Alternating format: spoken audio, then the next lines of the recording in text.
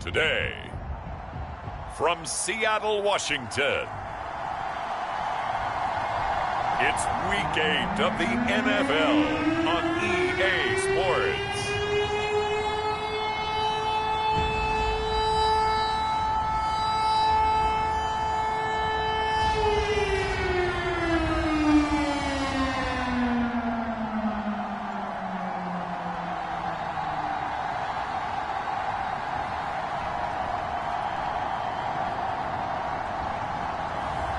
It's the Seattle Seahawks taking on the San Francisco 49ers. With Mount Rainier in the distance, there are few cities finer on a clear afternoon than this one, and we have a picture-perfect day for football at Lumen Field in Seattle. Today, we've got a Week 8 matchup on tap here, as it'll be the San Francisco 49ers taking on the Seattle Seahawks.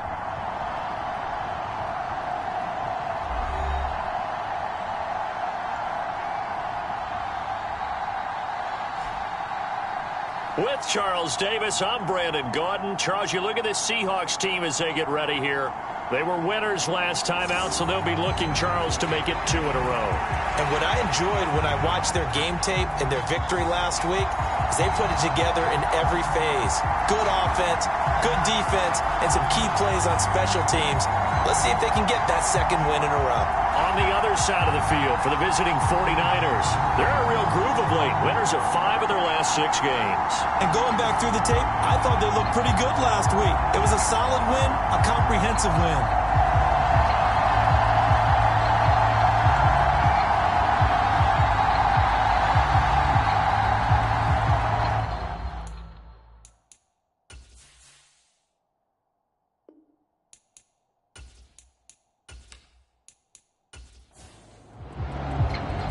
Lurching closer toward the midway point of this NFL season, and we're underway on EA Sports.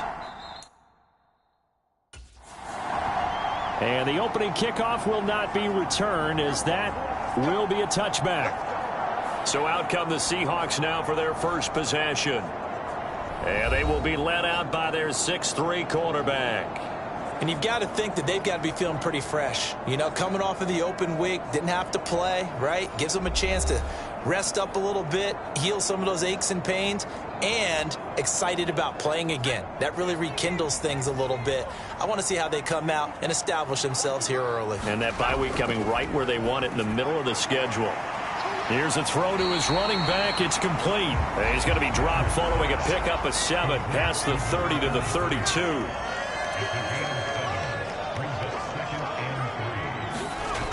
To throw on second down. Richards. That's to the tight end, Colby Parkinson. And they'll get it up just short of the 45 at the 44.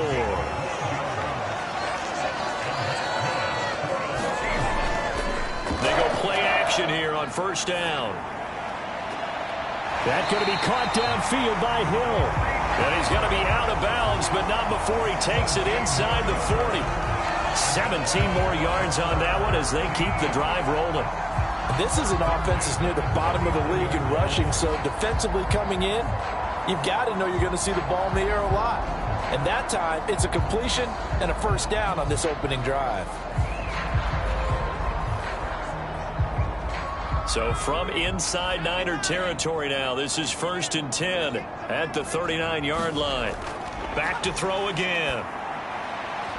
He'll get that complete to Parkinson. And he is out of bounds, but not before he's inside the 30. 12 more yards there and another first down. Well, they clearly wanted to come out, Charles, and be aggressive throwing the football, and they've been pretty efficient along with that aggressiveness. He's now 4 of 4 on this opening drive. Yeah, and that's led to a fresh set of downs. I like what he's doing back there. You can tell he's at ease. Feels good about what he's doing. I think if I'm the play caller, I'm reading that, and I'm continuing to let him throw the football. Looking to throw on second down. Richards. And he's got Smith and Jigba. And able to get him down, but he does reach the 5. That puts him in excellent position, first and goal after a gain of 19. A lot of precision being shown on this opening drive. They've been methodical, they've been crisp, and as a reward, they're going to be set up with an early first and goal.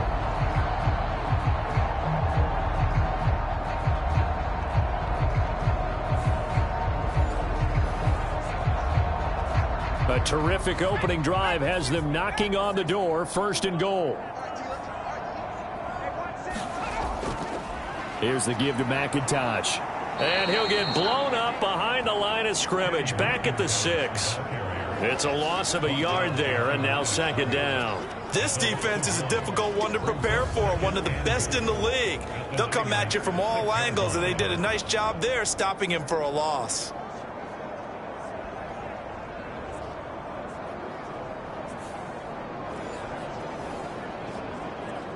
Second and goal from the 6 this time.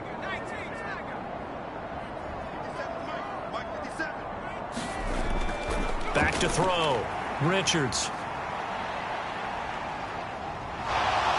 And time finally runs out. He can't get rid of the football, and he's taken down.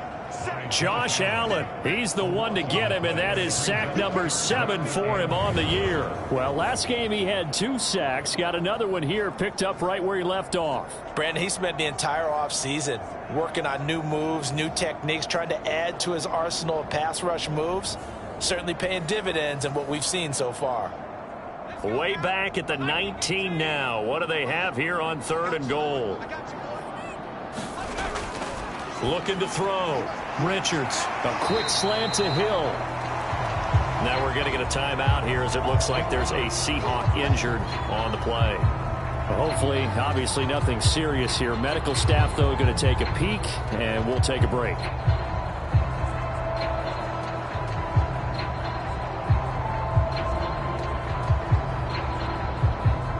On comes the Seahawk kicker here on fourth down. It's Jason Myers. From the left hash, should be a fairly easy one here. Myers' kick is good, and the Seahawks grab a 3-0 lead.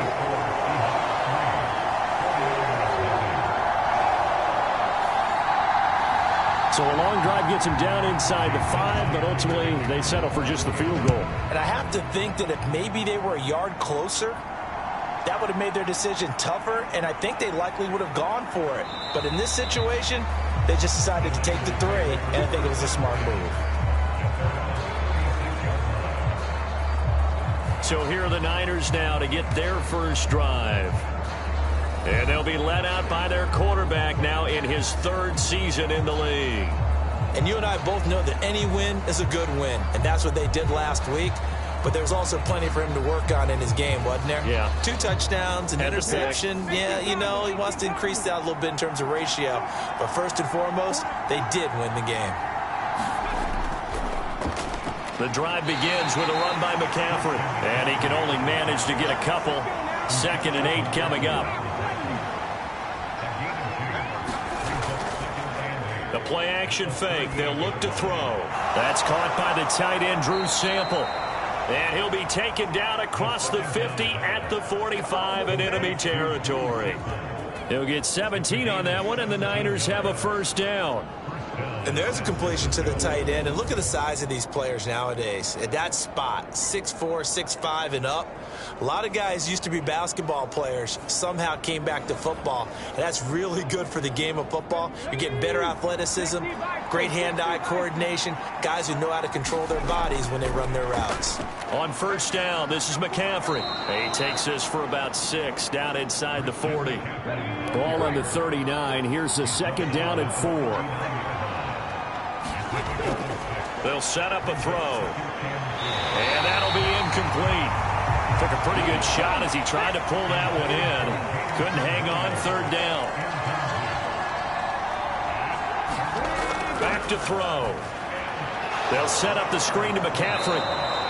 And he'll be taken down, but he does have first down yardage. They're able to convert with a gain of 4. The Niners at 6-1 now through 7 weeks of the season. And they come in feeling pretty good after back-to-back victories, CD. And I thought that they played pretty well last week. Their execution, their discipline, their resilience, all on display in that victory.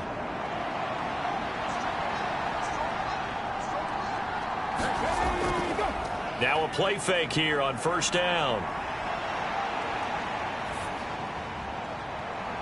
This will be caught. It's Samuel. And down he goes, taking it inside the 10, just shy of the 5 at the 6. That one nearly 30 yards, 29 officially. You know I'm going to lean towards the defender, right? You know I'm going to do that. I know. That's a tough situation for him as I see it. But the truth of the matter is, that ball was not streaking towards him. Had a little arc on it. He's got to find a way to get his head around and make a play on the football.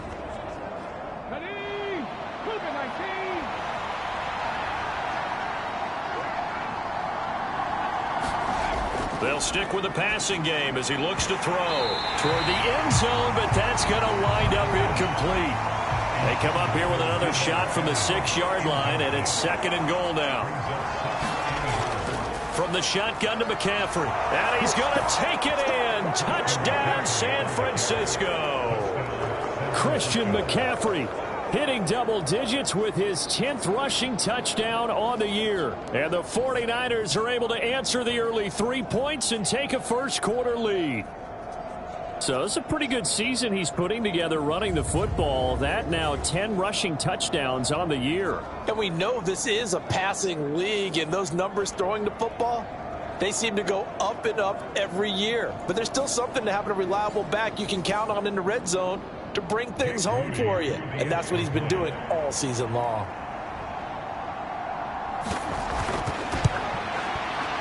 Moody good with the extra point, and that makes it a 7-3 lead.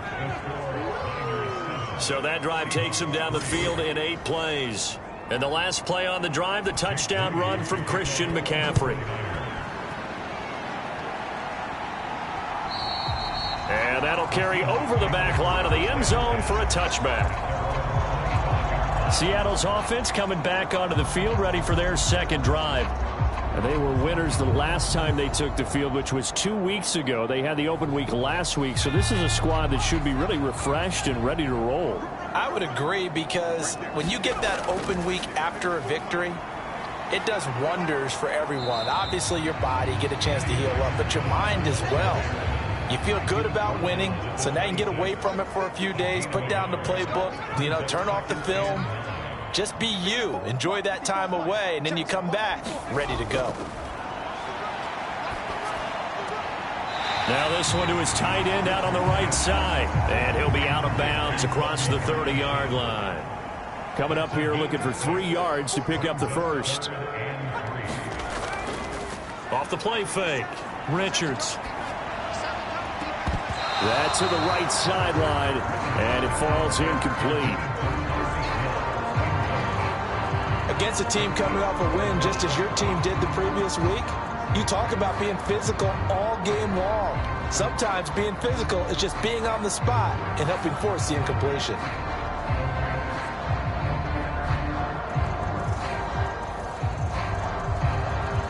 On 4th down, ready to punt, Michael Dixon.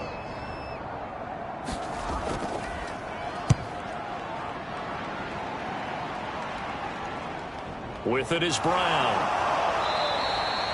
42-yard punt, 6 on the return. And the Niners will go on offense, 1st and 10. Christian McCaffrey and his 49er teammates back onto the field. Last week, over 100 yards, 3 touchdowns. We were talking with him on the field before the game. He said simply, I was in a groove. He obviously was. And I think he's been a little modest about that, being in a groove. That's a big-time game right there. And I think he feels like his entire team is coming along with him, because they're creating spaces and holes for him to run through. He's making people miss, running through tackles. They are locked in a big way and confident about this game as well. Now on 1st down, he'll drop to throw it. That throw taken in by Jamison Williams. And he is brought down, but not before reaching the 30. That one goes for 30 yards. There's no doubt in my mind that not many guys in this league have had the impact that he's had here in the first half of the season. He's been a big play guy from the word go and continues to be one with another one right there.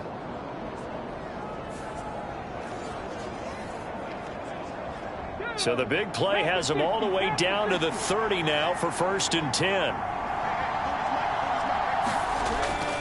McCaffrey running up the middle. And he stopped immediately there. Officially no gain on the play, and it's second down. Back to throw here. That's complete. It's Brandon Ayuk. And able to break one tackle, but then quickly brought down. But a nice little gain. 9 yards, not quite enough, and they'll be left now with 3rd and 1. Well, this defense for the Seahawks very strong in that victory a week ago. There's a little bit enlightening talking with the defense coordinator about their performance last week, because the feeling was that it was a good, solid performance. They did what they needed to do to get the job done and get the win, but definitely a few lapses that they're looking to correct. He's got his target. That's complete. And he'll go out of bounds in the red zone just inside the 20. 3 yards there, good enough to keep the drive moving.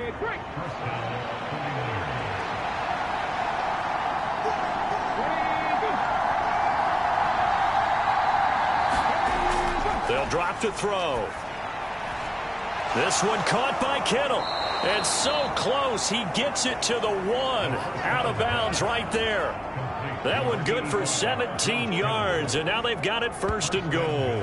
He's certainly done a nice job spreading the field on this drive, and here he finds his big tight end for good yardage. And that's what you have to do. Keep defenses guessing about where you're going to go with the football.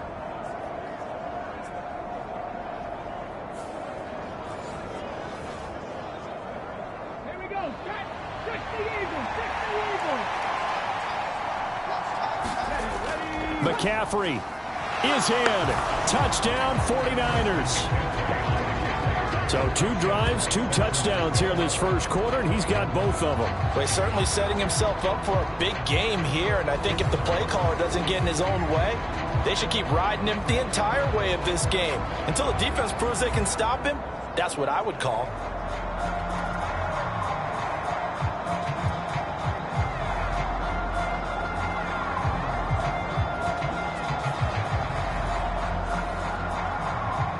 Now Moody for the PAT.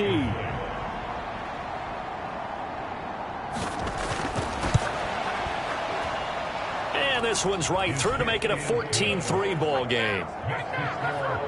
So that winds up a 7-play drive all told. And the last play on the drive, the touchdown run from Christian McCaffrey. So here's Moody back out there now to send this one away. From a yard or 2 deep, here comes a return. And they'll get him down right around the 25, actually the 26 officially, so a net gain of 1 there. The Seattle now ready to march onto the field. And Charles, a very uninspired effort. The last time we saw them out there was a quick 3 and out, then they punted the football. Yeah, and you never want to get stopped so soundly during a series, but what would be even worse now is letting it happen again right here. They've got to get going. Throwing to start the drive. Richards gets this one to Hill. And they'll get him down after a pickup of 8. 2nd and 2. And this is McIntosh. And he'll get it out near the 40 to the 39. So from the 39 now, they'll come up on a 1st and 10.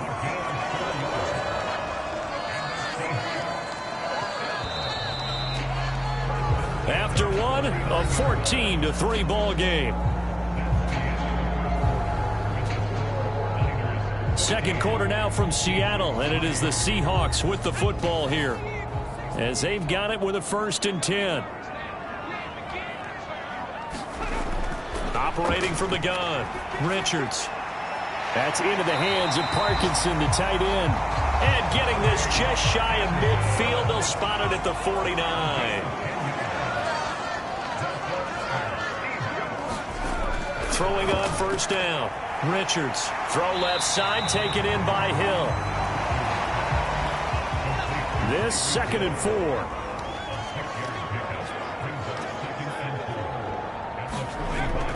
Back to throw. Richards. He'll get it once more into the hands of Hill. And this will move the chains again as the tackle's going to be made at the 49ers 33. Back-to-back receptions for him, and it's another 1st down.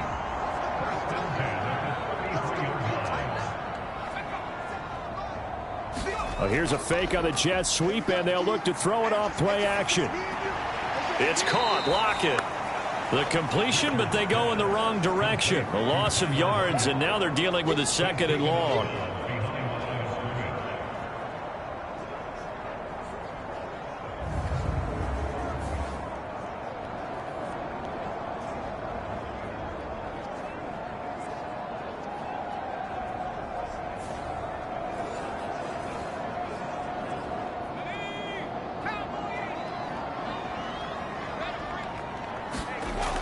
They'll look to throw again.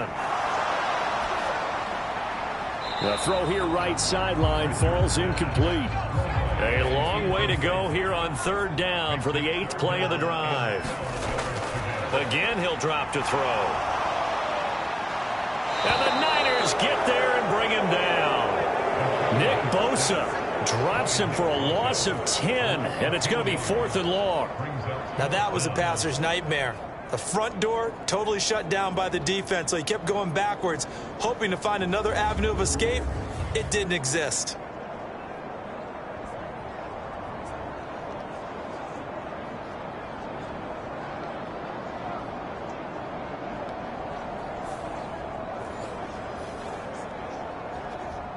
So on trots the field goal unit, and wow, this is going to be a challenge here. This will approach NFL record territory. It's a 62-yard attempt. Myers' kick is good. And a second field goal here cuts their deficit to 14-6 now.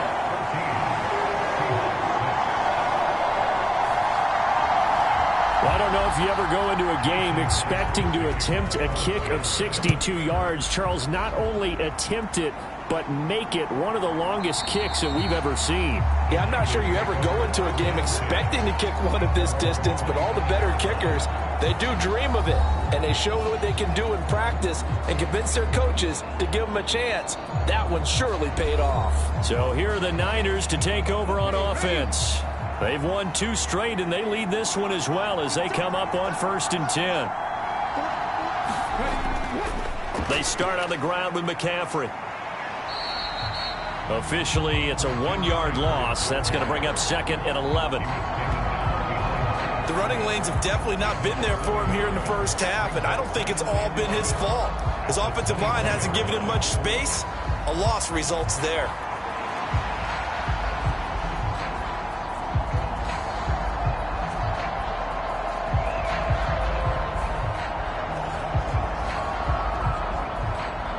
Loss of a yard there to start out. That leads to a 2nd and 11. They'll look to throw here. Over the middle, that's complete to McCaffrey. So 5 yards here, 5 on the play. And now 3rd down and 6 to go. Well, they'll use him a lot out of the backfield. He had 5 catches a week ago, and he makes another catch here for good yardage.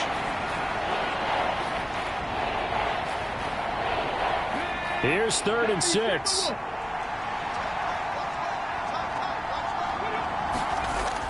They'll look to throw. Work in the middle of the field, and he's got a man complete. And he is going to have a Niners 1st down as they're able to get the 3rd down conversion.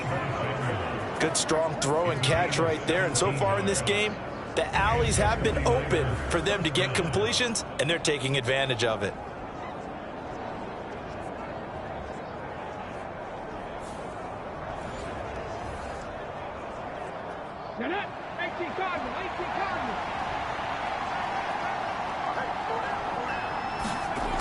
Back to throw now on 1st down.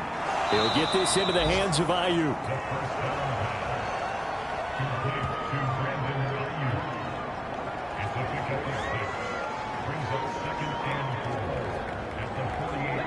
From the 48-yard line, here's a 2nd and 4. A handoff, McCaffrey running right. And he gets it inside the 35 and just shy of the 30. It'll go as a 1st down for San Francisco on a pickup of 16. We both know it's difficult, but they've made it look effortless out there. Through the air, on the ground, they've moved the ball with relative ease.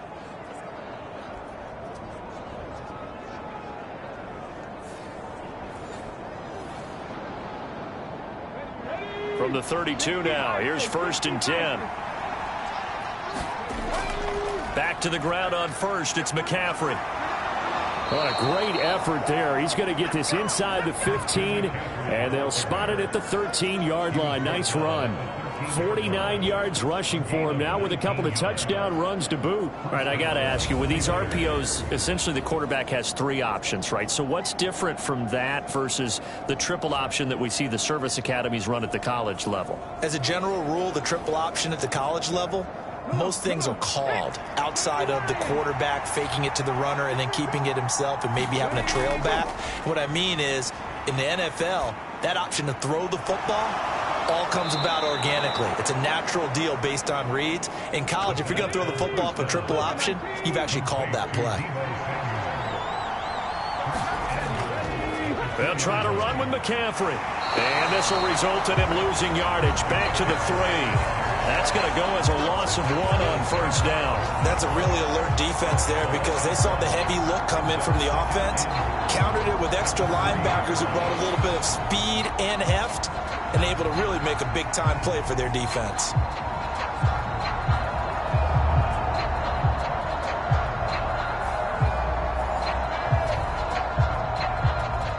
So they're backed up to the 3-yard line, 2nd and goal.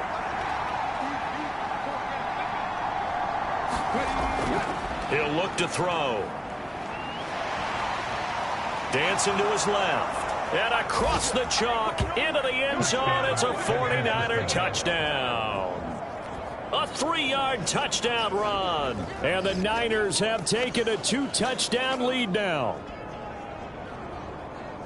Well, fans of old school football, they got to be loving this partner. All 3 drives so far have ended in a touchdown, and all 3 on the ground. And when you say fans of old school football, count me in, because you just don't see ground games dominate the scoring by pounding the rock like this anymore. To me, this is refreshing. The extra point try now for Moody.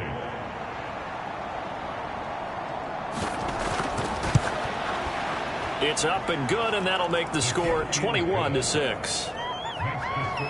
So a nice drive put together there. They go 75 yards in 9 plays. And it ends with a 3-yard scoring run. So after the made field goal by Moody, he's back out to kick this one away. From a couple yards deep, he'll bring it out of the end zone. And ultimately cannot get this out to the 25-yard line as he's dropped at the 23. The Seattle offense now set to come back out on the field. Now they're about to come up on drive number 4, but so far just 2 field goals on drives 1 through 3. Wondering if the head coach has talked with his offense coordinator and said, look, let's go ahead and press this a little bit. I'm giving you 4 downs on just about every occasion to try and get this offense kick-started and have it culminate in touchdowns. You know, maybe someday to press it a little bit. This might be the case. 11 yards for number 11. When you struggle on offense, you're looking for anything possible to get you going. Sometimes you do it like basketball teams that don't normally press. You put a press on, bring people to life, make them move a little bit quicker. Maybe that'll help them as they head towards the half. From the 34 now, here's 1st and 10. Operating from the gun, Richards. He's going to hit his man out of the backfield, complete. That'll go for a gain of 7, and that'll bring up 2nd down. Just about every quarterback is trained to really look downfield first before you come back and make a nice, safe throw. And in this case, that's exactly what he did. Found his running back, let him create some space, and it turned out to be a nice play for the offense. 5th catch of the afternoon, and that gives him a 1st down.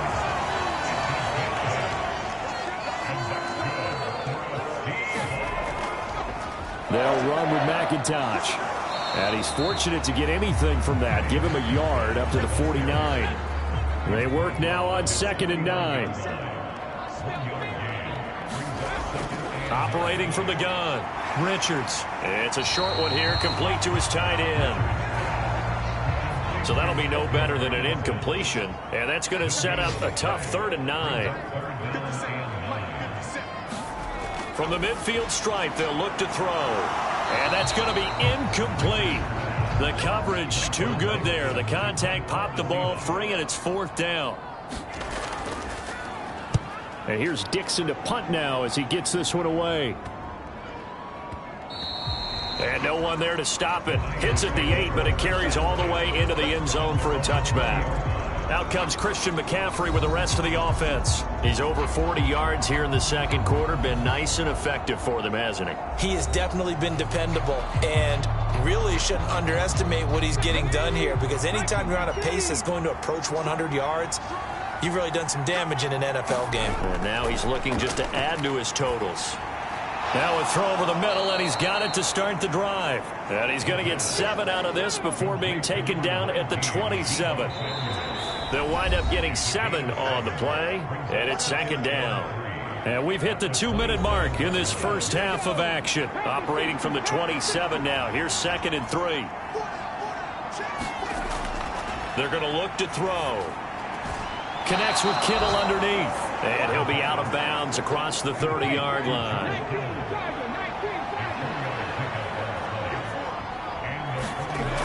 On first down, he'll drop to throw. The same target, same result. It's Kittle.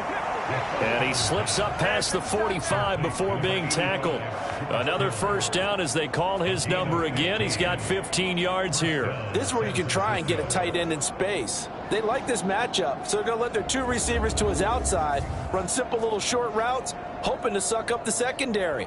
And that'll free up space for their tight end on a corner route to make a big play.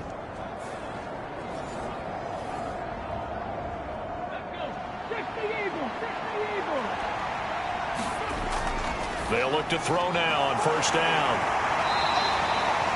So the completion good for 6 yards, and it'll be second down.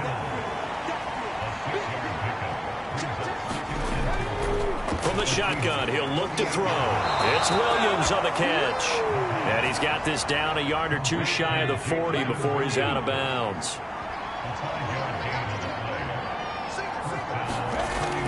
They'll look to throw here on first down. Flush to his right. And he'll cross over out of bounds right at the 25.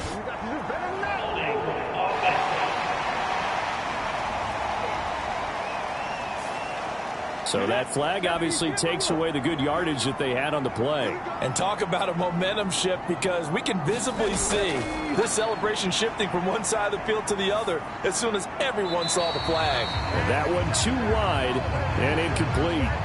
I see the surprise in your face there, partner. That is a rare incompletion from him. He's been on point this entire game. He has percentage completion-wise way up. Not that time. 2nd and 2. They'll find Ayuk open right side. The 49ers now going to use the first of their timeouts as they get the stoppage with a little over 50 seconds to go in the first half.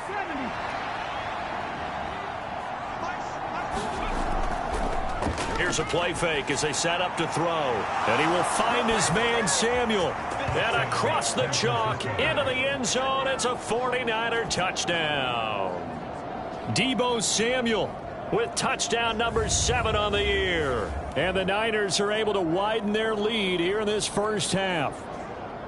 That score that they just gave up there, that's a tough one for their defense to swallow, because they've had a tough time through the first 2 quarters. They really were determined to get a stop there. Unable to do so. That makes their comeback hopes that much more difficult.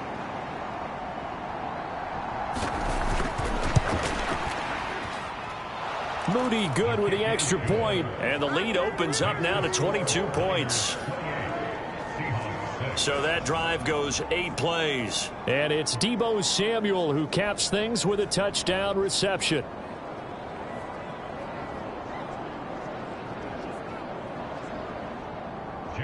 So following the touchdown, here's Moody back out to send it away. And here comes a return from just beyond the goal line. And he'll be stopped right around where he would have been had he gone down to a knee, maybe a yard shy of there at the 24. The Seahawks going to take over now late in this first half. And with a 3-score deficit staring him in the face, they might have to press the issue here and try to get points out of this drive.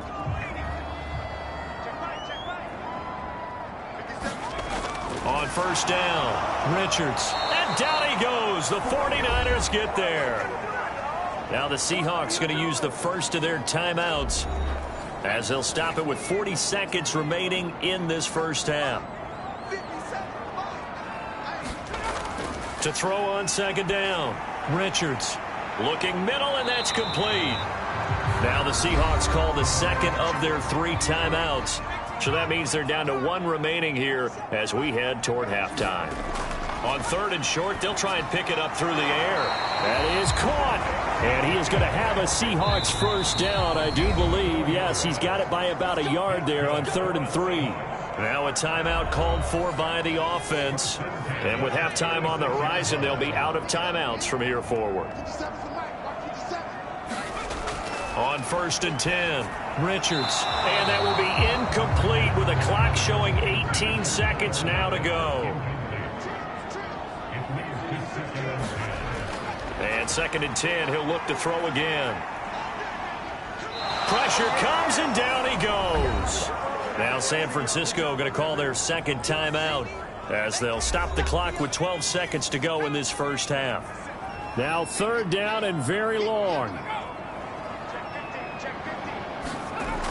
Not wanting to risk another sack, they'll play it safe with a run. And they will get to him behind the line, but the clock continues to tick down.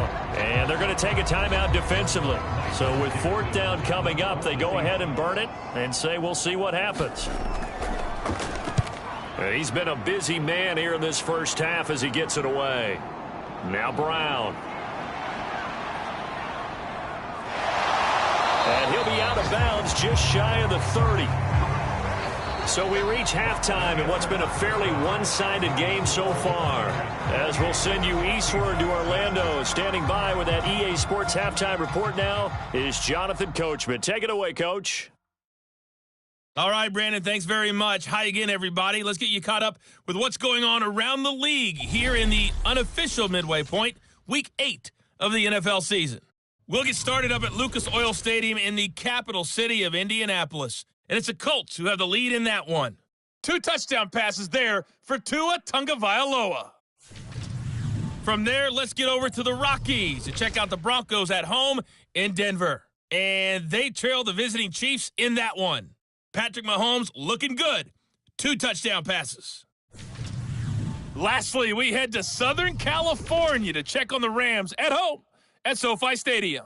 And they were losers in that one to the visiting Houston Texans. Damian Pierce, a touchdown run in the victory. We saw the former All-Pro Christian McCaffrey up to his old tricks in that first half. He had a nose for the end zone as he wound up with 2 touchdowns on the ground in those first 2 quarters.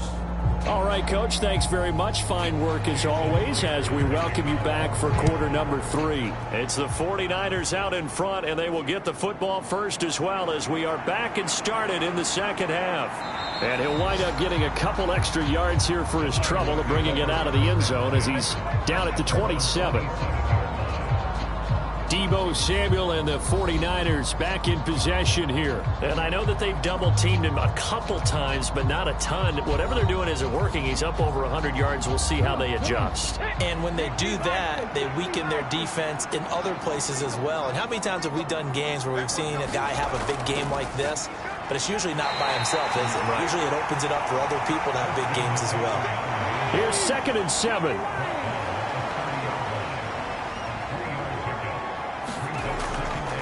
Again, they run. Again, it's McCaffrey. And he'll get it out near the 40 to the 39. 60 yards rushing for him now as he's run it 11 times. Decided to hand it off that time on the run-pass option. Appeared to be an easy decision. Just gave it inside. Nice steady gain.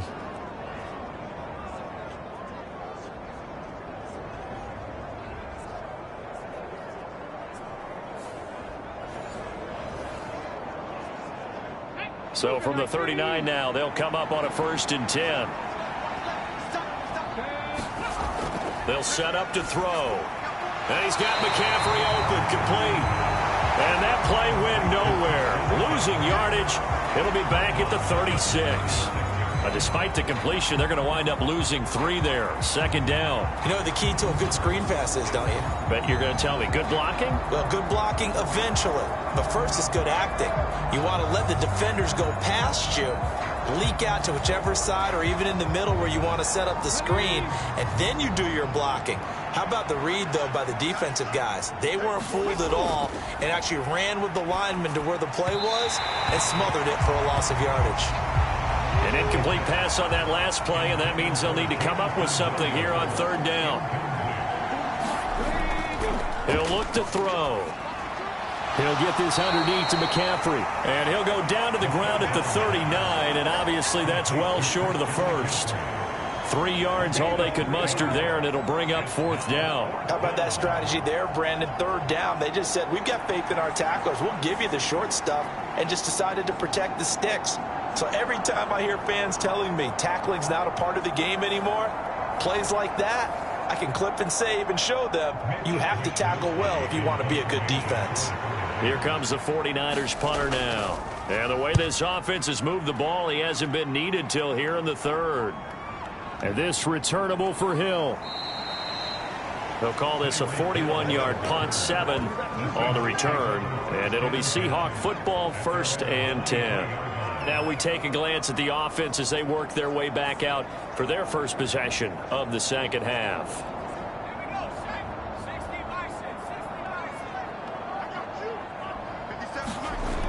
Throwing to start the drive. Richards. Left side, he finds Smith and Jigba. So just 3 yards on the completion there. And it'll be second down.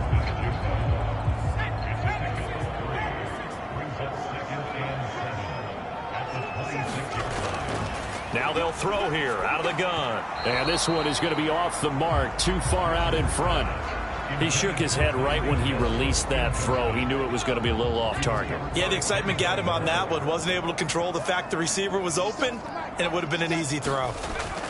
On third down, Richards. Oh, had his hands on it, couldn't bring it in. Pretty symptomatic of how this game's been going. Looks like another empty possession offensively. And you're at that point in the game where you can't afford too many more of these.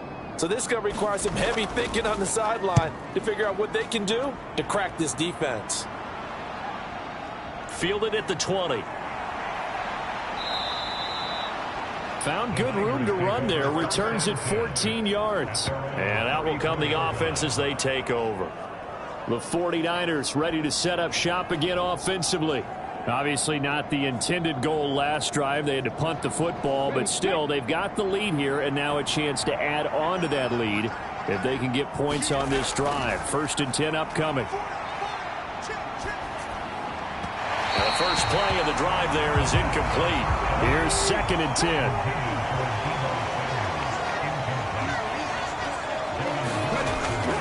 They'll set up a throw. This is caught by Williams. And able to get this one across the 45 before he's brought down. 12 yards that time for number 12 as they move the chains. And that's patience to be admired right there because he looks left, looks right, and waits for the right guy to come open, spots him in the middle of the field, and delivers.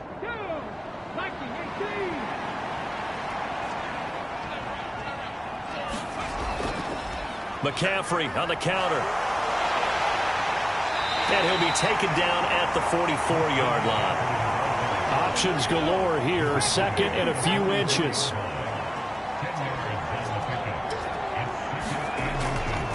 The play action fake. They'll look to throw. Oh, he'll look downfield for Kittle. And incomplete on the deep ball. An incomplete pass on 2nd down leads us to 3rd and inches. They'll try and pick it up with McCaffrey. And he will have 1st down yardage as he's brought down at the 41. 3 yards there, good enough to keep the drive moving. Brandon, what were they thinking on defense there? That looked like they were playing for the pass. That was 3rd and short. Yeah, it was an easy pickup because they handed it to him. That was way too easy. Just looked like absolute confusion defensively. Not sure why they were in that set. Yeah, I'd say you ought to have a few men in the box there.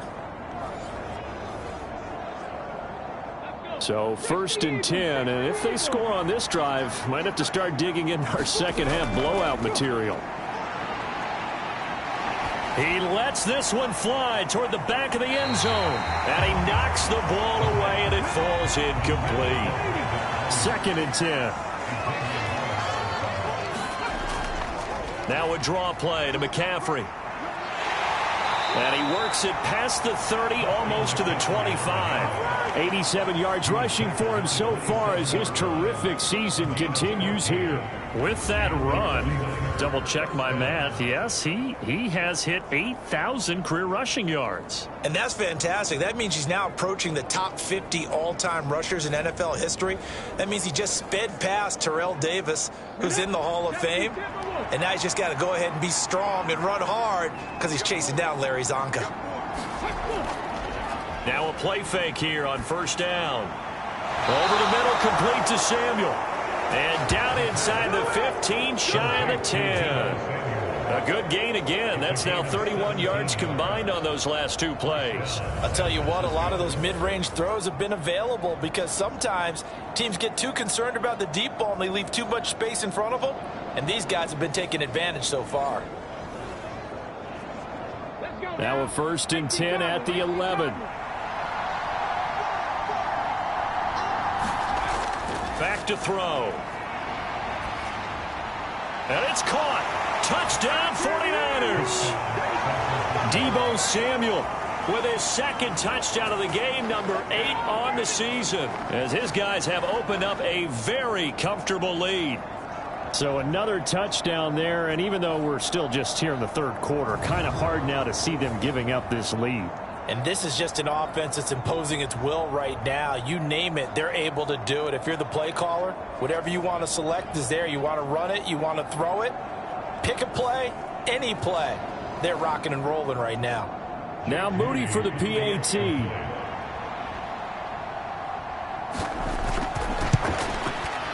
And he's been a busy man, 5 for 5 now as he knocks another one through to extend the lead. A good drive that time as they go 9 plays in all. And it's Deebo Samuel who caps things with a touchdown reception. So here's Moody back out there now to send this one away. From a yard or 2 deep, here comes a return. And ultimately, he stopped right where he would have been if he had simply gone down to a knee at the 25. And out now come the Seahawks. Well, we haven't exactly been treated to a nail-biter in this one, CD, and if they cannot score here, this one's pretty much all but over. Are you saying that you feel like people are starting to think about getting out of here and maybe beating the traffic in order to get home or to their final destination? Yeah, I don't think there's a whole lot of reason to hang around, especially if they can't score here. Yeah, you're right about that because it has been pretty clear who the better team has been in this one. And in a league that we talk about every game being a one-score game as we go into it, watching this blowout, let's just say it's been unusual. He'll try again with the arm here on 2nd down. He rifles one, and that's going to be intercepted. Picked up by Talanoa Hufanga. And into the end zone. A pick 6 for the 49er D as they score the touchdown. And Charles, for this offense, those interception woes they kind of had in the first half have now followed them into the second half. And for this defense, they take advantage, turn that into a pick 6. And that defense is in a spot now where they're thinking about ways to close this game out. And as confidently as they've been playing, I expect them to do exactly that. An extra point try now for Moody.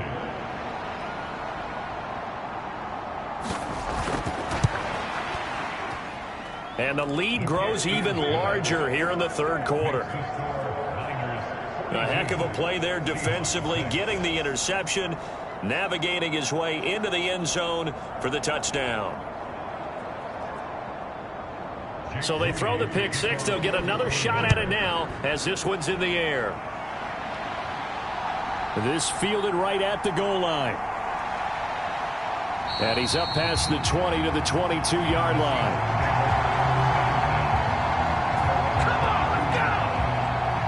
Seattle now ready to march onto the field.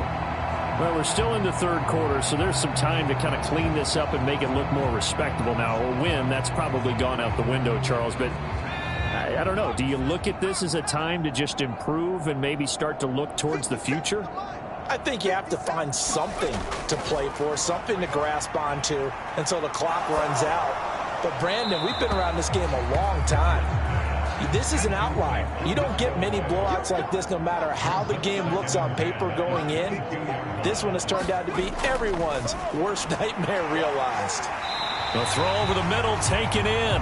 9 yards, and that leaves him just short, so it'll be third and less than a yard.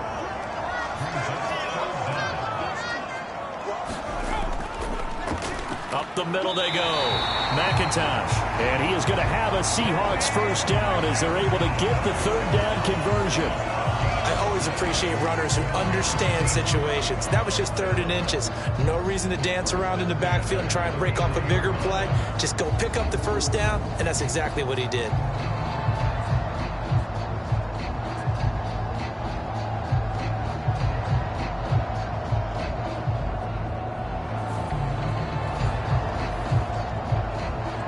So they'll come up 1st and 10 now from the 33. They'll keep it on the ground. McIntosh. 5 yards on the carry. Good pickup on first down. From the 38 now, here's 2nd down and 5.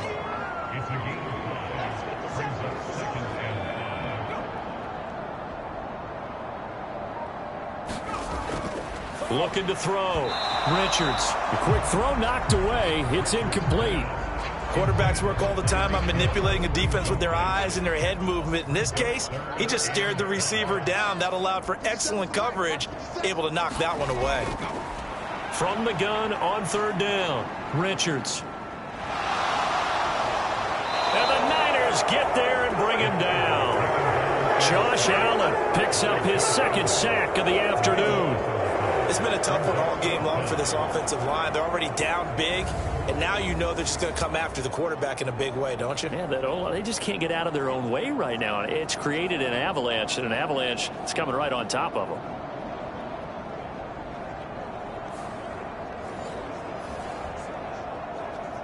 Now here's Michael Dixon. He's been one of their few bright spots so far. Averaging over 50 yards a punt so far as this one's away. This is taken at the 23. A nice job getting free on the return for 13 yards. And they will take over 1st and 10.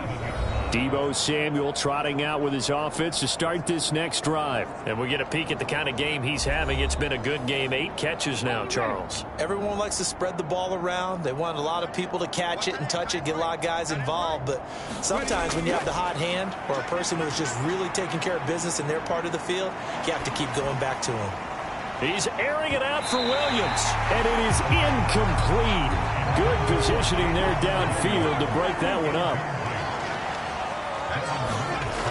Now he'll look to throw here on 2nd and 10. And, oh, he took that in one-handed. What a grab. 3rd down and 10.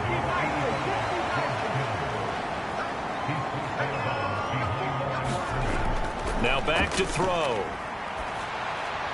And he'll dump this off to his running back, McCaffrey. And he'll only get this to about the 44 as they stop him short of the line to gain. So 8 yards on the completion there, and that's going to bring up a 4th down. Brandon, it certainly looked like they had that play defended well, but it still almost worked. Got it to the running back. He wound up getting really good yardage out of it, but it was 3rd and long, and they were able to rally and stop him before he could get to the marker.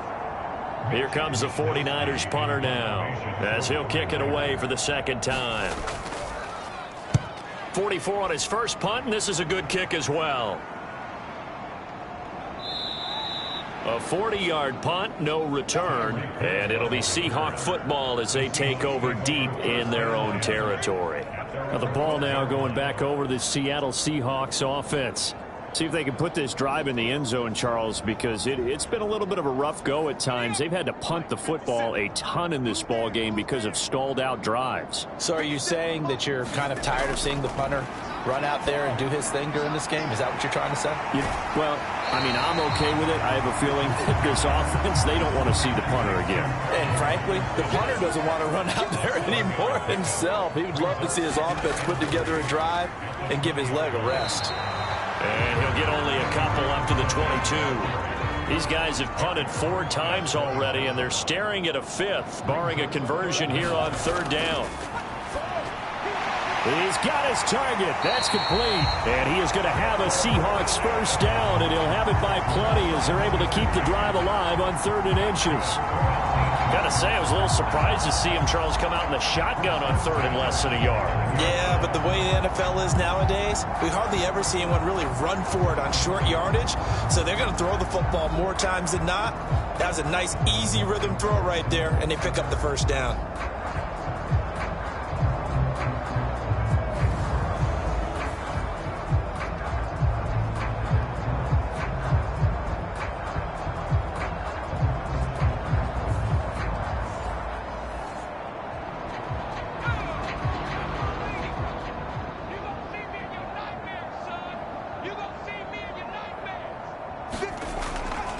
They go play action here on first down.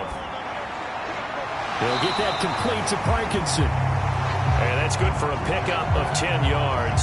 And they'll be left with a 2nd and about a foot.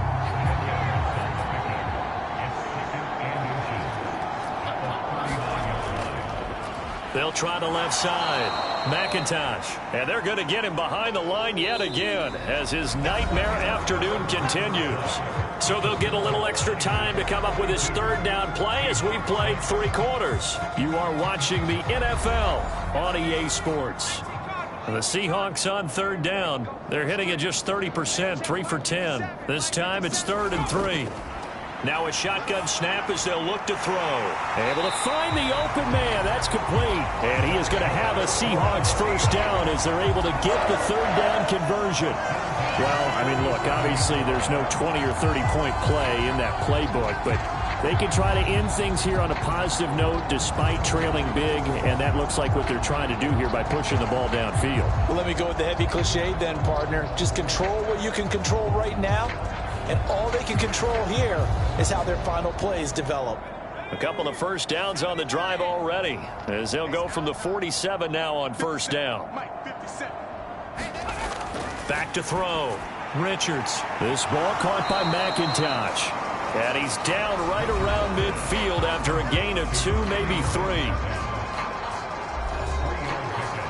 2nd and 7.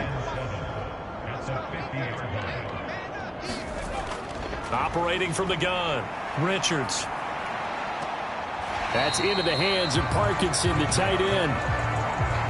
So they need 6 yards here on 3rd down. They're 2 for 2 on 3rd down tries so far on this drive.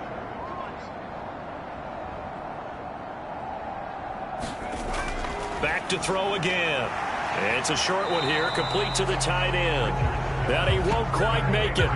He needed 6. He got about 5. 4th down. One thing I think that's safe to say defensively, the tackling's been really good. And because of that, it's been very, very hard for them to move the ball because you're not getting the benefits of run after catch. They're tackling them almost on the spot. That means you have to run extra plays, harder to move it.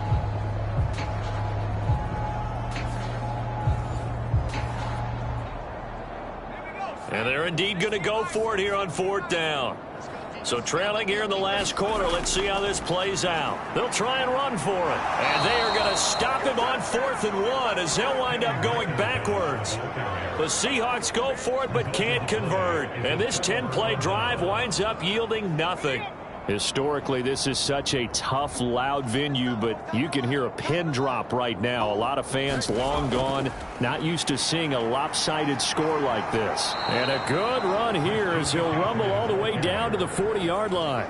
And even 100 yards rushing for him now as he has been tremendous all day long. No doubt those are the types of carries they're looking for here, Charles. The lead in the 4th quarter. This is when coaches that have a reliable running game, they breathe a little easier on the sideline. Yeah, they love the idea that they can take the air out of the football at this point of the game. That means they're really counting on that offensive line, counting on the runners, taking care of the football. Because you're going to tell your quarterback, hey, no time to be a hero. We're not going to throw it here. Just eat up that clock. And if you have the ball, they can't score. He'll get a dozen there, and it's a first down, 49ers. At carries like that, that's how they're going to continue to salt this thing away here, Charles, in the fourth quarter. Yeah, how about that? A new set of downs. Clock continues to move. No better way to close out a game than to tap those mastodons you have up front and say, guys, keep pounding them. Let's keep the ball, keep their offense on the sidelines, and let's close this one out. Back-to-back good plays have them on the move on first down. They stay on the ground. McCaffrey again. And he'll manage to pick up about 4. It's second down.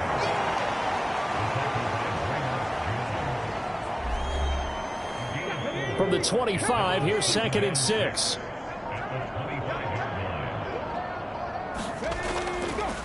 A give running left. It's McCaffrey. This will be a short gain of 3 before he's brought down at the 22.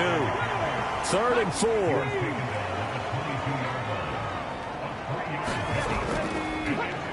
Up the middle, here's Mitchell. And he takes it down to the 13 and picks up the first. That gain of 9 buys them a new set of downs. Brandon, when a defense just simply can't get off the field on 3rd down, and we all know how important that down is for both sides of the ball, you often feel like you're just a step behind whatever they're doing offensively. And one of the differences in this game, no doubt, 3rd down conversion, and that is going to be a story they'll talk about after this one.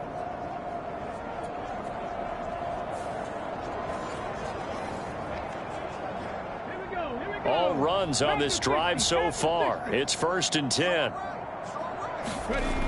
Now they'll switch it up here and look to throw. Throw out wide is incomplete. Now a 2nd and 10.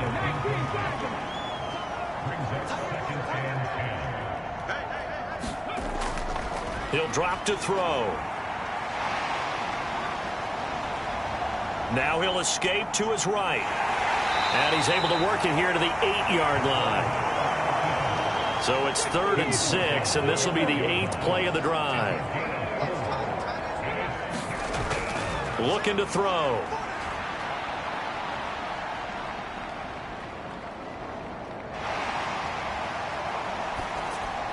Throw over the middle, he finds Williams. And this will not be enough. On 3rd and 5, he only gets 3.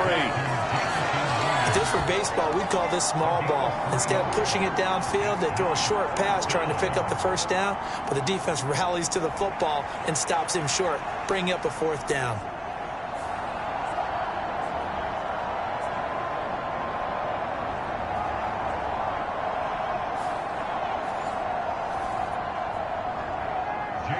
Jake Moody now on for the field goal. From the left hash, a chip shot here. And his kick is good. And that will extend their lead even further.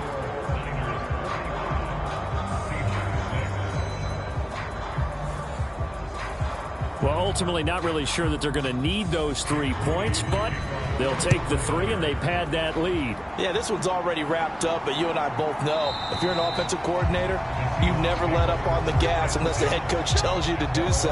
And maybe you've actually clicked him off in your headset so you can keep calling plays and trying to add to this lead. The Seahawks offense now, they get ready to head back onto the field. They were coming off the extra week of rest, but this team started sluggish, and it really didn't get any better from there, and trailing big here in this 4th quarter. Throwing on 1st down. Richards over the middle, finding Smith and Jigba. And he'll be taken down right there at the 38. So here's a 1st and 10 at the 38. Looking to throw. Richards.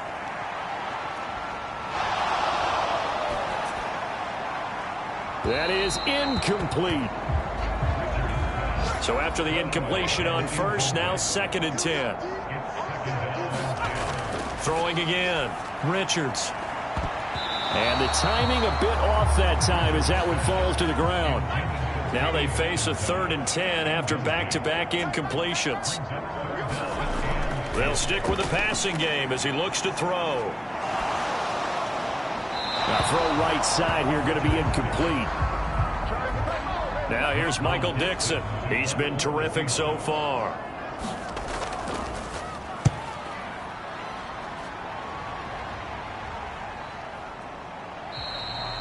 They call that a punt of 38 yards officially. And it will be 1st and 10 as they take over. The 49er offense now making their way out onto the field. They're looking at a third straight win here if they can hold on.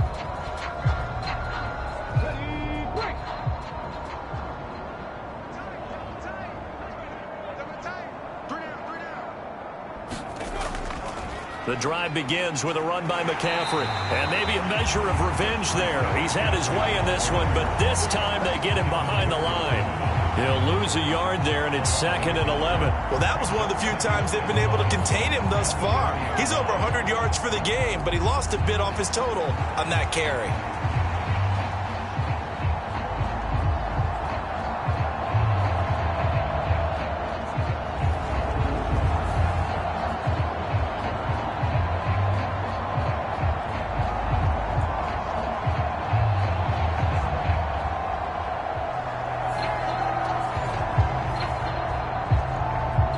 After the loss to start out, here's 2nd and 11.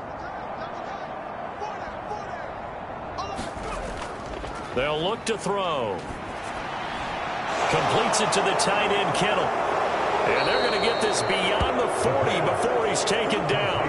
Last play, they got stuffed at the line. Different story here, over 20 yards. There's a beautiful throw there, and he's been sensational the entire game, moving it around, spreading it, hitting the right guys. And look, under normal situations, partner, I would expect him to come out of the game now. They've got it in hand.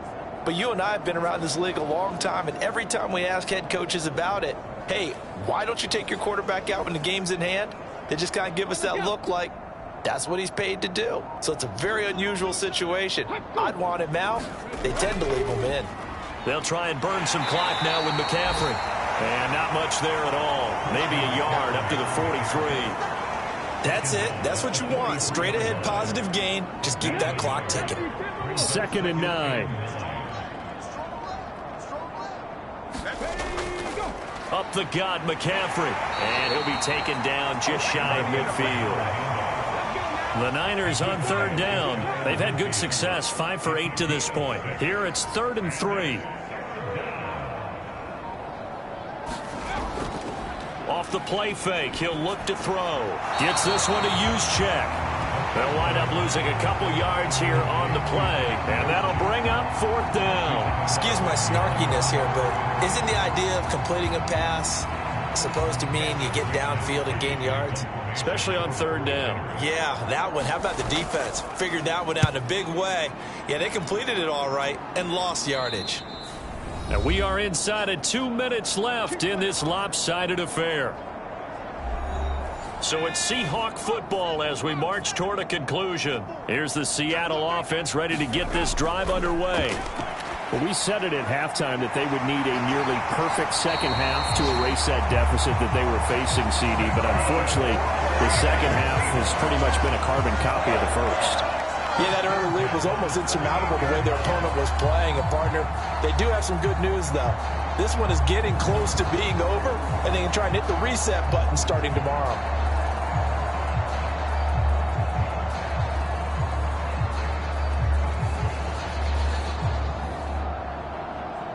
From all the way up at the 38 now after a good start to the drive. Back to throw. Richards. And he's going to find his man out of the backfield. That's complete. And he'll be taken down, but not before he gets into enemy territory. On 1st down, Richards. Oh, he dropped it. And that's pretty indicative of the way this one's gone. They'll look to throw again. It's a short one here, complete to his tight end. 5 yards, now it's 3rd and 5.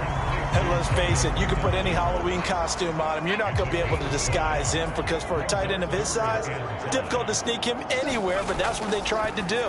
Lined up on his right, tried to work his way back to his left, but just a minimal gain as the defense was able to react quickly. Now they got to get to the line quickly. And down he goes. The 49ers get there.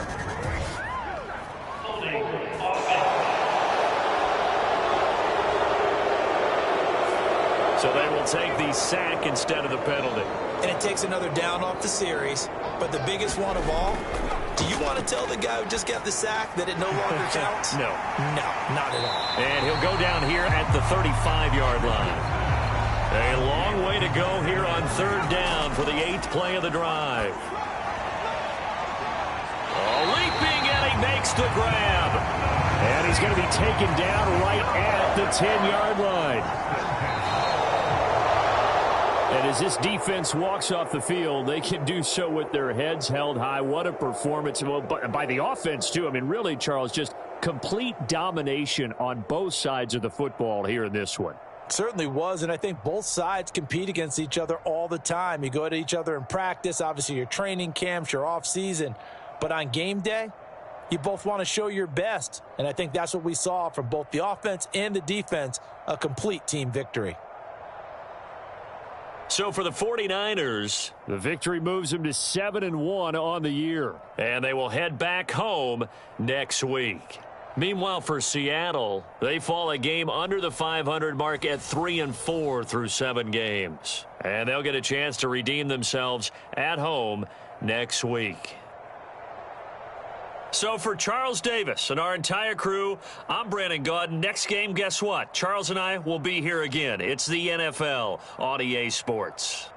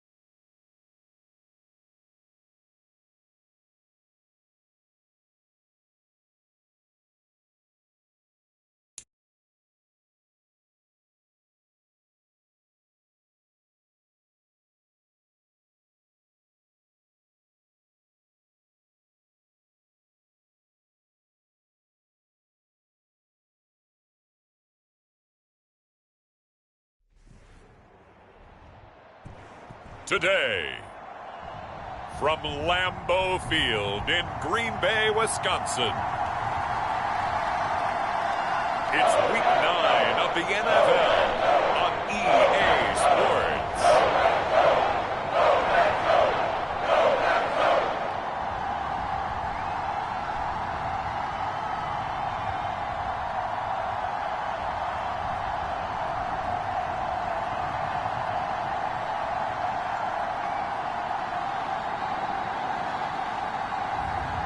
It's the Green Bay Packers taking on the Dallas Cowboys. This is such a special place. You drive through the streets of Green Bay, no tall buildings, quaint houses, and then boom, right there in the middle of the neighborhood is iconic Lambeau Field. Today, boy, what a matchup. Two NFL franchises with so much history, so much tradition, getting set to do battle here, as it'll be the Dallas Cowboys taking on the Green Bay Packers.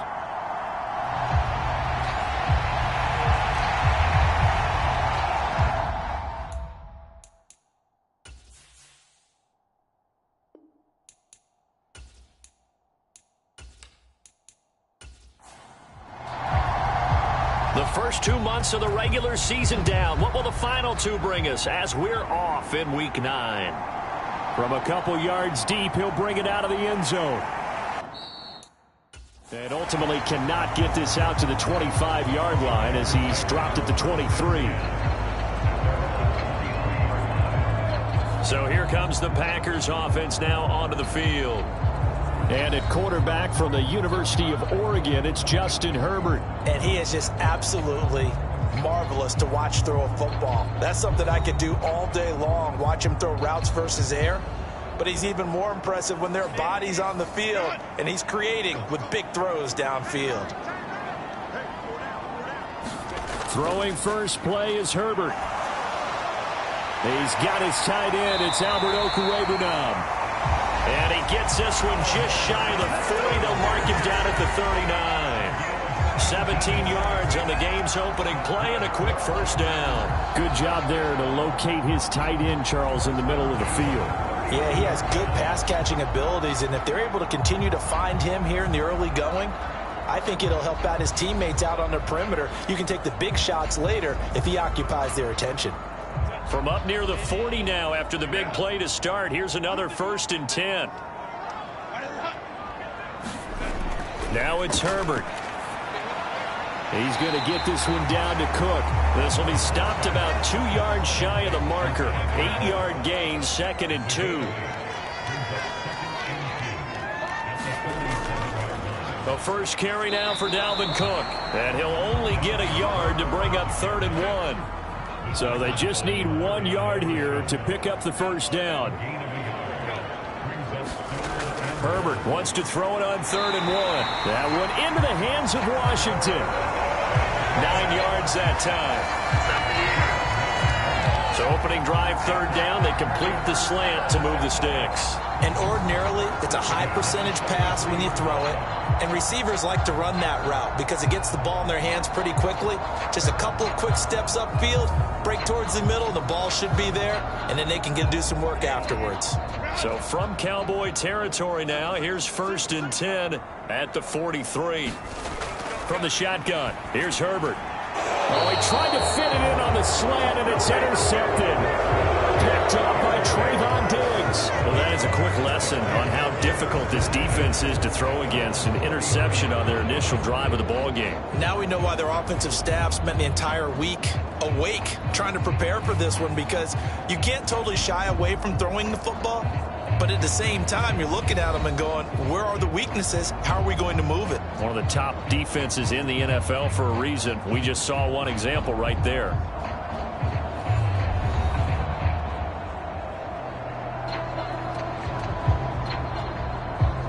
So they'll come up 1st and 10 now from the 33.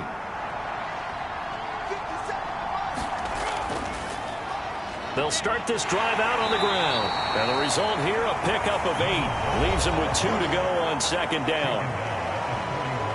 These are his numbers from last week's contest. And Charles, how do you think he ran the football? I thought he definitely had his moments. I did think that they could have utilized him a little bit better, and I'm definitely going to keep an eye on him to see how they're going to use him this week. 2nd and 2. Over the middle, hauled in by Lamb.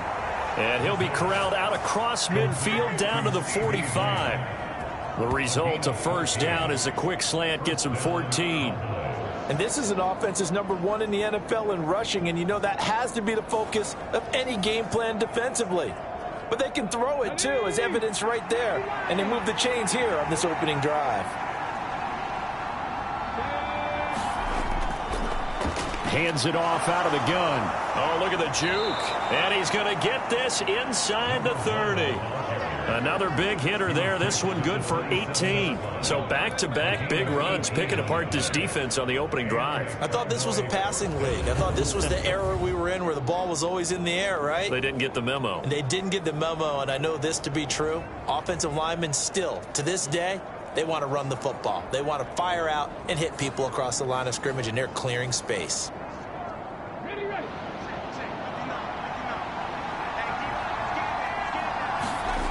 Back to throw now on first down. Flushed out right. And inside the 20 before he's brought down. Give him 10 that time, escaping the danger, running with it, and picking up a first down. That's an early scramble that can be viewed positively by either side. From the offensive point of view, it begins to establish him as a possibility to keep it on certain plays. And defensively, they avoided giving up a huge play in one of their first tests in containing a quarterback on the run.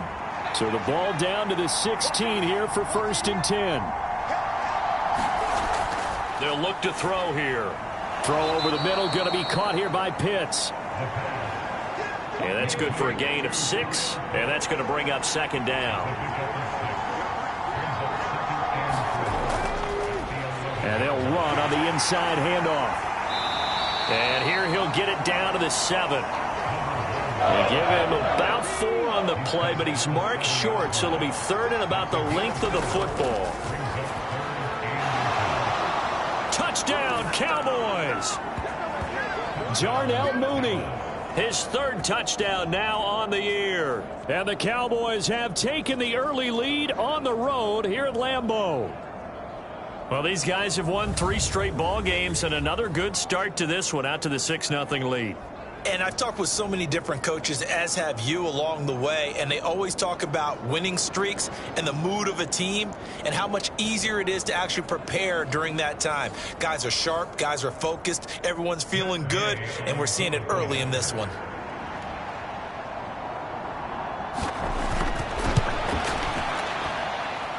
Extra point by Gay is up and good. And that makes the score 7-0.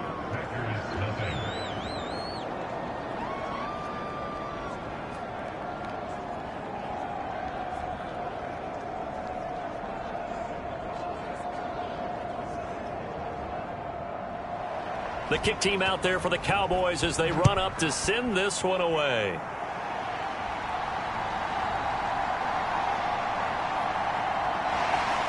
And he brings us out past the 20 to the 24.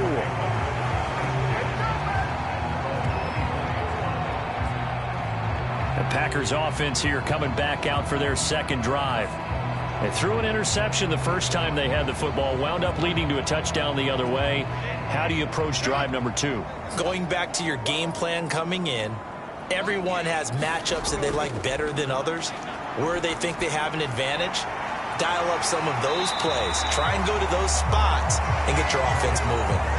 Clock rolling as we hit the midway point of this first quarter. Herbert setting up to throw on first down. That's complete. He finds Jaden Reed. And he'll be stopped right at midfield. A look at the numbers from a week ago for Reed.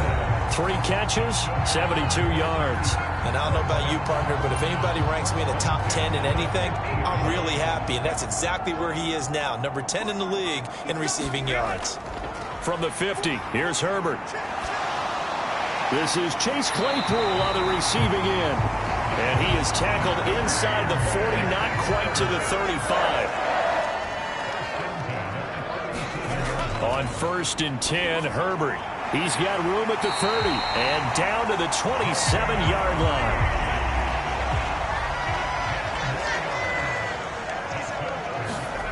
Herbert throwing again.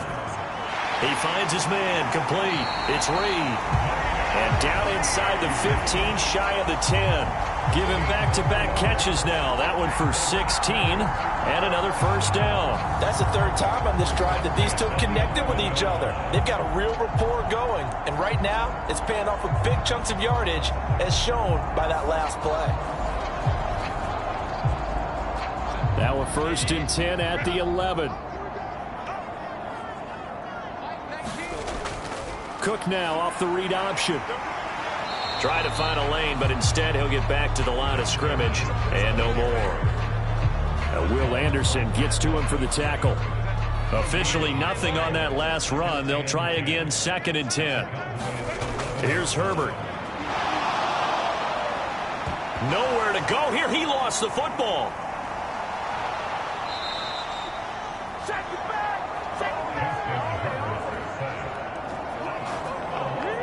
Points 1, 2, and 3 in their defensive game plan was to get to the quarterback and knock the ball free. They did it there. Luckily, offense hangs on to it.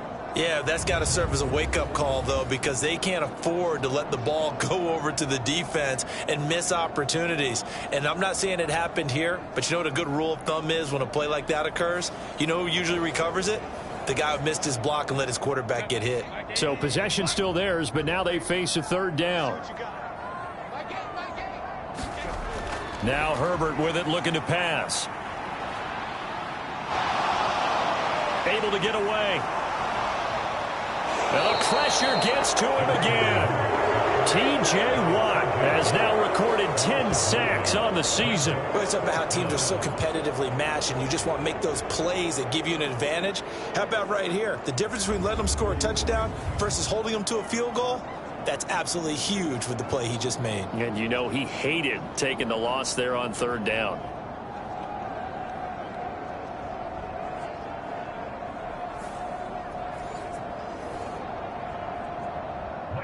Here's Michael Badgley ready for the field goal try. On the right hash, it's a 43-yard attempt. Badgley's kick is good. And they are on the board, but still trailing. It's 7-3.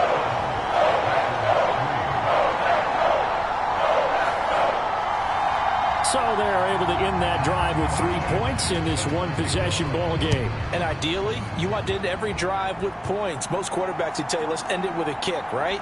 A PAT, that's number 1. Field goal you'll take. Punts, you really don't want to do that. In this case, they'll take the field goal and get prepared for the rest of the game. So the special teams penalty cost some yardage there as they come out on 1st and 10. In motion right, Olave. He's going to get it on the jet sweep. Oh, this one may need to go back to the drawing board. He's going to be swallowed up right away. No gain on the play. It'll be 2nd down. Let's just make this one succinct. Nice job there. All 11 guys on defense diagnosing the jet sweep and putting it down.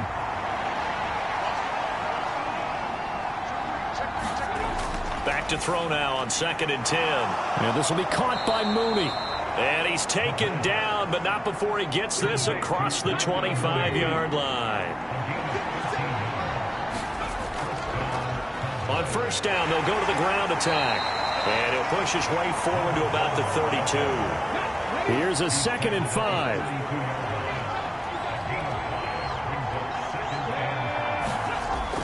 They'll drop to throw. And he will slide to a stop. He does have the 1st down. It's a gain of 12, and the Cowboys pick up the 1st. This early in the game, it's all about making steady progress downfield, hoping to lead to early points. And you can do it with your actual play calls or sometimes something a little more improvised, as we just saw there.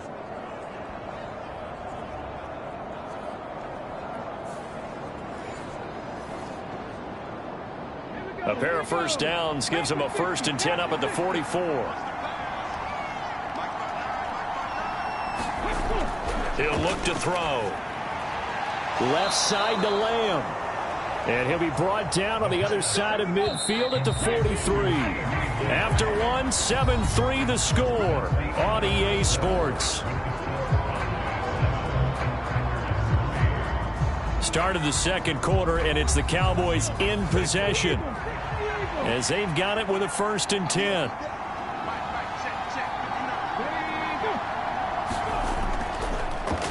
One back in the backfield, he'll get the carry. Oh, that one well designed as he'll take this down to the 30-yard line. 49 yards rushing for him now, and he's carried the ball just 5 times. How many times do we say in this game that speed kills, and it does it in so many different ways? In this case, you got a back who's quick and shifty, can make moves, make people miss, but also gets to and through a hole before it can close down. That's some of the benefits of that speed, not just outrunning people in the secondary, and that led to a really nice gain. So 1st and 10 now from the 30. They're going to look to throw. They'll try and set up the screen. It's complete. And he'll be out of bounds as he gets this down to about the 21 or 22. From the 21, here's 2nd down and 2. The play action fake. They'll look to throw. And he will slide to a stop. He does have the 1st down. 5 yards on the scramble, and that's enough to pick up the 1st. So the ball down to the 16 here for 1st and 10. One back in the backfield, he'll get the carry. And he's going to get a solid gain of 9 before being brought down. 2nd and right at a yard.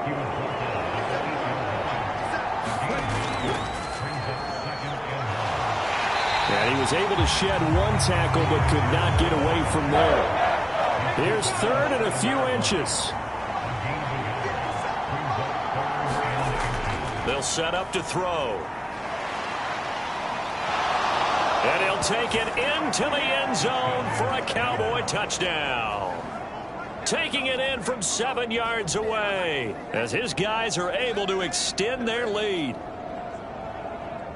Not the first time on this drive we saw him take matters into his own hands, and this time he finishes things off with a touchdown run. You're not going to be happy with me, but I think he took matters into his own feet, didn't he? Oh, Davis from the top rope. I like it.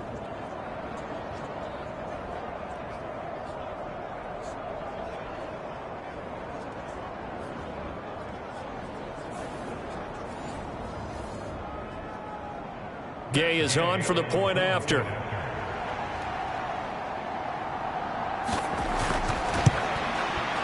And this one's right through to make it a 14-3 ball game. A pretty long drive that time. 11 plays all told. And in the end, it's capped off by a 7-yard run. The kickoff unit is out on the field, and they will send this one away. And no effort to bring this one out. It's a touchback. The Packers offense now. They get ready to head back onto the field. They trail now 14-3, an 11-point deficit as they start things out with a 1st and 10.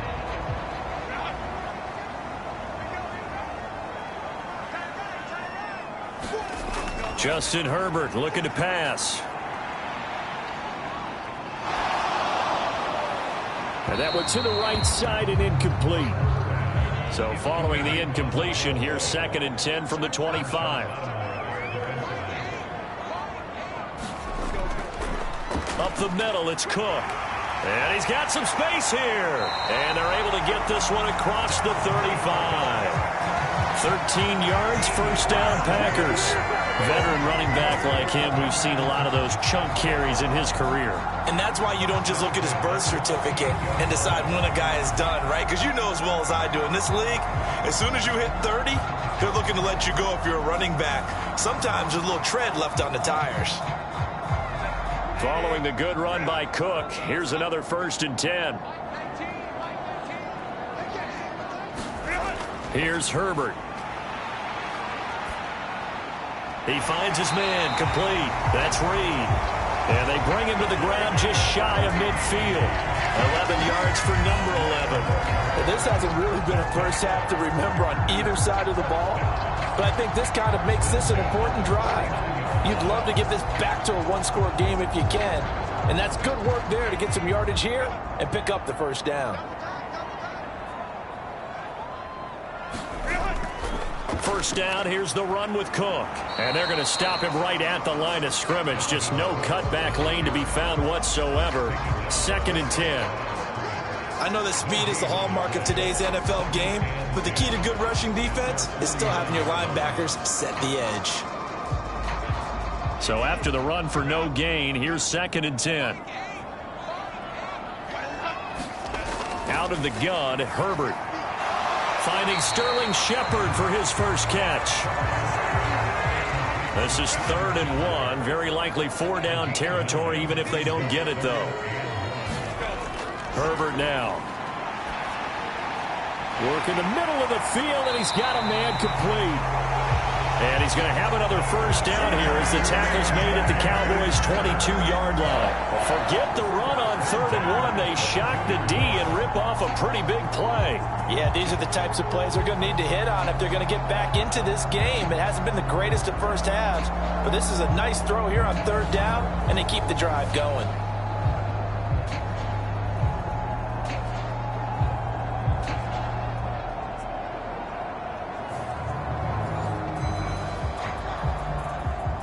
This offense finding its legs now. Here's another 1st and 10. Play action this time for Justin Herbert. That's complete. It's Okuwebunam. It'll be a gain of just a yard, and it'll be 2nd down. Got to give credit where it's due. Really nice defense on that play. The pitch and catch was successful, but not any run after it. Now 2nd and 9. They'll try the middle with Cook. And he'll take this inside the 20 and down to the 18. It's a gain of about 3, but it's going to leave him with 3rd and still 7 yards to go. So 7 yards from the first down here as they come up to the line of scrimmage. 3rd down, Dalvin Cook. A beautiful fake. And he will have the first down before he's tackled at the 12. It's a 7-yard gain and good enough to move the chains. So that's what that elbow in my ribs was all about. You thought they were going to throw the ball as well. Absolutely. I think everybody thought they were throwing the football, caught him off guard. Yeah, I'm telling you, when you have the courage to make that type of a play call, a lot of times you actually get rewarded.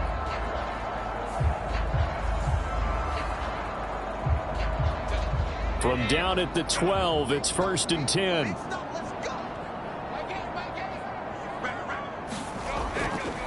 Ronnie Hillman in there. He gets the carry.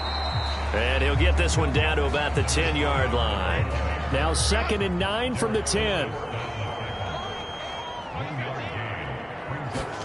They'll try the air now with Herbert. This is caught. That's good. The completion there for 7 yards. And it'll leave him with 3rd and a full yard to go. They'll run it. Here's Cook. And he'll take this into the end zone for a Green Bay touchdown.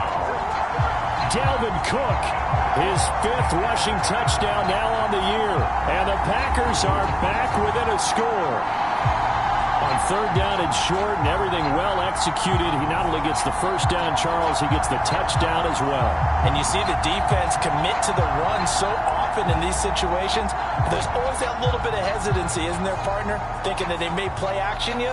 They took advantage of that hesitancy and found their way into the end zone with a running play. Michael Badgley on for the extra point. And he's got it. That cuts the lead. It's now 14-10. So that drive, 12 plays in length. And it's capped off by the touchdown run coming from Dalvin Cook. This taken in right around the goal line. And he returns this to the 22.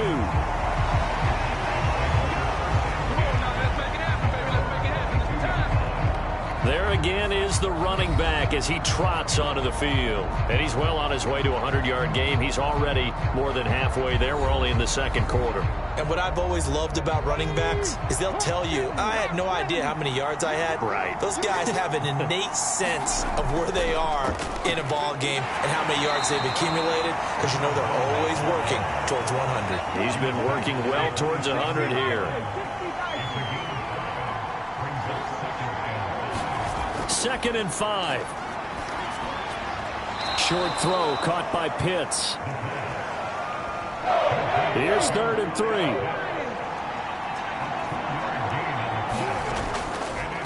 From the gun, he'll hand this off. And he will be very close to a first down, but I see the closed fist of the referee, and that means 4th down.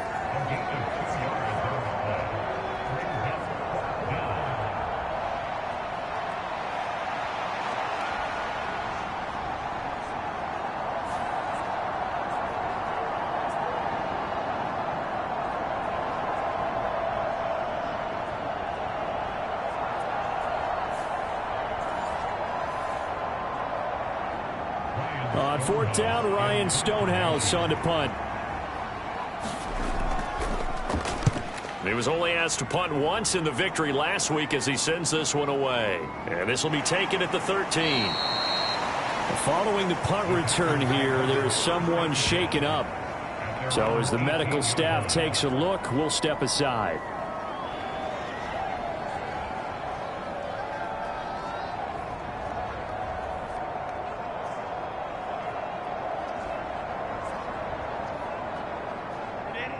About set to get this drive started, the Green Bay offense at the line. This drive here beginning probably with a pair of motivated groups. Remember, the offense scored a touchdown, and their last time out looking to repeat that in Charles's defense. They were very frustrated after giving up 6 the last time on the field. And frankly, it's just a battle of wills in a lot of ways because you know they're both motivated. They both game plan for this drive, and they both have specific outcomes in mind. To me, it just comes down to who can execute better and which side can step up and assert its will over the other. Justin Herbert looking to throw on 2nd down. That one into the hands of Shepard downfield. And he'll take this to the other side of midfield before going out of bounds. That goes for a gain of 31. When teams practice their plays during the week, they're hoping that it's going to pay off on game day. So it sure has to feel good for them when they hit them during a game, and they hit that one there for big yardage. 2 minutes remaining in this first half of football.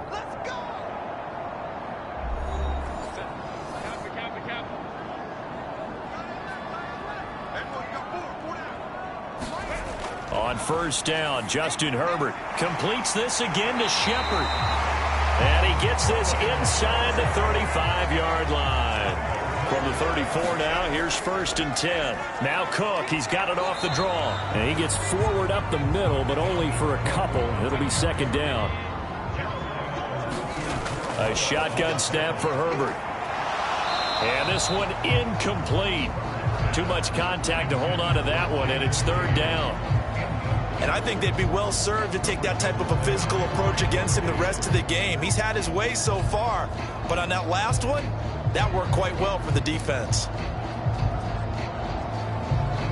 They need to get this to the 24 on 3rd down. Herbert. Oh, and he fumbled it. It's on the ground. It's picked up by the Cowboys. And he's able to get it back to the 33-yard line. We have seen this before, and we know coaches preach about this and work on it all the time. Catch the ball. You know there's going to be some traffic somewhere. They've got to put it away and secure it as they try and get downfield. Well, look at the running back, the man out of the backfield as he gears up to go again. He's been good. His guys are winning. So far, the recipe working here in the 2nd quarter. And he doesn't like to just tote the rock. He wants to carry his team on his back, and that's what he's done throughout this game. Yeah, he's done that. He'll be hoping to continue that trend. Now the Cowboys going to burn the first of their timeouts as they'll stop it with just over a minute to go before halftime.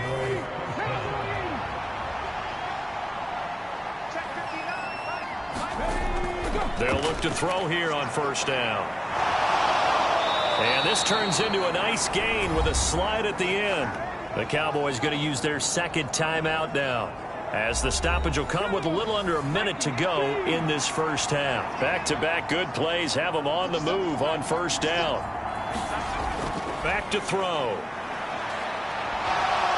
And he'll protect himself at the end here as he winds up getting pretty decent yardage.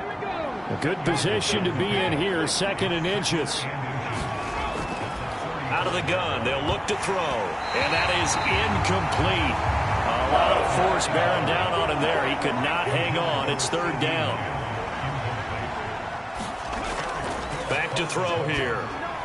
Pass taken in by his big tight end. And this is going to result in another first down as the tackle's made at the Packers' 23.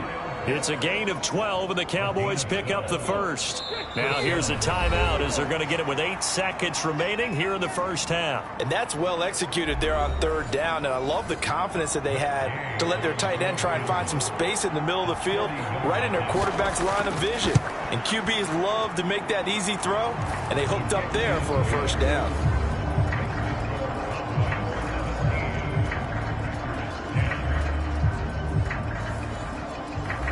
So able to add on to their first half lead here, Charles, forcing the miscue with a fumble and then turning that into 3 points. Yeah, and more than happy to accept any mistakes the other side is willing to make.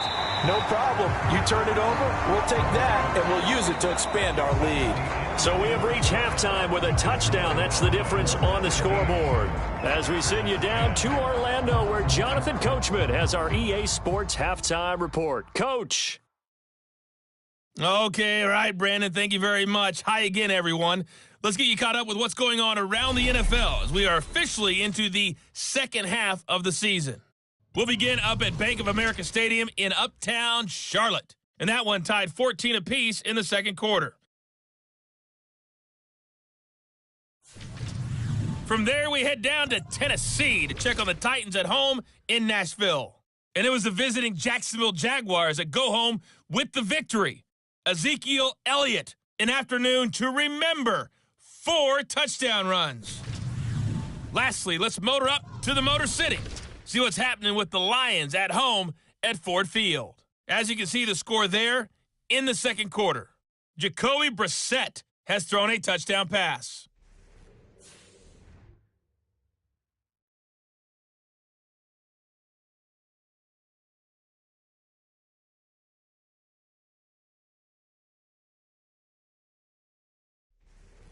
Okay, Coach, adjustments likely going to play a big role in this third quarter in what's been a tight contest so far.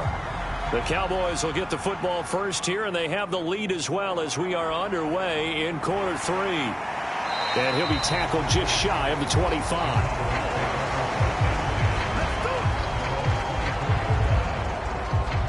So here are the Cowboys to take over. They've got the lead right now, and remember, they are riding that very impressive 7-game winning streak, trying to push it to 8.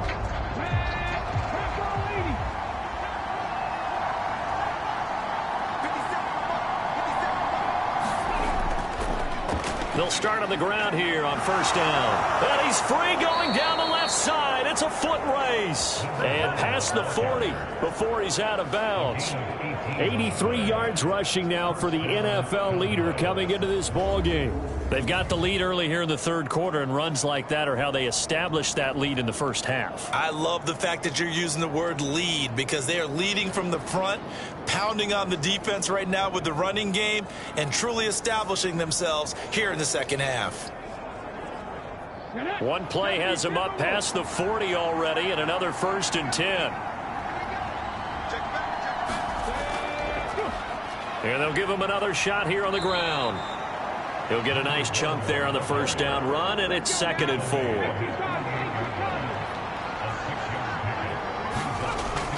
Now a shotgun snap as they'll look to throw. Now he'll dump it underneath to his running back, complete. And he'll get it down to the 47 here. 6 yards the pickup, and that's a first down.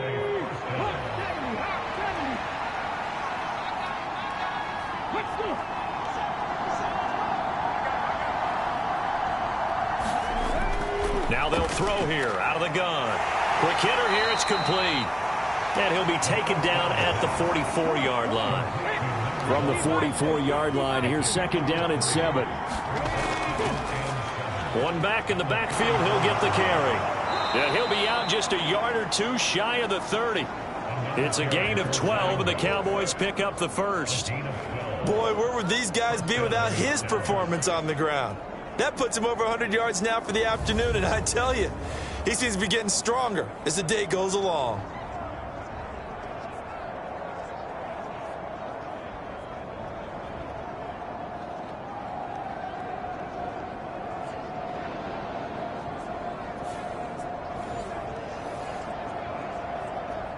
Line of scrimmage, the 31 now on 1st and 10. And they'll keep leaning on the running game. Back to the ground. And he is into the end zone for a Cowboy touchdown. A great effort there. 31 yards. And the Cowboys go up by 2 touchdowns. Circle that drive because that might be one to remember. Well executed to give them a little cushion. Well, let's take it into the boxing ring. You talk about them commanding it, keeping the fight where they wanted to, whether it was in the center of the ring or putting them on the ropes because it was jab, jab, jab. And finally, the haymaker to put that drive away.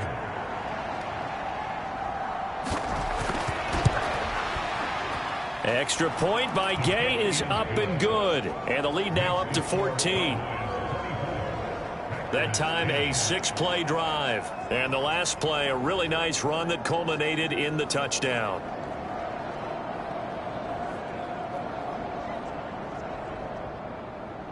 The kick team out there for the Cowboys as they run up to send this one away.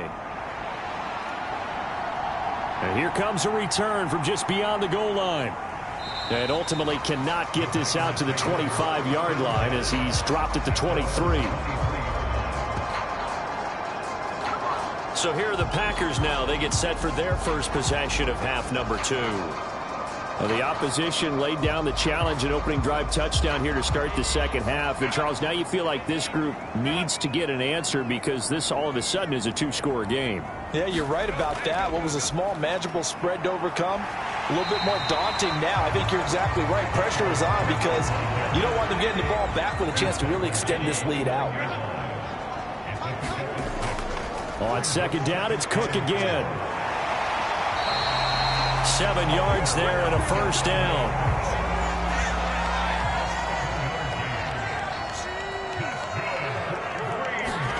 Back to throw here, Herbert. They'll go over the middle to Reed, complete. And getting this just shy of midfield, they'll spot it at the 49. 13 yards, first down, Packers. A couple of first downs right in succession, and this is an offense that can really use a good drive, and they're off to a fast start here.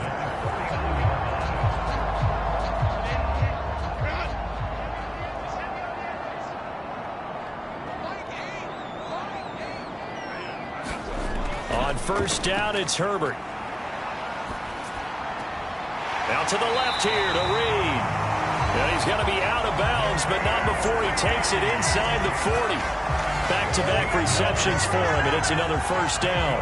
It's taken a while for this offense to get going. A little creaky at the start, but they're oiled up now. A nice throw there, and they're really putting together a good drive.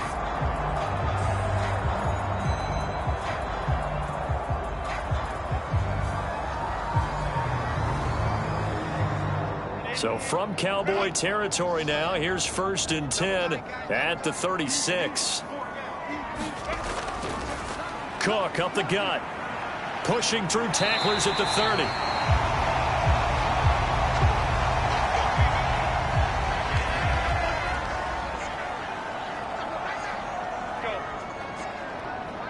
They'll bring the tight end in motion right here. They run again on first down. Cook. And he'll get it down inside the 20 to the 18-yard line. 60 yards rushing for him now to this point. Not too many offenses want to turn down long drives, but when you're down what they are, they've got to pay it off with some points. On second down, Cook. And on this one, he'll get to the 15, right at the 15-yard line. They'll get 3 as the drive continues. It's a first down.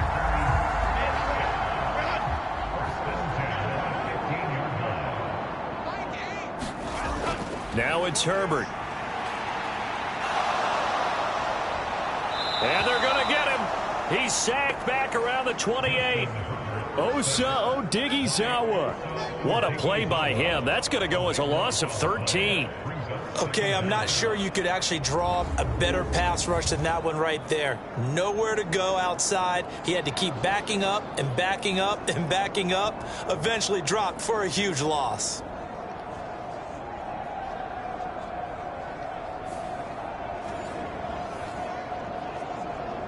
Now then, after the sack, it'll be interesting to see what they have planned for 2nd and 23.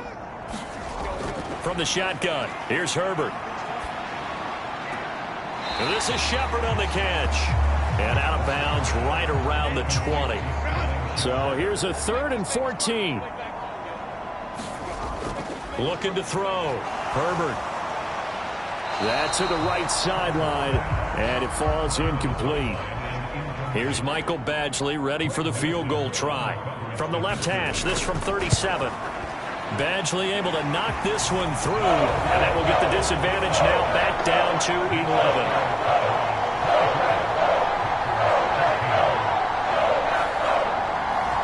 So the response to that touchdown on the other side to begin the 3rd quarter. Look, just 3 points, but still a response nonetheless. You're exactly right about that, because I think you needed to answer back with something, even though it's not 6. Just enough to send the message that says, hey, we're not going away.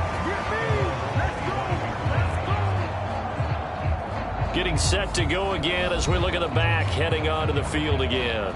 He's been a good workhorse. I know we use the word workhorse a lot, but he's been a good workhorse for him in this one. No doubt about it, and there's nothing wrong with that. That's what you're looking for if you're a back, because that means everything's coming together for you. Big guys up front have created space. You've run through it. You've probably gotten some help even from the wide receivers who want to catch passes as opposed to block, but they're helping out too. Yeah, everyone's pitching in. He's had a good game. It'll be a gain of 10 to start the drive out, and by a few inches, that'll be a 1st down. For a lot of guys playing this game, there's no better feeling than running right through a tackle. He's able to lower his center of gravity and churn his legs for a really nice pickup.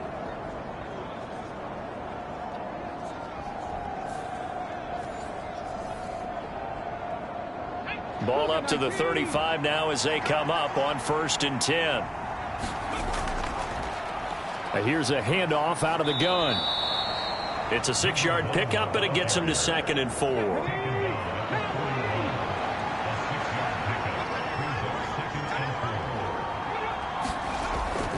Looking to throw.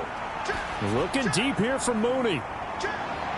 Launches deep. A jump ball, and this is caught. A big play here for Dallas. 51 yards. Another big play right there, and this is where, as an offense, you can really put the hammer down. You've got a double-digit lead, but those other guys, they've been hanging around. A touchdown here could put this game out of reach, and that's a strong step towards getting it done.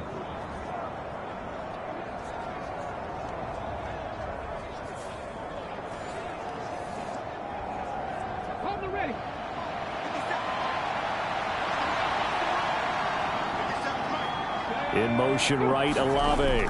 He'll get it here on the jet sweep. And he'll take it into the end zone for a Cowboy touchdown. Chris Olave. An 8-yard touchdown run as his guys are able to push that lead out a bit further. Well, we've talked about it before. You know, this jet sweep, something a lot of teams like to run nowadays, and this one winds up in the end zone. And it is all about creating different ways to get the ball in the hands of your playmakers. And wasn't it interesting that prior to this game, the head coach told us, I saw this sitting in my chair watching a Tuesday night college game and decided to implement it myself. Extra point by Gay is up and good. And the lead is up to 18 now.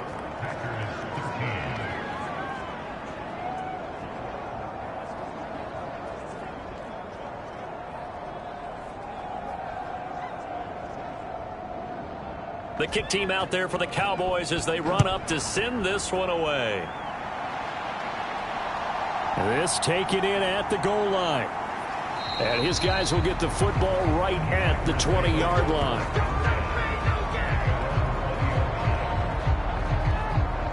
Now the Packers get set to go. I kind of feel like they've reached a do-or-die point in this game, Charles. If they're going to try to pull off an impressive comeback, it has to start right here, right now. Yeah, now they've got a final chance to get out of this situation, but they also understand they've got to move the ball and move it fast. In addition, they need to save as much time so they can get 2 more possessions. They start the drive with Cook. Yeah, boy, this defense again really making things tough on him as they stop him for no gain. Green Bay, Wisconsin is the spot. 3rd quarter inside Lambeau. Glad you're with us. 2nd and 10. Oh, cuts into a sea of bodies, and it's intercepted. Picked off by Marshawn Lattimore.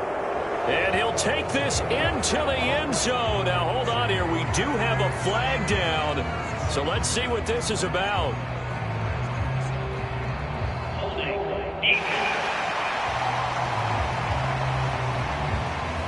And now, oh boy, this is a bit of a surprise, to be kind. They accepted the holding penalty, so wipe out the interception, and their defense will stay on the field. Okay. Back to throw now on first down. That's complete to Mooney. And he takes this just a few yards shy of the red zone before going out. Now on first down, he'll drop to throw it. And this is caught at the 8. And brought down, but not before they get it inside the 10 to the 7. That one goes for 16 yards. It sets them up first and goal. And remember, this drive started off following the turnover, and they've taken no time working their way down the short field. A nice connection there, and now they're looking at a first and goal.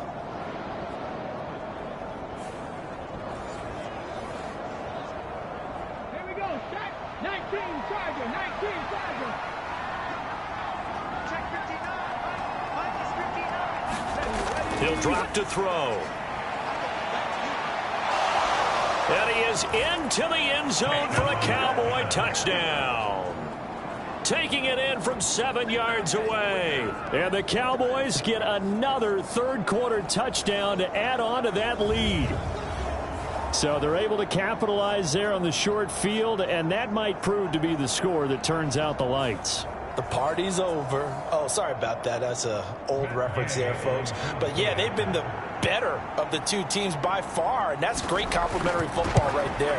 Defense gets the turnover, sets up the short field, and the offense goes right out and scores to open up a pretty sizable lead. Extra point by Gay is up and good. And they open the lead up now to 25.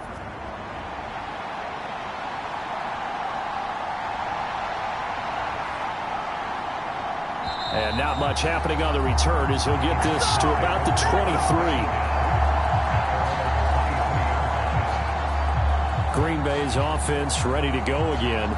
It's a game that they would rather probably forget about, at least to this point, Charles. And one reason is turnovers. The turnover on the last drive, they had the issue in the first half as well, and that's really, unfortunately for them, helped to put this game out of reach. And you know they won't want to admit it to themselves, but we know that winning the game is pretty much out of the picture now. So their bottom line is, how do they play a clean game the rest of this one, right? Take care of the football, no more turnovers, and see how that works. 79 yards for him on the ground now, as he has been terrific here this afternoon. We often give credit to the O-line there. Two tight end formation. Those tight ends block pretty well also. Yeah, that's one of the most dynamic positions in football now. The tight ends who can block at the line of scrimmage at the point of attack, and they can also get downfield and catch the football. Another tote for the workhorse this afternoon. It's Cook. Knifes his way forward here, but just 3 yards on the play. Second down. They went right back to him, but he pretty much had nowhere to go on that play. Yeah, the previous carry looked pretty good. That one, maybe he was a little tired. I don't know. Yeah, maybe he should have tapped out and had a second back come in and maybe make that run. Who knows? The throw over the middle, taken in. Able to corral him right at the midfield stripe following that sparkling display of footwork we saw.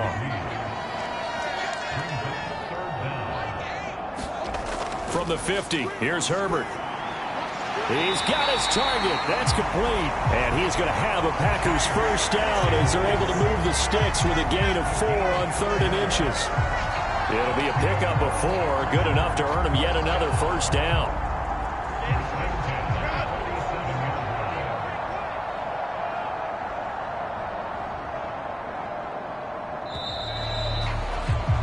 And they're not going to get to the line to run another play. So we will switch ends as the third quarter has come to a close. This is the National Football League on EA Sports.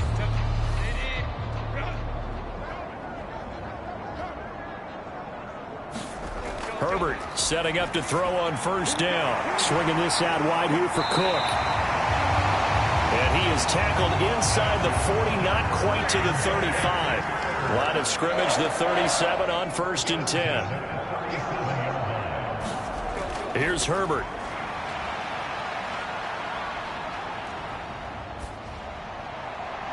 To the right side and complete to Washington. And he gets this one inside the 15, just a yard or two shy of the 10. 25 yards that time. And with this game well in hand, perhaps we are seeing the coverage lighten up a little bit as they got burned there a bit for a first down. Well, we certainly know the coach isn't happy along the sideline because he certainly wants them to finish this one out the way they started it. He doesn't want to give up any soft completions, no late points. He wants his lead to stay right where it is. From down at the 12, it's 1st and 10.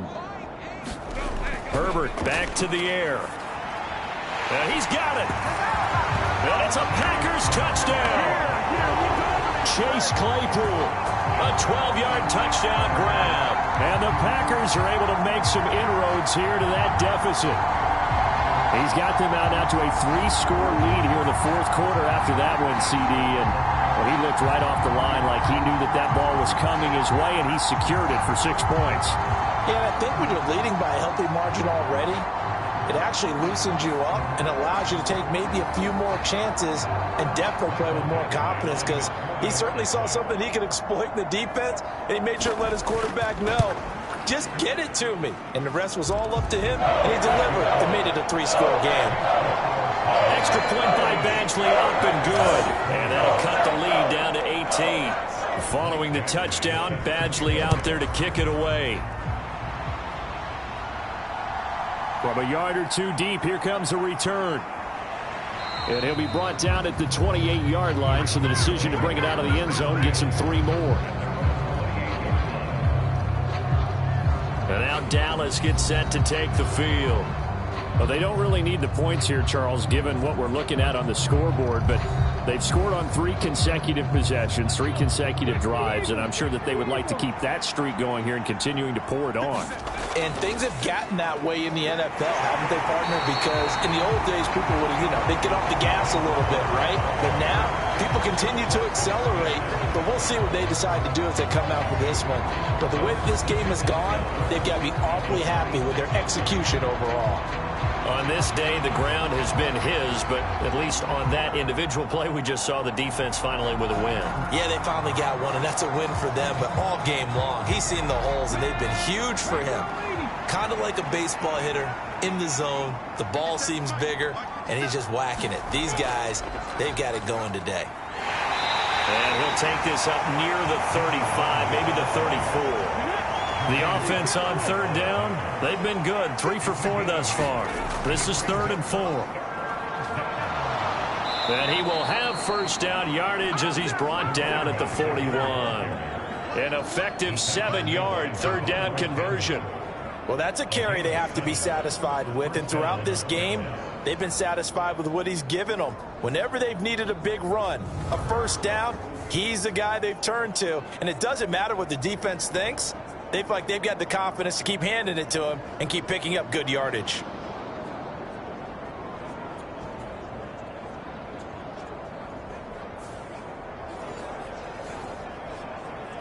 Let's go now.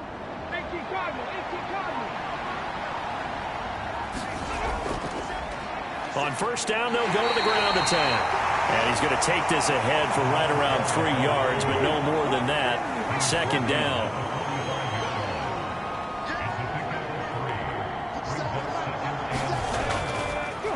One back in the backfield, he'll get the carry.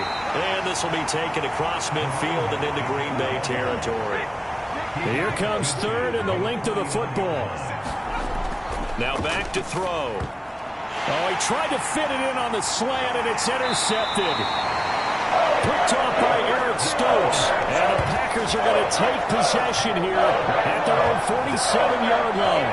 Well, that interception at least offers them a glimmer of hope here in the fourth quarter.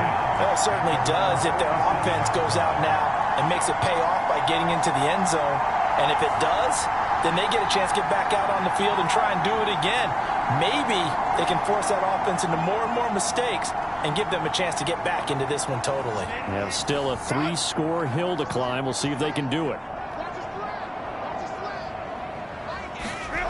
After the turnover, here's Herbert. And he will go down. Cowboys sack. Micah Parsons in there to bury him for a loss of 11. Guys with his talent in the pocket aren't supposed to be getting hit like this, and you know an intense conversation with the offensive line is going to occur after this one. Might not be from him, but the offensive line coach will have plenty to say about this game.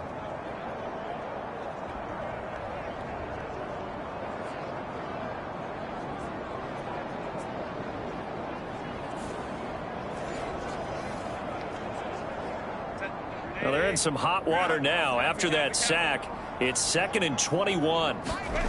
Now Herbert with it, looking to pass. Caught on the right side, Reed. And that'll be good for 8 yards to the 45. Simple drag route here, lined up out left. He tried to work his way back across the field. You probably saw me twitch there, partner, because I think he wanted the ball a little bit sooner. By the time he looked it in, defender was right on him. And on 3rd down, the Cowboys bringing an extra defensive back. Back to throw. Herbert. The throw here right sideline falls incomplete. All right, they're going to try and keep hope alive here on 4th down. They're going for it. They snap it to Herbert. He's going to sling this deep downfield. And he bats it away, and it falls down incomplete. The Packers unable to pick up the first. And Dallas, they'll take over in terrific field position. Being just short of midfield, they decide to take a crack at it on 4th down. They don't come through. Sometimes it's just showing confidence in your defense. You know that they're good, and they'll take care of you. A lot of coaches during the week will announce to their team, we're going to be aggressive, guys. We're going to go for it. Hey, defense, you got me? A little bit of a challenge to them to see if they'll pick up the rest of the team. We'll see how they respond now. On 1st down, they'll go to the ground attack. And he'll take this ahead for about 4. 2nd down coming up.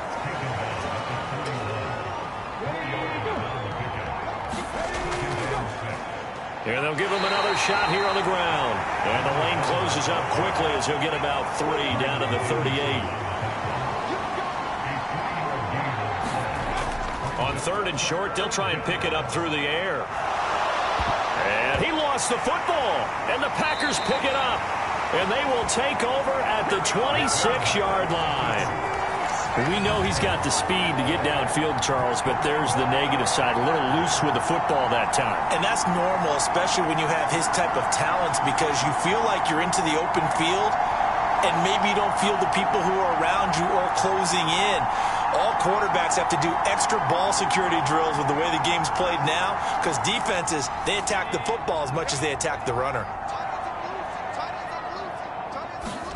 Now Herbert following the turnover. And that throw behind his man. He missed him. Incomplete. Here's 2nd and 10. Justin Herbert looking to pass. Completion here to Claypool. And he's able to get this one up to his 30 before he's out of bounds. Here's 3rd and 7.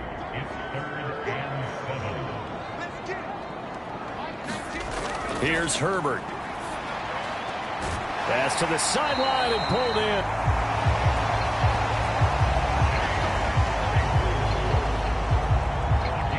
He kept the receiver in the short field, but that let his quarterback get the ball quickly to him before either guy in double coverage could react.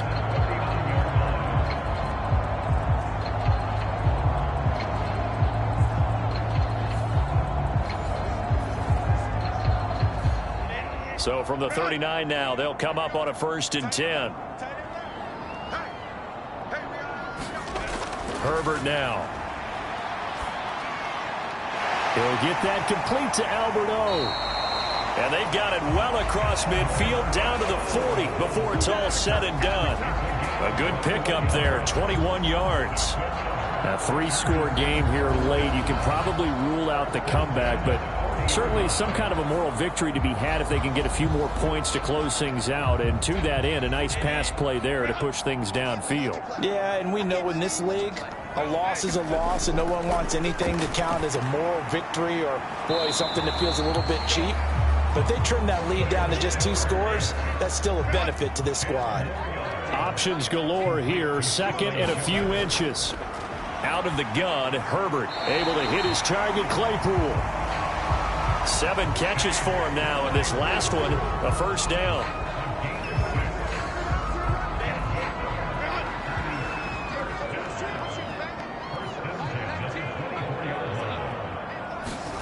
To the air again, Herbert.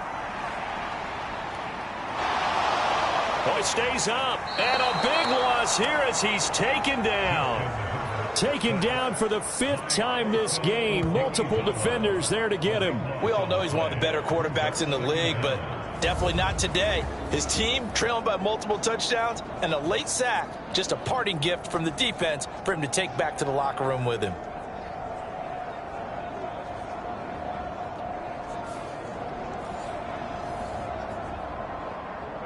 Now this one from about 2 counties over after the sack. They come up on a 2nd and very long. Another try after the first down sack. Herbert throwing middle, but it's incomplete. 9th play of the drive now on 3rd and a country mile. Looking to throw. Herbert. And that is incomplete. Oh, he had a defender right there with him to force that to the ground. And 4th down now coming up. That incompletion is not a surprise with the way that this one has gone, and the frustration, the body language is evident everywhere. This team, they've really been put through the ringer in this one. And how about this? 4th and long, and they're going to go for it. As expected, they're going for it to keep the drive alive. That's into a crowd and intercepted. Picked off by Jamal Adams.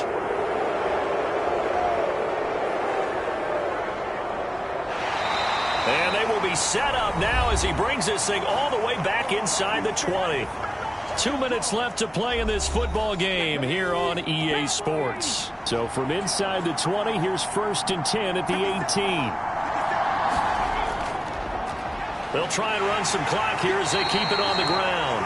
And he'll take it from the 18 to the 15, a gain of 3. And they'll come up 2nd and 7.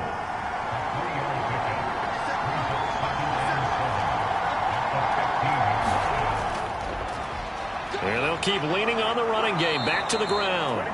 And the Cowboys are going to have a 1st and goal as some good running there gets them down to about the 2-yard line. Knock it on the door.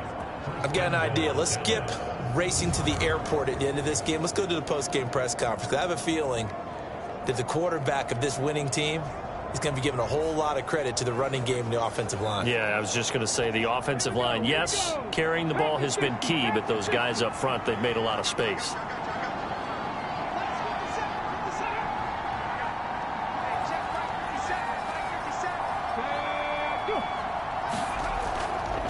Now a fake on the jet sweep, and they'll instead run up the middle. And he's going to get this back to the 3-yard line and no further.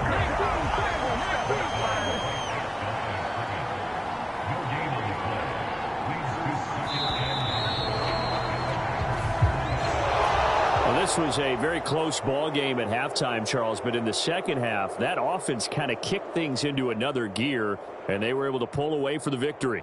And, Brandon, I think they're the type of team that just looked in the mirror and said, hey, ton of pressure on, but we're the type of team that can flat out handle it. They stood up with confidence, and made it happen for a victory. So for Dallas, they're setting themselves up as a major contender as they move to 8-1 now on the year. And they'll get another road test next week as they head to Mile High to take on the Broncos.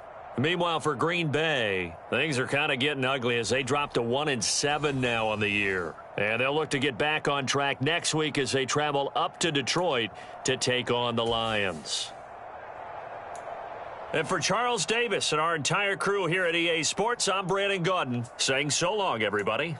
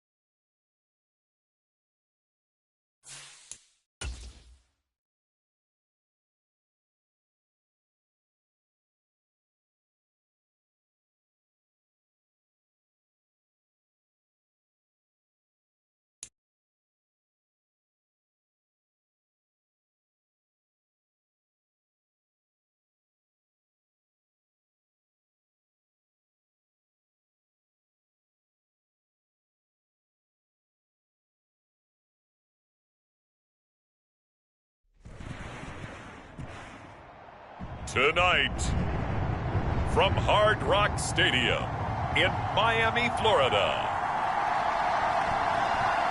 it's a special prime time edition of the NFL on EA Sports.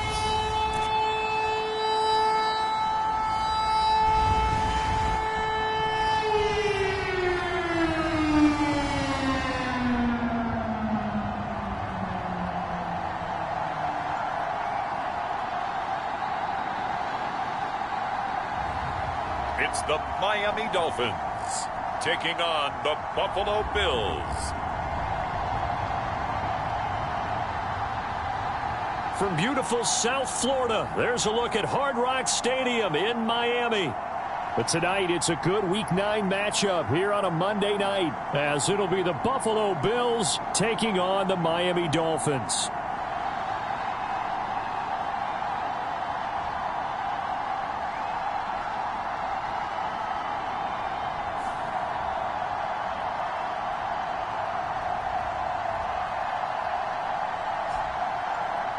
Hi, everyone. Brandon Gaudin, Charles Davis. Charles, you look at the Dolphins as they enter play in this one. They come in riding high, just one loss in their last 7 games. It's a very focused team, very disciplined. They've kept the penalties to a minimum, and they're winning football games. Meanwhile, for the visiting Bill,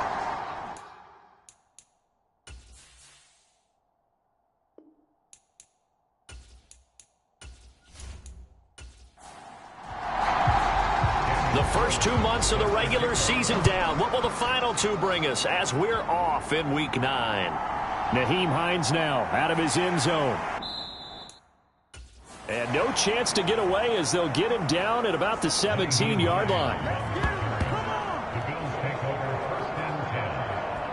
So here come the Bills on offense for the first time. And leading the charge, their lefty QB. We're seeing it more and more in this league, how teams love to have athletes back there taking the snaps, guys who can throw it and move around and get yardage with their legs if needed. He's one of the best examples that we see out there right now. He can throw for hundreds of yards one week and then run for 100+ the next. He adds an extra dimension that really confounds defenses when he puts it all together. They will get 4 yards here on the first down run, and that'll make it 2nd and 6. There are the numbers for Cook from a week ago.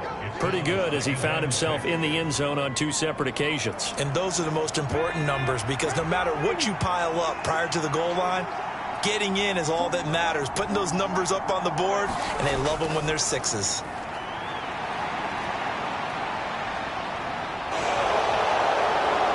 And he will slide to a stop. He does have the first down. That one good for 16 as the drive continues.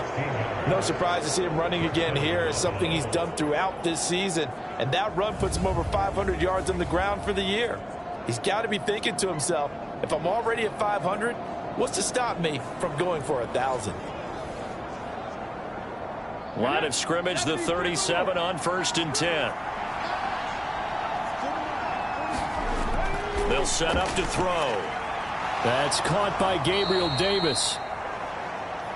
And that's good for a pickup of 10 yards. And that'll leave him with a 2nd and just a few inches left. This defense for the Dolphins, they were very strong last week in that win over Cleveland. And every defensive team that we talk to, they spend a lot of time talking about creating turnovers. And anytime you get 2 or more in a game, you've had a really good performance. They exceeded that number in a huge way. They got the football back 4 times in the win. Dodges him at the 50. And he'll be brought down at the 48-yard line. So on the other side of the field now, it's 1st and 10 as they've got things rolling on this drive. Here's Cook again. And it's a fumble. And this is picked up by the Dolphins. And his guys are going to take over at the 39-yard line. And without a doubt, not the way they pictured that opening drive unfolding. No, they were making progress. They weren't exactly in high gear, but they were making a few yards along the way. And now that they've coughed it up, you got to go back to the sidelines and regroup a little bit. So here come the Dolphins now as they get set to take over on offense. And a glance here at their quarterback, standing 6'3". Partner, you know how guys always tell us it's not about the numbers, it's about the win. it's about the numbers, too. Almost 400 yards passing by him last week. What can he do in this one? Well, earned an AFC Offensive Player of the Week. Maybe he'll try to get 400-plus here and duplicate that honor again. And now before the ball changes hands, they're going to take a look at this just to make sure that they have it right.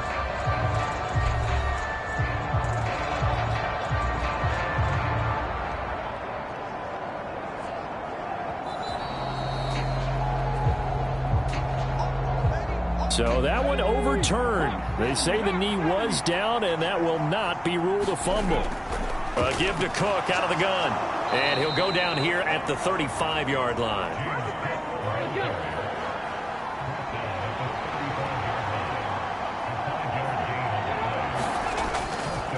Now a give running right, it's Cook.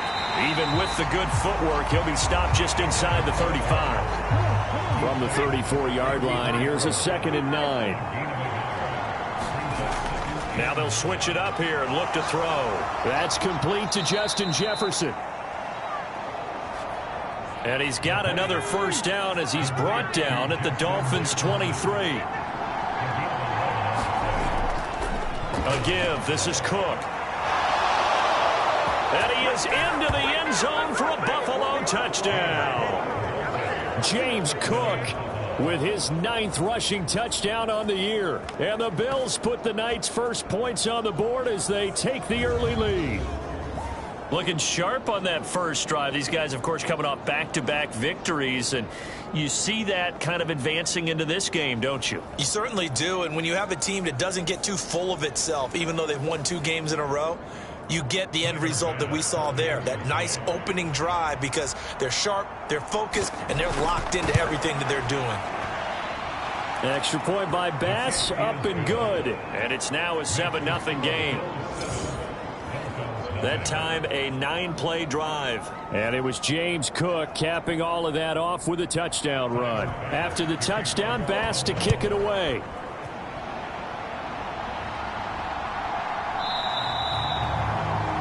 McKenzie will not return this, and it'll be brought out to the 25. And out come the Dolphins now.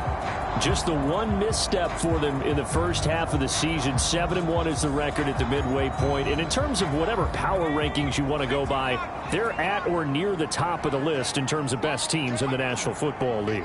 And for me, in my little bit of rankings here, I've got them at the top. I know there's still 2 months to go, and we've seen teams get off to hot starts and then fade away due to injuries or the schedule or whatever.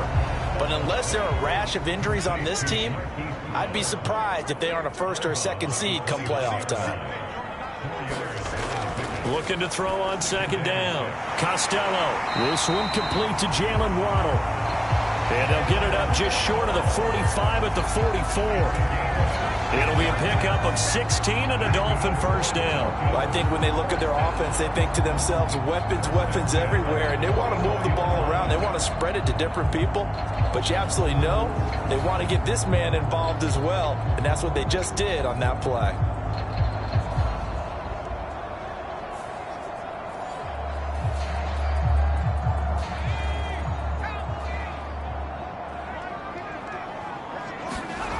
On 1st and 10, Costello, and he slings one that's incomplete.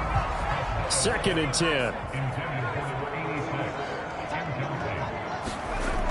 They'll stick with the passing game as he looks to throw. His throw incomplete. So back-to-back incompletions, and that has him staring at a 3rd and 10. Back to throw again. And Walker has it. He did his best to just get 4 out of that, but not enough. And now 4th down. Here's Tommy Townsend on to punt.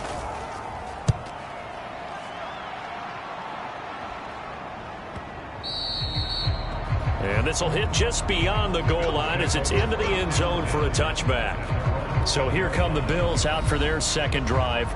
And, Charles, if the season ended today, and it's not going to, we still have December left. More football. We're only in November. But they would be a wild card team. And that's great. They'd be in the playoffs, but you know they're trying to bump up to be one of those division leaders. That guarantees you at least one home game in the playoffs, and that's what you're really seeking.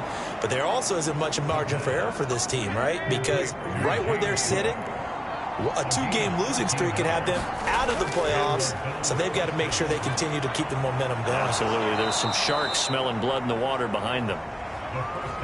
Call it a gain of 3 on the play, and that'll make it second down. And, Charles, you think about what this defense has had to prepare for. They're in for a battle. I mean, they're facing a team that is working on a 6-game winning streak. And that can be intimidating when you think about it in those terms, but I think what they need to do is make some sort of a statement early in this game, whether it's a turnover, a takeaway, a key sack on 3rd down, a 3-and-out. Something lets the other guy finds through, and now a crease. And he takes this one down almost all the way to the 30. Big yardage there on the scramble. It gets him a first down. He's a talented runner, and that means he's always looking for bigger and bigger gains when he takes off. Certainly found some bonus yards there beyond the first down marker, and this early drive will continue with that extra jolt from his legs.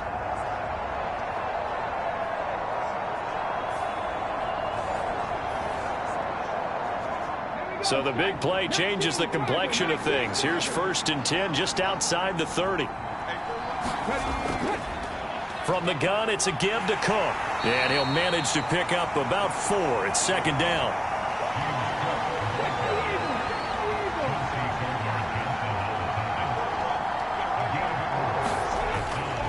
From the shotgun, he'll look to throw. Working the middle here, that's complete to Knox, the tight end. And Knox is going to have a Bills first down as a tackle made at the 18. Handoff comes to Cook. Javon Holland coming up to make the stop. 2nd and 6. A 10th carry in the game for Cook. And they get to him quickly here as he stopped right around the 13. A minimal gain there on the 8th play of the drive. This defense against the run, by the way, they're not top 5, but they are top 10. So what's your philosophy here? Do you try and run the ball against a team that's pretty good against the run? What if you're a pretty good running team? If so, you might want to go ahead and run it anyway because that's your strength. And this pass broken up. And the contact well timed there. And now 4th down. Brandon, watching their tape from last week, I saw plenty of plays like we just saw there, forcing incompletions. It was key in their win last week. They're hoping the same thing happens this time out, too. So on 4th down, out is Tyler Bass in the Buffalo field goal unit. From the left hash, should be a fairly easy one here. The kick by Bass is good. And the Bills will add on to their lead.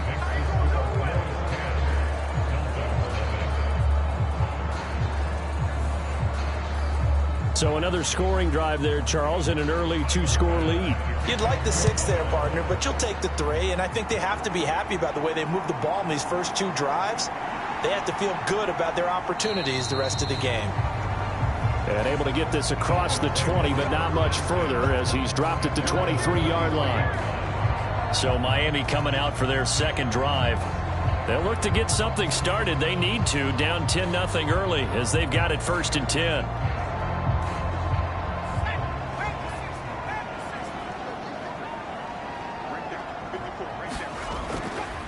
Here's Walker to start the drive. And he'll maneuver his way forward for about 4. 2nd and 6. The numbers for Walker last week, well into the triple digits, and they'll take that every time out. What I loved was just how decisive he was running the football. Coaches like guys that go north and south. They don't like the east-west guys, the juking and the jiving. 1 foot in the ground and cut. In motion right, that's Metcalf. They'll fake the jet sweep and go instead with Walker. 3 yards is half of what they needed. Now can they get the other 3 here on 3rd down? Some of the most unselfish players on any football team, defensive tackles, because we ask them to just eat up blocks and allow other people to make tackles. But when he can make a play himself, as we just saw there, that's a big day. 3rd and 3.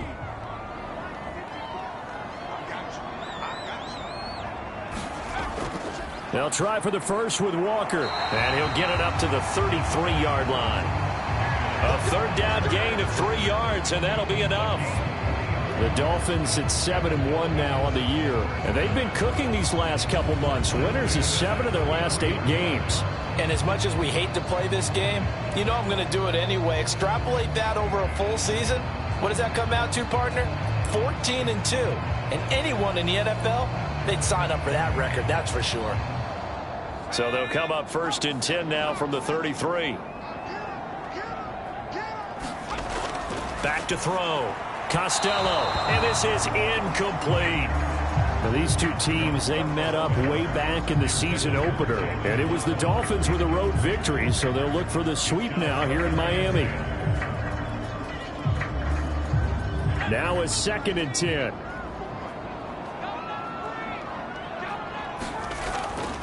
From the gun, it's Walker.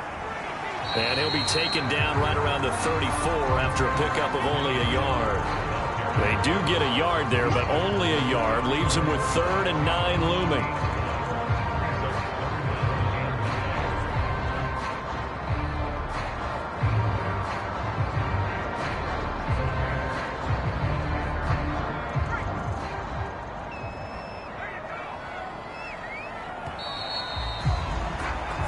Nothing the score after 1 on EA Sports.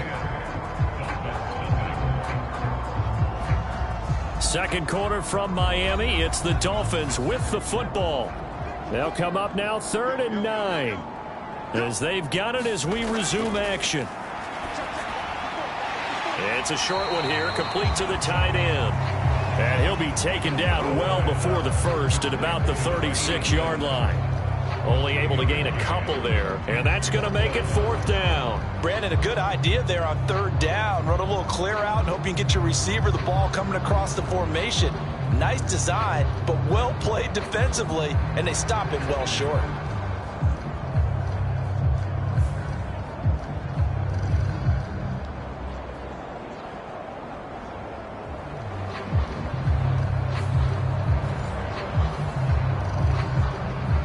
Here's Tommy Townsend now as he'll punt it away for the 2nd time.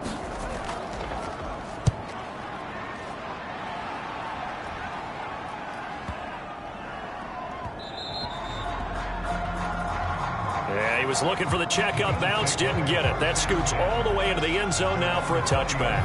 James Cook running back out now. It may just be the 2nd quarter, but he's in his zone, well on his way to eclipsing that 100-yard mark. And when a back has a game, as we're witnessing right now, his name's going to be in the books, but it's really a collective deal, isn't it? Because that means he's getting plenty of blocking, a lot of help from his teammates, but he's making the most of it. Yeah, he's made the most of it to this point. They'll come up 2nd and 6 now from the 24. Here's a throw to his running back. It's complete. And they get him down, but not before he takes it across the 40-yard line. Give him 18 on that one as the Bills are going to have a 1st down. So many times in my career I've heard coaches talk about completions are one thing, but as long as we're there at the catch and we get guys on the ground, we can live with that. But if you're going to give up 10, 12, 15 yards after the catch, then your defense is going to be in a lot of trouble. Come on. Hey, 60 boxes, 60 boxes. They'll look to throw now on 1st down. Little pitch and catch to the tight end, Knox. And they'll get him down after a pickup of 8, 2nd and 2.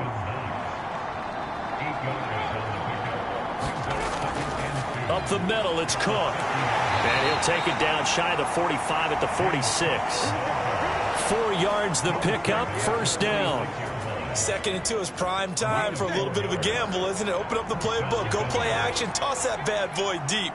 But in this situation, go ahead and give it to your back. Let him pick up a 1st down. Keep the sticks moving. And he edges forward, but only gets a pair of yards out of it. And it's 2nd down. They'll drop to throw. Now a quick throw there, but it's going to be incomplete. And now on 3rd down, they'll need to get it to the 36 to pick up the 1st. They'll set up a throw. And this is Cook with a grab. And he's got another 1st down as he's brought down at the Dolphins' 33. A nice pickup there, 10 yards, and it'll move the sticks. Well, things are definitely going right for them here in the 1st half. Pick a down, any down, even 3rd down, no problem. They get a connection there and pick up a fresh set of downs, continuing to move the ball. So they'll come up 1st and 10 now from the 33. Back to the ground, Cook. And nothing much materializing there on the 1st down run. He'll get a couple, and that's it. From the 31, here's 2nd down and 8. Back to throw. Little pitch and catch to the tight end, Knox. And he's got another 1st down as he's brought down at the Dolphins' 13-yard line. Give him 18 on the play. A lot of tight ends just use their size and their strength, try to occupy some space and kind of body people away and catch the football. But not this guy. He's a refined route runner. Makes me wonder if he took some dance classes in his background with his footwork. From the 13 now, they work on 1st and 10. He'll look to throw. Going right back to Knox, and again a completion. And all the way to the 2-yard line there before crossing over out of bounds. Another connection between the two. This one good for 12 and a 1st down. Just picking up yardage in bunches here these last few plays. They have moved right down the field, and just like that, they're going to be set up with a 1st and goal. They come out with 1 back and 3 tight ends. Cook is not going to get back to the line of scrimmage as they'll tackle him at the 3. It's a loss of a yard there, and it's 2nd down. The short field shrinks even more with the type of bodies they brought in on that play. Those extra tight ends, they weren't able to secure their blocks, and that one ended up going backwards.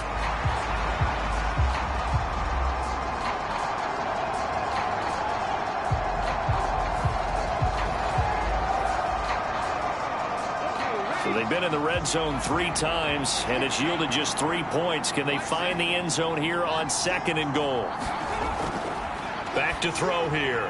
Fighting for the end zone. He lost the football. It's out. And this is picked up by the Dolphins. And they get the football, but not much on the return here as he stopped at the 7-yard line.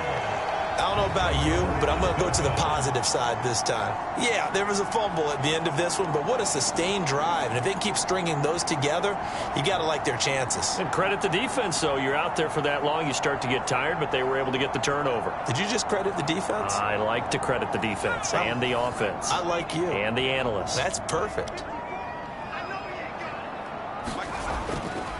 They'll run with Walker to begin the drive. Tackle made that time by Vita Vea. Here's a 2nd and 5. Sticking with Walker on 2nd down. And able to get this to the 24-yard line. They began the play at the 12. It's also a pickup of 12 for the 1st down. We use the word relentless a lot with guys who are aggressive on the field. In this case, it really fits, doesn't it? How about his ability to break tackles and his feet never stop moving?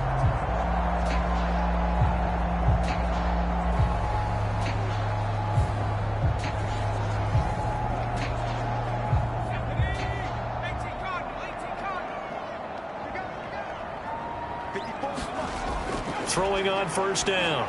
Costello. Throw out wide to Walker. And he'll get this up past the 25 before he's out of bounds. They'll give him 4 yards there, and it's 2nd down. I know it was a gain, but you have to sense probably a little bit of disappointment there because when it's out there in open space, I think they expect to get more out of a play, don't you? Especially when you're getting it to your guy out of the backfield. You're expecting him to be able to create something, be a little more shifty. Yeah, no doubt about it. Good open field tackling held it to an okay gain. And Waddle going to have a Dolphins 1st down as the tackle made up near the 35. Straight ahead, Walker. And he's got it up over the 40 to the 41. It's a 6-yard gain on the ground, and that'll make it 2nd and 4. Well, I think after that run, the defense getting back in the huddle and looking at each other and maybe starting to question their confidence a bit. They gave up a significant run, 6 yards, and now you're saying to yourself, how do we stop them, and do I have enough confidence to make a play? And he'll make it only to the 43, a gain of 2. On 3rd and 2, Costello. Oh, he had him. He was open, but he couldn't get it to him. It's incomplete. On is the punter, Townsend, as he gets this one away. And that one hits a little too close to the goal line, and it continues into the end zone for a touchback. So here are the Bills to take over. Their win streak at 6 coming in and counting as they've got the lead right now, beginning this drive 1st and 10.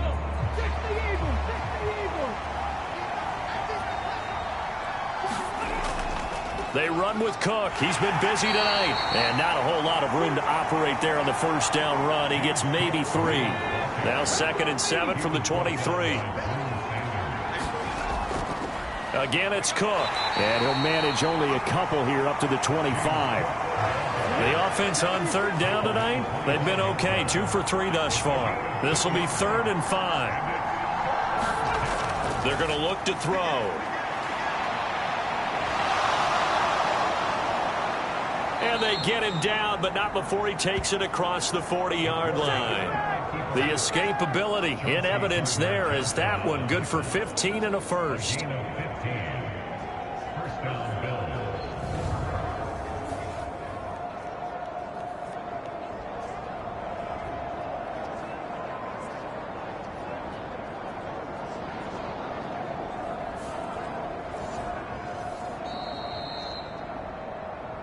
We've hit the 2-minute mark of the first half. 10-0 our score. A reminder coming up just a few minutes from now. We'll send you to Jonathan Coachman and our crew in Orlando. Coach will have a look back at some of the stats and scores from yesterday's action. Now here's a throw that's complete. And this will leave him a yard short. Nice pickup of 9 yards on first down. From the midfield stripe, they'll look to throw. Finding Knox there, complete. And Knox is going to have a Bills first down as a tackle made at the 42. They'll look to throw here. Out to the left, he's got his tight end, Knox. And that's good for a pickup of 10 yards. And they'll be left with a 2nd and about a foot. Now the Bills are going to use the first of their timeouts as the stoppage will come with a little under a minute to go in this first half. Again, he'll drop to throw. He's got it complete to Stephon Diggs. Now the Bills will use the 2nd of their timeouts as they get the stoppage with a little over 50 seconds to go in the first half.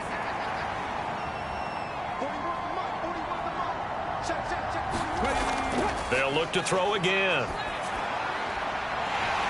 And this one is incomplete. The secondary has been roasted in this first half, and they get a measure of revenge there. Nice play on the deep ball. Yeah, they're going to need a few more plays like that in order to get their confidence fully back, but that's one step in the proper direction. And 2nd and 10, he'll look to throw again. And they've got it inside the 10 at the 8. A nice job there on the escape and scramble. A first down, a 16-yard gain. He's been making himself a weapon as a runner, and the results, they've been welcomed by his offense. My question is about the defense we're watching right now, partner. Even after he got him with a scramble earlier this drive, they still aren't devoting enough attention to him. I would expect that after that carry, they'll do a much better job going forward, spying on him on passing downs. He'll look to throw.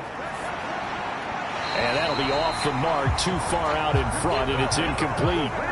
Nothing on first down, so the ball remains at the 8-yard line, 2nd and goal. And he's going to go down, sacked back at the 13-yard line. The Bills are going to go ahead and use their final timeout as they stop it with 16 seconds to go in half number 1. This has been a long drive. You got to figure a field goal would be a letdown. Can they convert now on 3rd and goal? He'll drop to throw. Steps away to his left. Oh, he's going to be brought down short of the first, and they are out of timeouts. It's a gain of a couple on what should be the final carry of half number 1.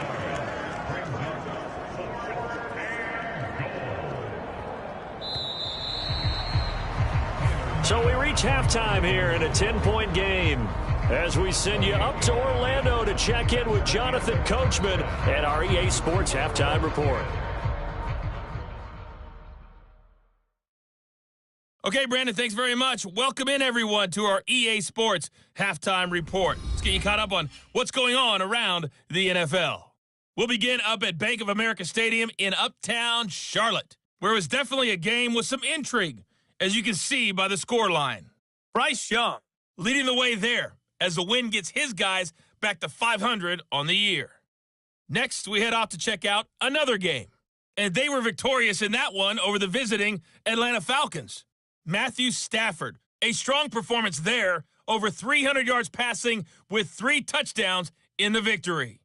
Lastly, let's get you to MetLife Stadium to see what's happening with the Giants at home in East Rutherford. And they were winners in that one as they take care of the visiting Chicago Bears. Anthony Richardson, a strong performance there, over 300 yards passing with 3 touchdowns in the victory. We saw some strong work from James Cook in that first half. He wound up finding the end zone on a touchdown run to help give his guys the advantage here at the break.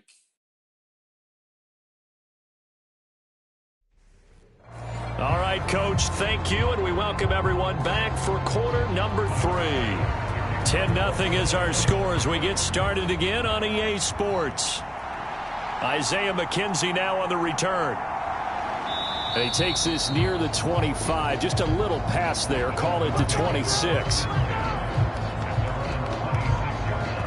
Kenneth Walker headed back out there. You start prorating these rushing numbers and looking ahead, he could be on pace for a 2,000-yard season. I don't want to jinx him, but what a year to this point. But you just did. Sorry. That's okay. No, he can overcome that, I'm not apologizing to you. No. Okay? I like your attitude. But you're right. What's got to happen for it to actually occur? Offensive line has continued blocking the way they've been blocking. He has to stay healthy. But also, it's not just the idea that he's going to run the football, but you got to run it against numbers that dictate you throwing the football. Sometimes when you have 6 to block and you only have 5 guys, you've got to block them anyway, and he has to make someone miss as well the rest of the year. Certainly no settling into the drive there. They came right out on the first play and attacked the middle of the field for a big gainer and a first down.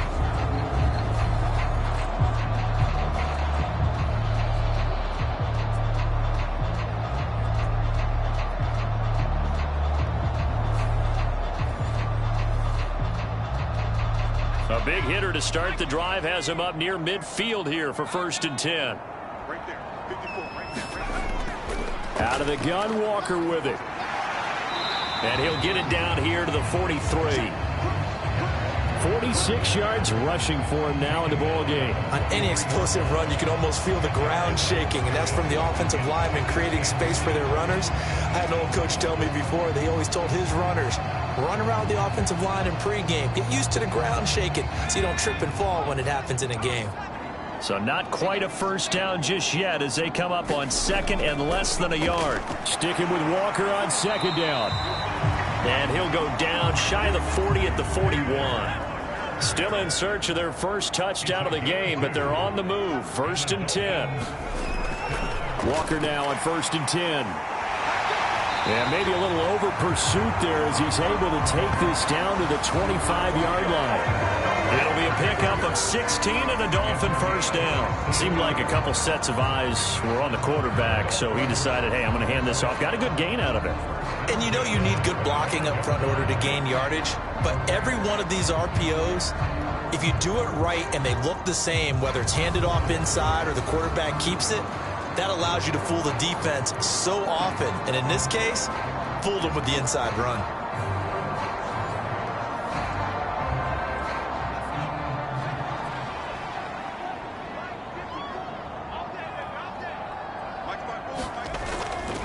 They go play action here on 1st down. Into heavy traffic, and it's intercepted. And the Bills are going to get it back here just shy of the 20. And that has to be a little bit discouraging because after all their halftime talk, adjustments, and points of emphasis, their first drive ends with an interception. Absolutely aggravating if you're a head coach because you spent all that time, gone through every situation possible, and it still ends in a turnover. So here's the Bills offense now. They get ready for their first possession of the second half. And their defense just helped them out by getting the football back on the opening drive here in the second half. And now can the offense follow through with points on their first possession? And that's a big one for them because after the work the defense has done, they've got a chance here to open up this lead.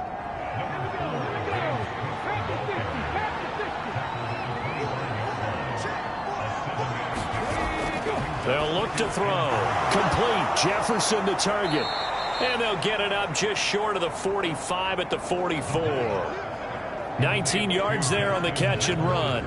And now we get into the psychology of the whole thing because a lot of teams with a 2-score lead in the third quarter, they almost become defensive with their offense, just playing not to lose. I think with this team, you got to figure at this point, this is a great spot for them to go into attack mode, really try and put the hammer down and finish this one off. Here we go. Set. 19, Tiger. 19, Tiger.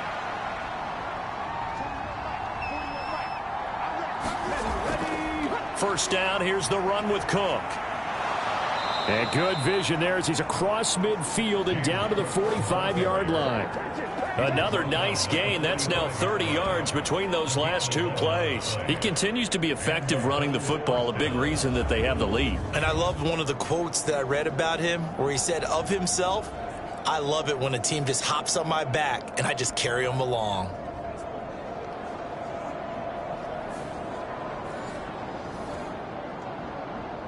So now 1st and 10 as they've crossed into Miami territory at the 45-yard line. Out of the gun, they'll look to throw. Now the ball comes loose. Oh, and one of the linemen on the other side has got it. And his guys are going to take over at the 39-yard line. Well, you had an offense working with a comfortable 2-score lead here in the third quarter and certainly doesn't feel as comfortable now following the turnover. Yeah, you're right about that because now the nerves start to come into play a little bit. You're a little bit jangled. You don't want to give your opponents any avenues to get back into the game. What you'd rather do, put up signs that say, roads closed. They'll start this drive out on the ground. And he'll take this ahead for about 4. Second down coming up.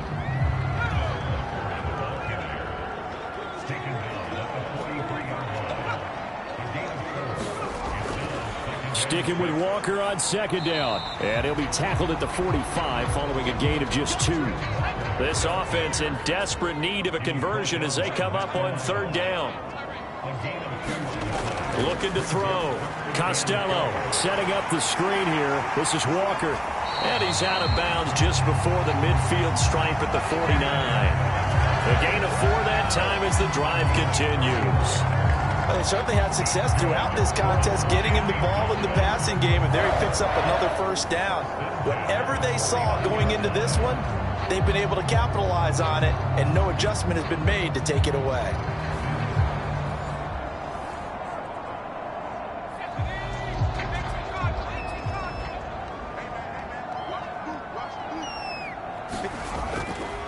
Up the middle they run. It's Walker. 76 yards for him on the ground now. He has been a tough man to bring down all night. And he's going to get stopped up quickly. Give him a yard down to the 43. So 3rd and 2. This quite possibly 4-down territory, though, if they're stopped. They'll bring the tight end in motion right. And they'll give him another shot here on the ground. And he won't be close to a first down as he runs into a wall right around the line of scrimmage. Call it no gain there, and it leads to a 4th down. As usual, the hallmark of a good run defense, linebackers making plays near the line of scrimmage. Absolutely nowhere to run there.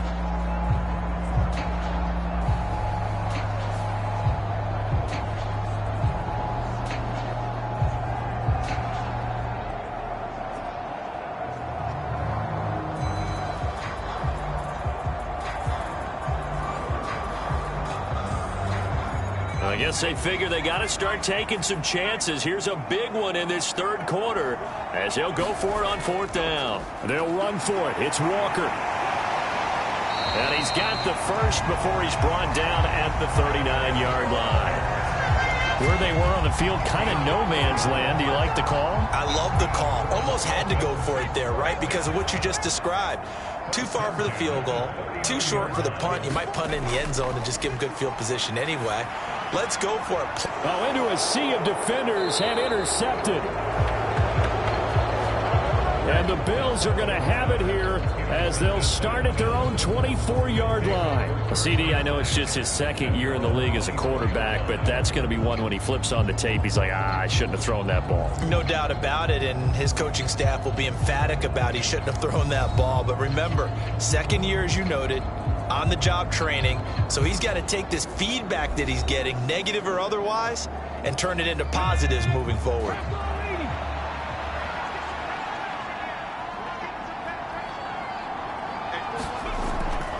Here's Cook as they begin on the ground.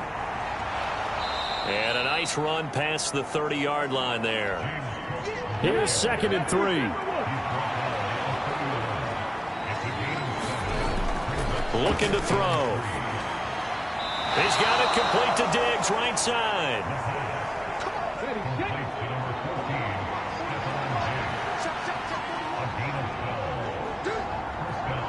In motion right is Davis. A fake on the jet sweep as they run with Cook up the middle. And he is going to be stopped cold behind the line of scrimmage. On running plays, linemen, of course, have their assignments. That's expected. But it's not often you're expecting to see a cornerback blitzing in run support and tackling the runner for a loss.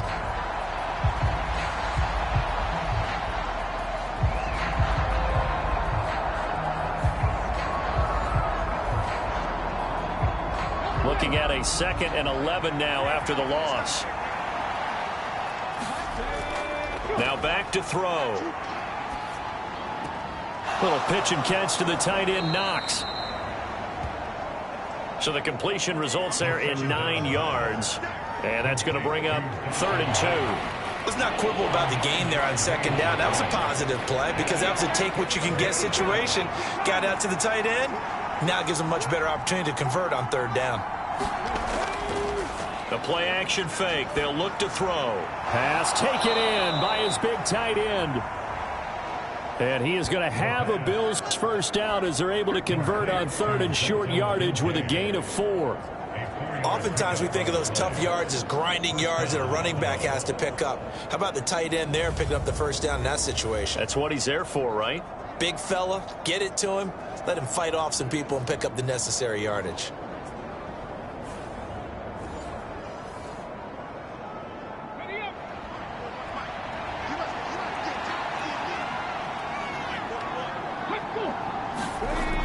Cook on the toss left.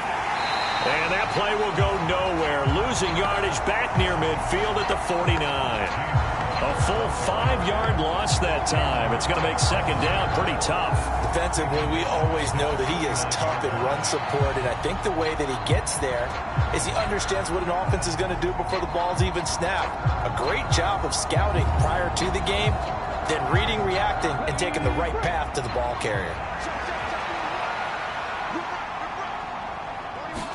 2nd and 15. A battle for it, and it's intercepted. And his guys are going to take over at the 39-yard line. That's now his 2nd interception in as many weeks from his linebacker position. And think about all the different techniques he has to employ in a passing situation. Is he spot dropping because it's zone? Is he picking up man-to-man? Is he having to run with a running back or a tight end?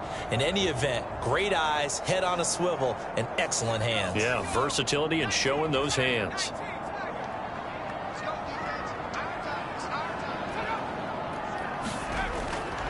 They'll start on the ground here on 1st down. Nowhere to go that time. He maybe got a yard up to the 40. Now 2nd and 9.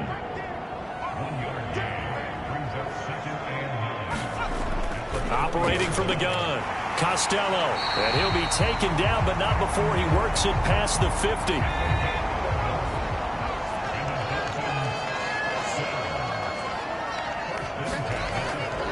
Up the middle, here's Walker.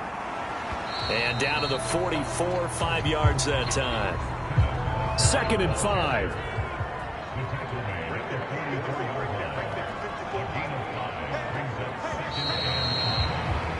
And as they come to the line, they will not be able to get off another play as time has run out on this third quarter. You're watching the NFL on EA Sports. Now 2nd and 5.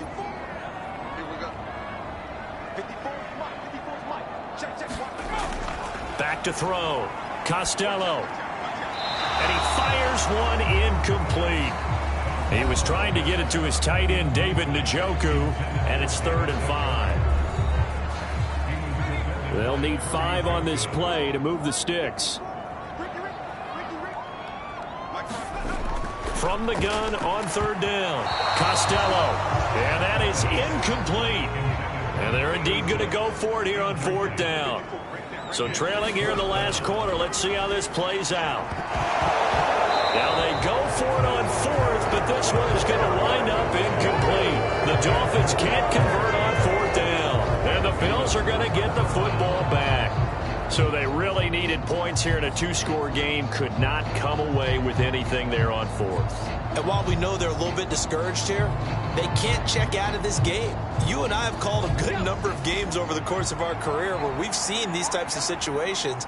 Teams get the ball back, and that miracle does occur. So they can't let that dream go just yet. They have to get stout on defense here. Yeah, right now really hoping for a turnover. That's going to wind up a loss of a full 3 yards on 1st down. Run blitz there defensively, something we might see more of here in the 4th quarter. I think we'll see a lot of it, and the difference between that and a pass blitz, you're just trying to get to the quarterback. You're trying to scheme someone open who will get to the QB and make sure he gets on the ground. In a run blitz, you're actually trying to cover up gaps, trying to cover up holes so they can't run the football. So now they have to contend with 2nd and 13 after the 1st down run goes backwards. They run it again with Cook. And he's able to break out of 1 tackle, but then quickly brought down.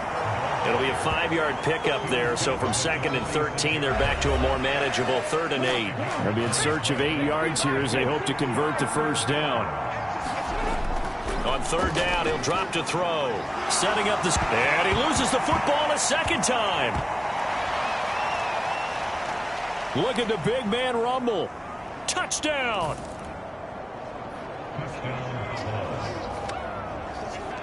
So that's about as fortuitous of a bounce as you're going to find as it's scooped up and taken in for the touchdown. And I love how you use the word fortuitous there, because as that popped up, he just happened to be in the right place, grabbed it, and found his way into the end zone. Tyler Bass now for the point after.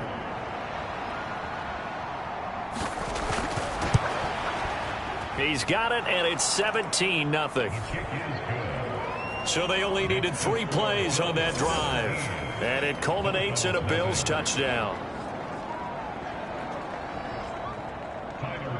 After the touchdown, Bass to kick it away.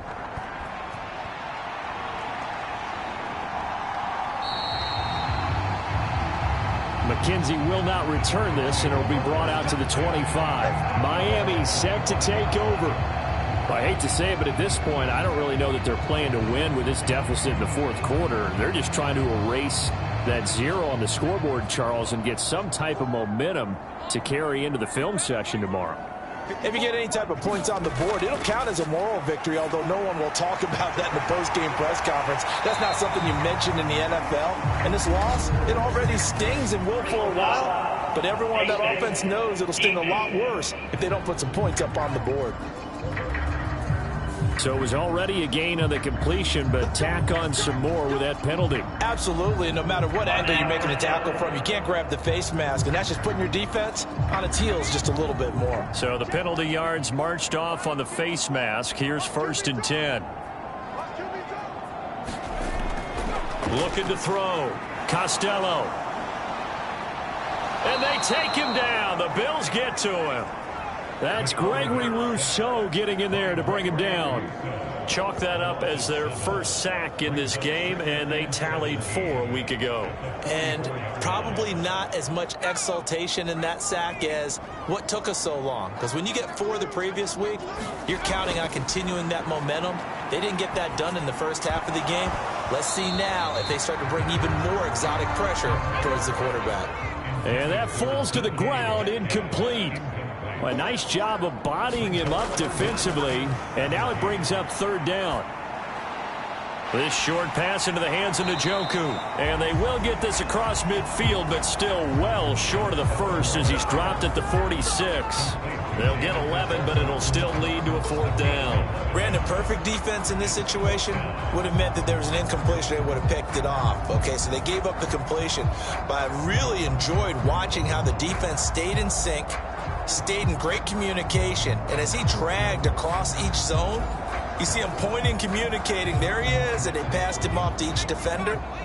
Ended up making a nice play, even though it was complete. Got to try it here. He's back to throw. And he's going to be intercepted for the 3rd time thus far. Picked off by Jalen Johnson. And the Bills are in great shape here as they take over at their 46-yard line. Boy, so another interception, CD, and it feels like he's starting to unravel a little bit. And as you would expect, still a work in progress here in his 2nd season. He has to start ironing out some of these mistakes, though, because now his head coach, his offensive coaches, they have to evaluate whether you keep playing him and let him work through it, or you start thinking about going to his backup. And he's going to take this ahead for right around 3 yards, but no more than that. 2nd down. Here's Cook again. And just 1 yard here from the 49 to the 50. Well, partner, Marvin, our #1 stats guy, just handed me a little card that says he has 97 yards on the ground today. You think he's going to get the ball again? I think so. 3 away from that century mark. Got to have it. Yeah, and I think what they're going to call is one of his favorite runs, whatever he feels comfortable with, and what the offensive line has executed well today to try and get him over 100 yards. 7 yards there, good enough to move the sticks. A bit of a catch for him to remember. That's number 400 for his NFL career. Not a bad number at all.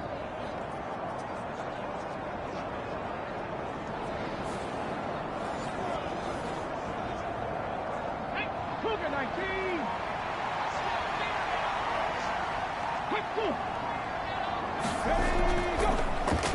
Left side, Cook. And down to the 41.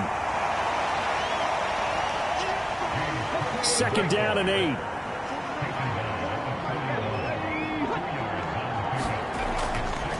Now Cook running right. Looking for a cutback lane, but nothing there as he's met at the line of scrimmage. And now he appears to be in some pain. We'll get an update when we come back to Hard Rock Stadium.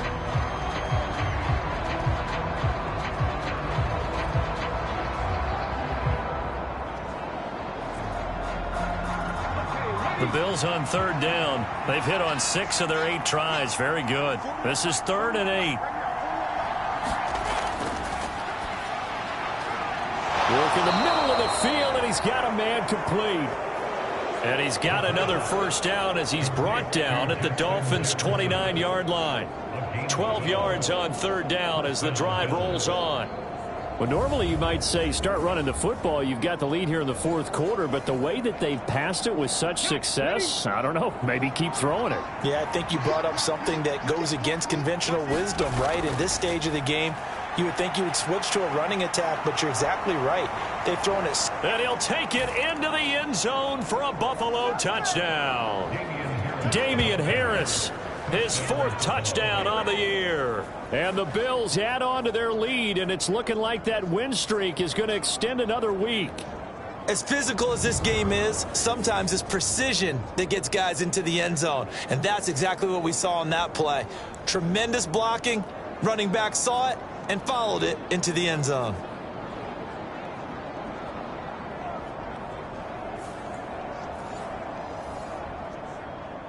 Here's Bass now for the extra point.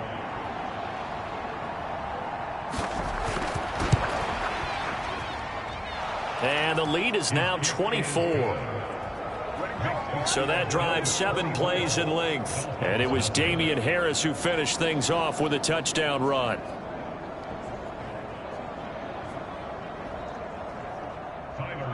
After the touchdown, Bass to kick it away.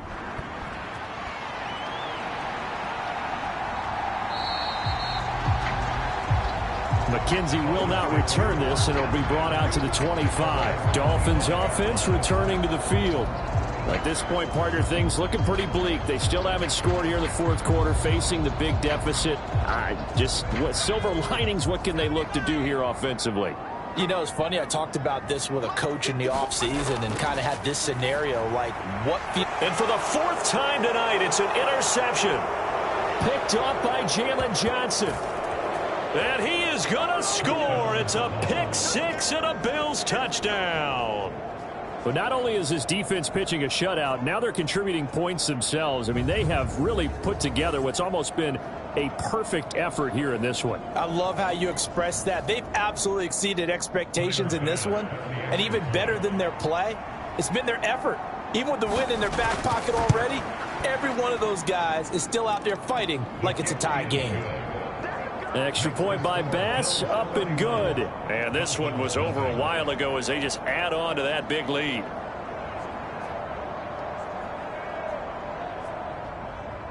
So they'll get another shot on offense following that pick 6. And now the kick is away. McKenzie will not return this, and it'll be brought out to the 25. The Dolphins offense now heads back on the field. And let's face it, this drive is not going to have any bearing on this game, but it's kind of important for one reason, isn't it? It certainly is. You got to get points. And, okay, all right, I'm being facetious here. But you get points. You feel a little bit better about yourself as you move on to the next one. Now a throw here to his running back. This will be stopped about 2 yards shy of the marker. 8-yard gain, 2nd and 2. Back to throw. Costello. This one into the hands of Metcalf. That one a first down pickup of 8. Looking to throw. Costello.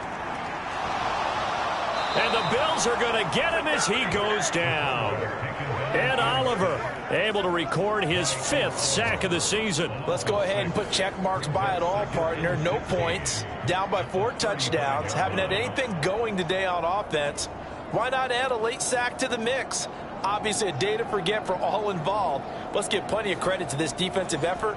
They've been excellent from start to finish. Work to be done here on 2nd and 16 after the sack. Back to throw. Costello. This short pass into the hands of Njoku. Short completion, just 4 yards. And that'll make it 3rd and 13.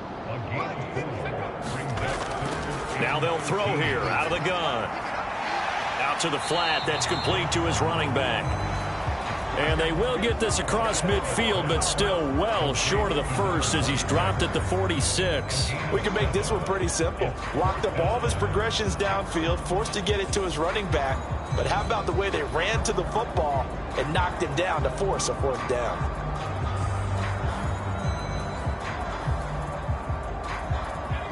And no move to get the offense off the field. They're going on 4th and 5. As expected, they're going for it to keep the drive alive. And it's a leaping effort, but it's knocked away and incomplete. The Dolphins can't convert on 4th down. And the Bills are going to take over in excellent field position. Now, they've clearly made a conscious decision here to be more aggressive in the late stages of this game here in the second half. And I get it. In this situation, you know, if you want to be aggressive out near midfield, you feel good about your defense maybe, or just, hey, I thought I had a proper play call. But how about the guys that just stopped them? How good do they feel right now? Hey, you want to go for it here? We shut you down. They're over on the bench right now feeling great. Officially, it's a 1-yard loss. That's going to bring up 2nd and 11. I like the strategy. Extra tight ends, extra beef. They want to run the football, but that means they probably want to run it inside. If you get strung out on the perimeter, you're in peril. Yeah, we saw the result, negative yardage.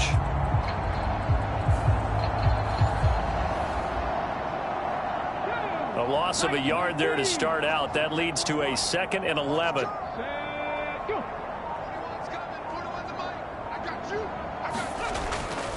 They'll try the middle with Cook.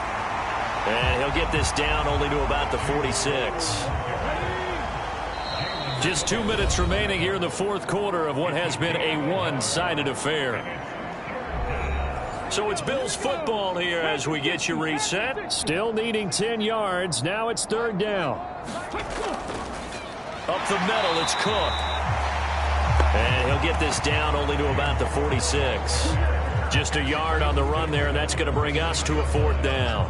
Nice job there on the tackle. Keep him to the short gain. And, of course, he got some good news this week. He was named AFC Defensive Player of the Week from last week's effort. And part of the reason he got that award, because of plays like that. Not every play is spectacular. Not every play is for a loss. Make the plays that are in front of you, keep it to short gains, and you pile up statistics. So look at this. Here's the field goal unit coming out. And he is going to need to bomb this one. This was the old NFL record distance for decades, a 63-yard attempt. And, off the crossbar, no good. A sensational effort from that distance, but rejected by the bar. Out comes the Miami offensive unit now. They get set to take over. Where we stand right now in the fourth quarter, this one pretty much out of reach. And, Charles, I know they're going to be disappointed about several things with this ball game, but the self-inflicted wounds, they've had several turnovers. You would have to think that's going to be something they're going to discuss heavily in the film session in the coming days. You're absolutely right about that, partner, because they're going to have to sit in that film room and watch every error that they made and figure out how to not do it in the future. And mentally, I think a lot of the guys are already starting to think about, okay, how do we put this behind us and get better for the next time out? This, they'll use as motivation for the rest of the time that they play to hopefully never be in this type of situation again. From the gun on 3rd down, Costello. That is caught. And he is out of bounds, but not before he's inside the 30. Give him 15 yards on that one, and the Dolphins have a 1st down. Nice game there, partner, but you and I both know that won't do anything for the final score. They're not going to win this one. Right now they're playing for pride and fantasy points. And just to erase that goose egg, nobody wants to be shut out. On 1st down, Costello. Quick hitter to Jalen Waddle. And down inside the 15 he goes. Another nice gain, 13 yards that time, and another 1st down. Looking to throw. Costello. And that is caught. Oh, what a catch at the 5-yard line. From the 5, here's 2nd and 2. And before this 2nd down play, we'll get a whistle, a signal, and a timeout as they stop it with 22 ticks to go in the 4th. To throw on 2nd down. Costello to the goal line, but it's incomplete. Trying to keep the drive going here. This is play number 7 on 3rd and 2. Back to throw. Costello. And now here is another interception. Picked up by Jalen Johnson. And the Bills are going to take possession here as they've got it at their own 4-yard line. Well, they've got the huge lead. Now they have another interception on the defensive side. Seems like everything they touch in this one, Charles, turns to gold. And they have to be awfully happy right there to get what appears to be one more for the road. It helps seal away one of their best efforts of the season. And that won't buy them much room. Just a 1-yard gain to the 5. So not just a blowout win for them today, Charles, but a shutout blowout win as well. Clearly just a superior effort on both sides of the ball. Hey, didn't it feel like you get a touchdown, you get a touchdown, and then the defense jumped up and said, hold it. We're getting involved as well. You're exactly right. Big points, both sides contributing, a full team win. So for Buffalo, they moved to 7-1 on the year with the victory. And they'll have another road date next week with the New York Giants. Meanwhile, for the Dolphins, it's just their 2nd loss so far to go along with their 7 wins. And they'll get a chance to redeem themselves at home next week. And for Charles Davis and our entire crew, I'm Brandon Gaudin. You've been watching the NFL on EA Sports.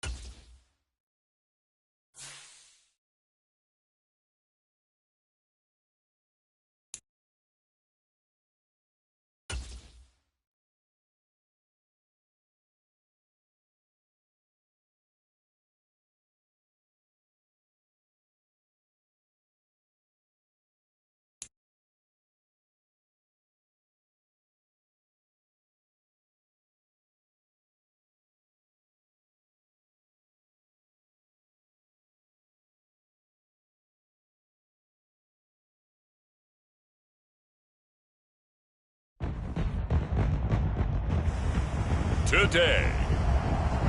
From U.S. Bank Stadium in Minneapolis, it's Week 9 of the NFL on EA Sports.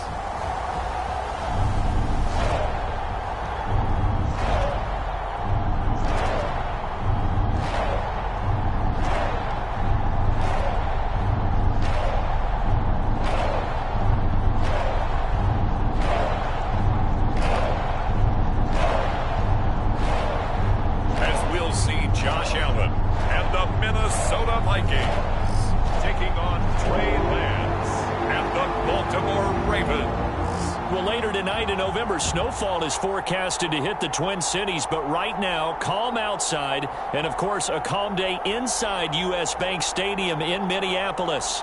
Today, it's a Week 9 matchup. We are all set to go, as it'll be the Baltimore Ravens taking on the Minnesota Vikings.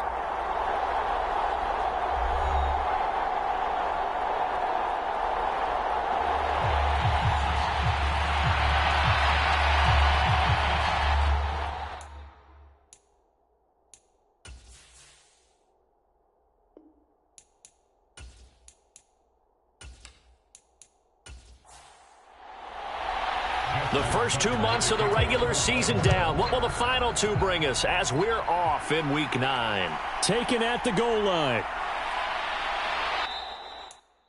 And makes it across the 20 as his guys will set up shop at the 23-yard line.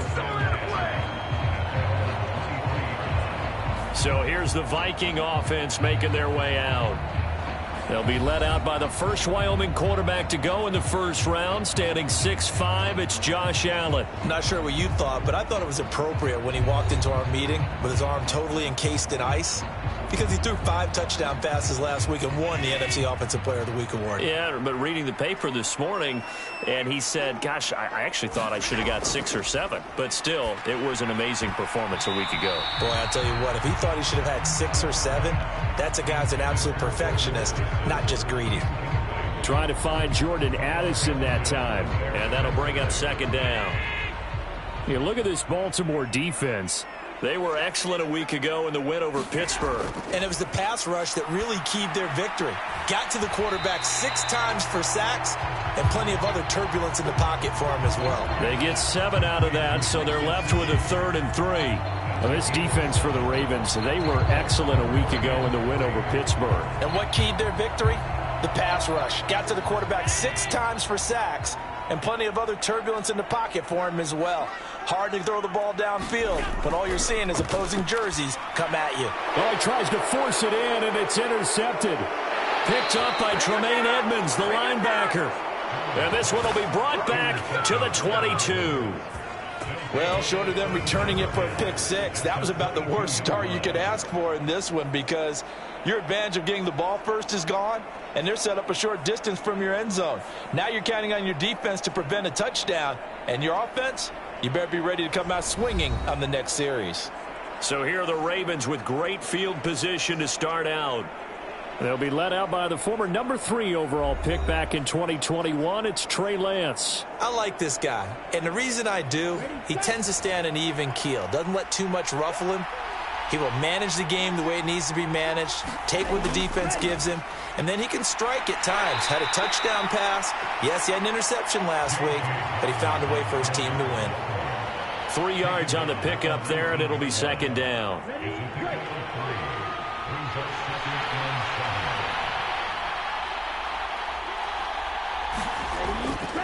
They'll go again with Dobbins. And they get him behind the line, so that short gain on first down quickly negated. It'll go down as a 2-yard loss, and it brings up a 3rd down. Well, that play was over before it even got started. Thanks for nothing, huh? How about that? That sets up a very difficult 3rd down call now.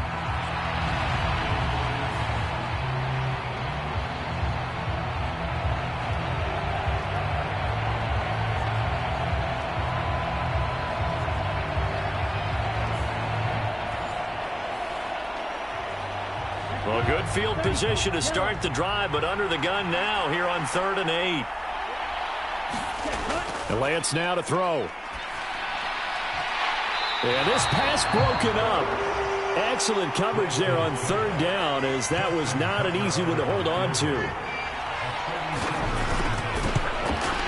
Tucker's kick is good. And the Ravens strike first at 3-zip.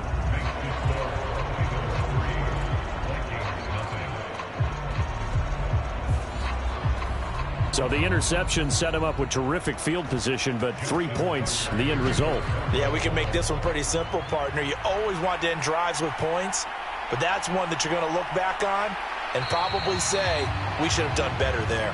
And only able to get this to the 19, so probably should have opted for the touchback. The Vikings taking the field here for their second drive of the game. They threw an interception the first time they had the football, only gave up 3 points off of that, so it shouldn't be a difficult hole to overcome. It really shouldn't, as long as they're not listening to the chatter coming from the other side, because when you throw a pick, look, I know defensive backs, they have a tendency to be a little bit loud after they take one away, but they also have a tendency to gamble a little bit more, thinking they'll get a second one. Maybe they can take advantage of that with some double moves. Allen now on first down. Throw to the right, taken in by Berrios. And brought down, but not before reaching the 45-yard line. Give him back-to-back catches now. That one for 16, and another first down. That connection seemed to work out okay on the first play of the drive. Why not go right back to it? And once again, this defense is left without an answer as they surrender back-to-back first downs. Back-to-back good plays have them on the move on first down.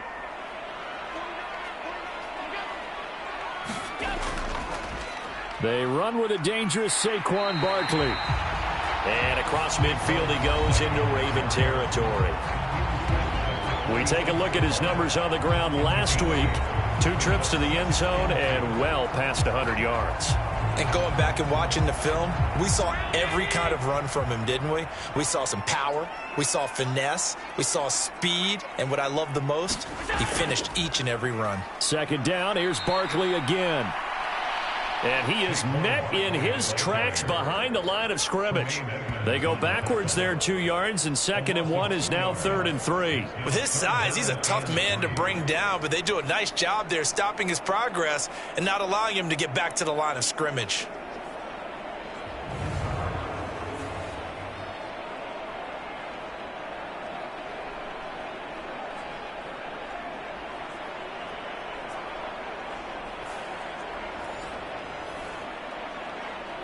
They'll come up now 3rd and 3. Allen. And tight coverage there. It's knocked away, incomplete. This is what defensive coaches ask of their defenders every single ball game. Get a hand on every throw in coverage. They want the deflections. They want the knockaways. Pick it yourself if you can, but at least knock it down and guarantee it's incomplete. And this is going to hit the goal line and continue on into the end zone for a touchback. Baltimore set to take over here for their second possession of the game. And they come into this one riding that nice long win streak. And remember, next weekend is an open week for them. So if they can get the win here, a lot of momentum into that time off.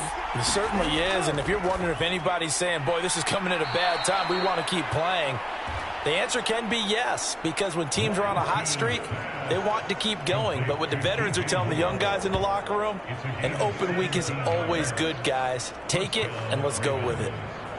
I don't care who you put on him. He's going to be a handful in one-on-one throws. Yeah, right now you're right. They're in man-to-man. Maybe need some safety help. I would say that'd be a good idea. Double team him somehow. I'm going to have to make someone else beat me rather than let him shred my defense. One play has him to the 37 here for 1st and 10. Throwing now is Lance.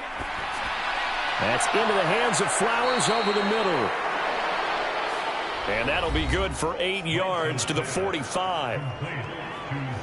The numbers for Flowers last week: 5 catches, 54 yards, and a touchdown. This defense is ranked near the bottom of the league against the pass.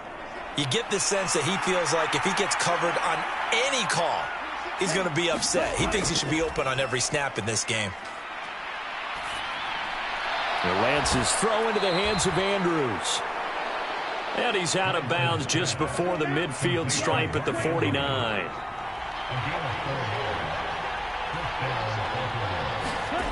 Lance now on first down.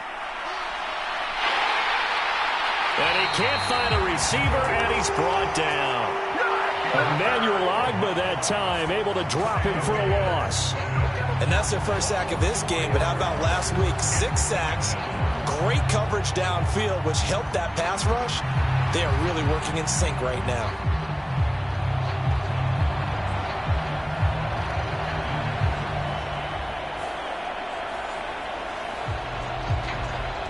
Counting down toward the midway point in quarter one. On second down, a run with Dobbins. Pushing forward for 3 up to the 48. An extra defender in the secondary for the Vikings here on third down. Now Lance. And they're well past midfield, just a yard or two shy of the 40. Excellent work there by Lance as he scrambles for the first down. No surprise to see his sideline fired up by that big play. Heck, we're fired up and we're supposed to be neutral. That's a quarterback putting his body on the line to fight and just barely get the first down. When he does something like that, it gets everyone ready to lay it all out there and try and match his intensity. From Viking territory now, they'll come up 1st and 10 at the 41. Lance looking to throw it. To the right side, and he's got more complete. And he's taken down inside the 30. They had to settle for 3 last drive, hoping this second go-around ends in 6. In good position, 1st and 10. And he's going to get a solid gain of 9 before being brought down. 2nd and right at a yard. The Ravens at 7-1 now on the year. And they've been playing their best football of the year. Winners of 4 in a row. And last week was a bit of a nail-biter, a 3-point victory, but it's also the kind of game that reveals a team's true character. They fought all the way and came out victorious. And he'll be out of bounds, taking it just shy of the 10 at the 11 or the 12. On 1st and 10, here's Lance. And he is into the end zone for a Baltimore touchdown. His 5th rushing touchdown on the year, 6th overall. And the Ravens are able to stretch out their lead. Well, the defensive coverage was good, so good he just decided to make a play of his own, and it worked out. Yeah, you often wonder if they think to themselves, was the coverage too good to allow him to run the football? But I think you'd rather take your chances with him doing exactly that, and he beat him on that play all the way to the end zone. Justin Tucker for the extra point.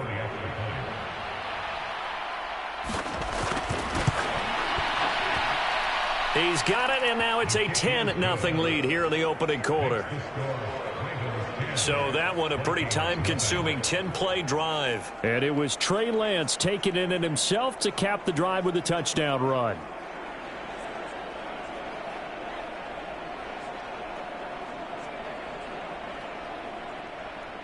So an early 10-0 lead for them now as they kick it away.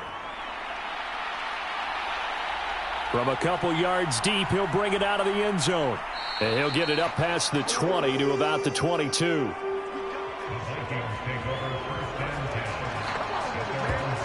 Now the Vikings offense gets set to take over here.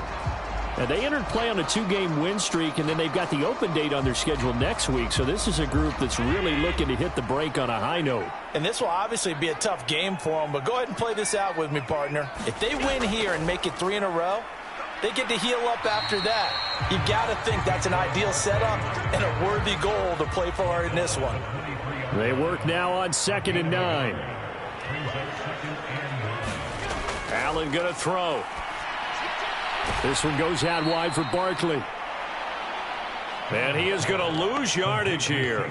They wind up losing a couple there, so they go behind the original line of scrimmage, and now 3rd and 11 coming up. Well, Brandon, we could see that play developing, and they were hoping that he was going to be able to put a move on the first guy and turn it into a big play. But no such luck. The speed on defense continues to get better and better in the NFL. Pretty nice example there of those guys being able to run from their assignments and finish off that play.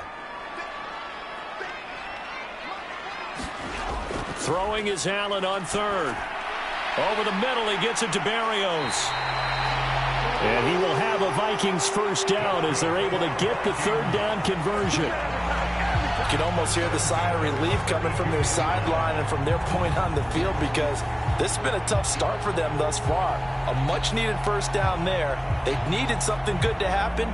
Plays like that will continue to help them dig out of this hole. From the 32 now, here's 1st and 10. A give to Barkley out of the gun. And he can only manage to get a couple. 2nd and 8 coming up.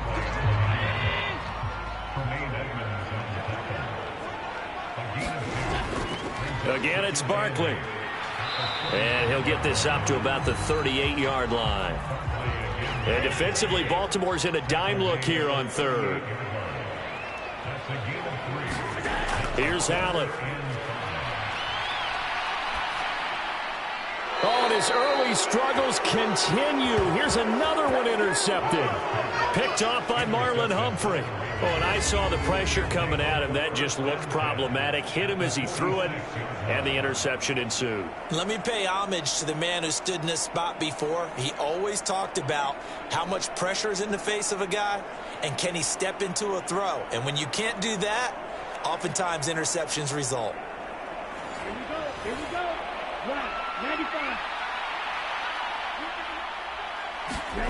Lance now on 1st down. Complete on the quick throw to Moore. And he's tackled a yard short of the marker. Good gain of 9 on 1st down. Here's Lance. And he rifles one incomplete. They tried the throw on 2nd down, unsuccessful. Now it's 3rd and 1. Now a play fake. Lance. That's complete to the fullback, Ricard. They'll wind up losing 3 here on the play. And it'll be 4th down. And not what you're looking to do on 3rd and 1, completing the pass, but going backward. I have zero explanation for that, because 3rd and 1, you just figure snap, throw, 1st down, right? Easy play. But end up losing yardage on it. That's hard to account for.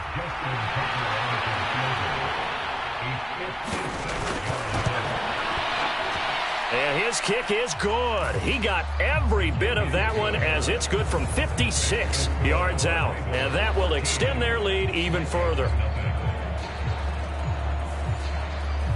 Well, they already had the early lead, and they get the interception, Charles, and now they add 3 more with the field goal. Yeah, they're in control of how this game is playing out so far. You mentioned the early lead. Now they're expanding on it, getting plays on both sides of the ball. A winning recipe if they can keep this up. Minnesota's offense takes over possession.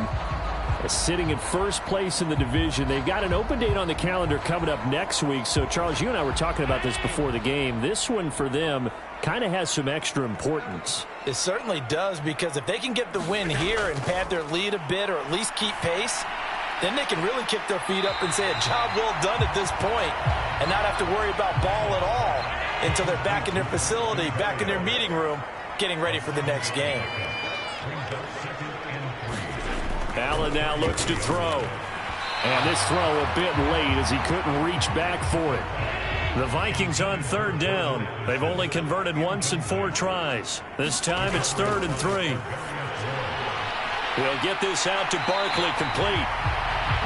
And he will have a Vikings first down by about a yard. It's a gain of 5 on 3rd and 4. I'm not sure that was necessarily a safety valve or a check down throw on 3rd down. Sometimes just try and find the open guy and get him the ball. He did exactly that and found a way to pick up a first down.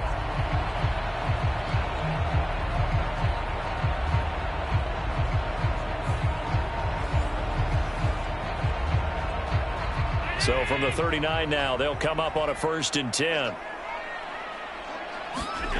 To the air, Allen. And he's going to be intercepted a 3rd time. Picked off by Roquan Smith. And the return here will go to the 31-yard line. A nightmare of a first half for him. That's now 3 interceptions. But Charles, with his talent, if anyone can shake this off and right the ship, it's him. I agree, because you don't get to be one of the best quarterbacks in the league without developing some major mental toughness. So I expect him to go in the locker room at halftime, hit the reset button, and come out a new guy in half number 2.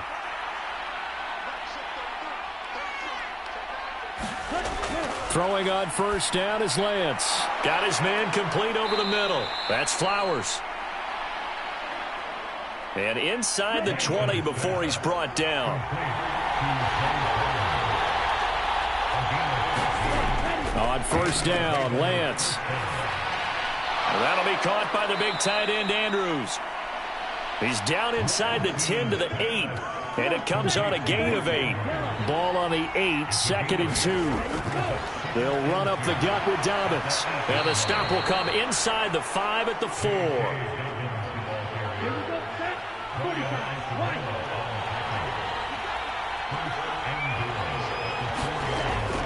They'll try to pound it in with Ricard. And he gets halfway there from the 4 to the 2 on a gain of 2. From the 2 now, 2nd and goal.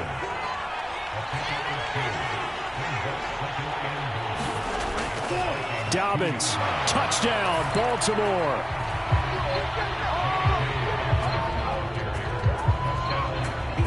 Just power football there, down near the goal line. Give it to him. He's able to push his way across. Yeah, they went heavy there. Sometimes you have those big offensive linemen come in, have to report like they're eligible. But all they're doing is getting a good stance, blocking, and getting their runner across the goal line.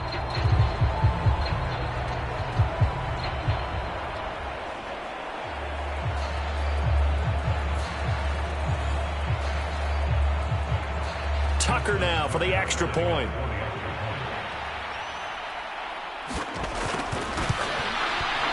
And that one pushes the lead up to an even 20. The drive summary that time, 5 plays. And it's finished off by a touchdown run from J.K. Dobbins.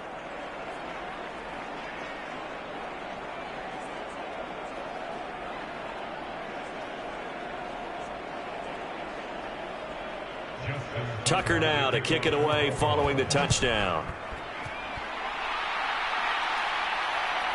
And here comes a return from just beyond the goal line. And tackled at the 21-yard line, so a net negative there of 4 yards. Now the Minnesota offense set to take over again.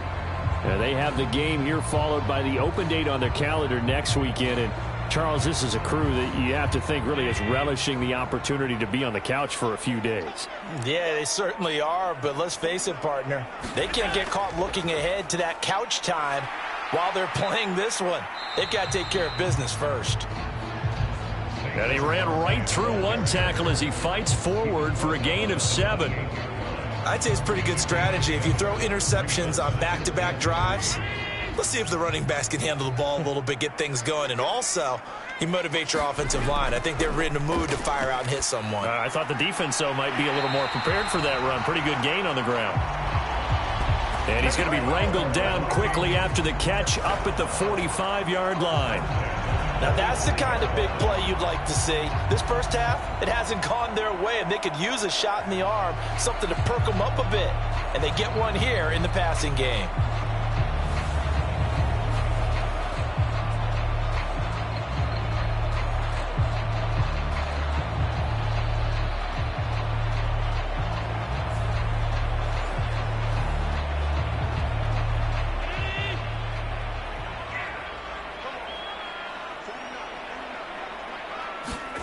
First down, and they're going to throw with Allen.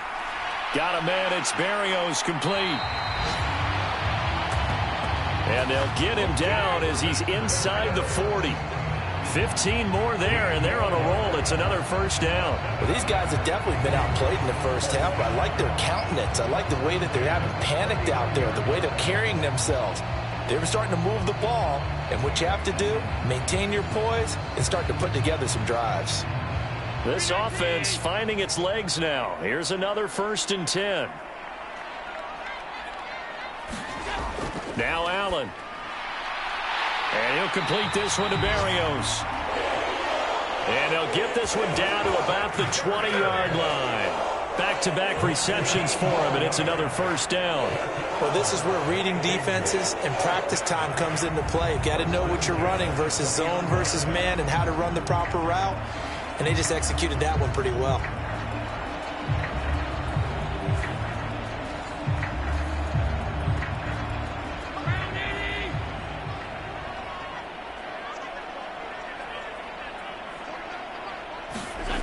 Operating from the red zone now. Allen looking left side, and he's got a man. That's Boyd.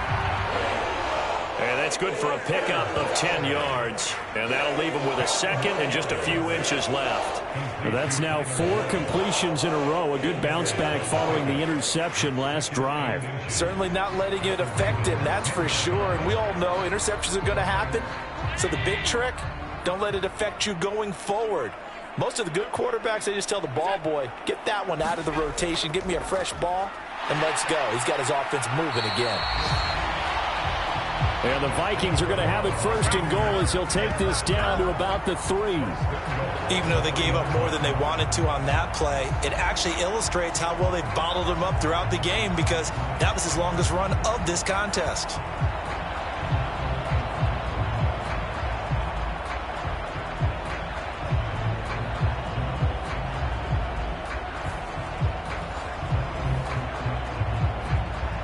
First and goal, and they got to be thinking a chance to get right back into this football game. Barkley. Had a nice job to break free of one tackle, but it slowed his momentum somewhat, and he's taken down right after.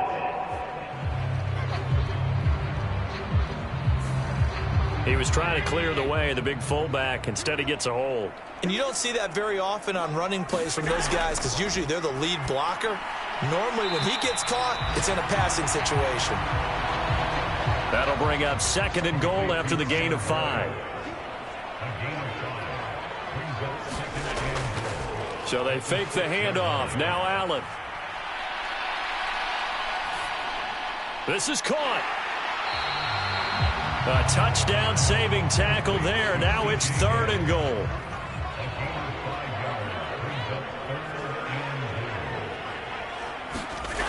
Here's Allen to throw it. Forced, and he'll get into the end zone. Touchdown, Minnesota. Josh Allen punching it in from a yard away.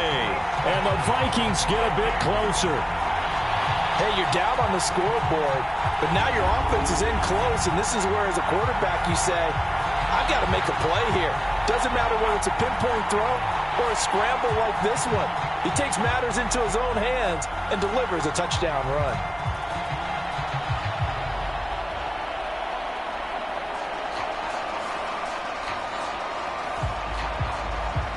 For the extra point, Cameron Dicker.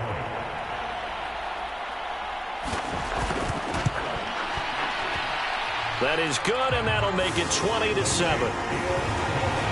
So that drive consumes 9 plays all told. And it was Josh Allen using his legs to polish things off.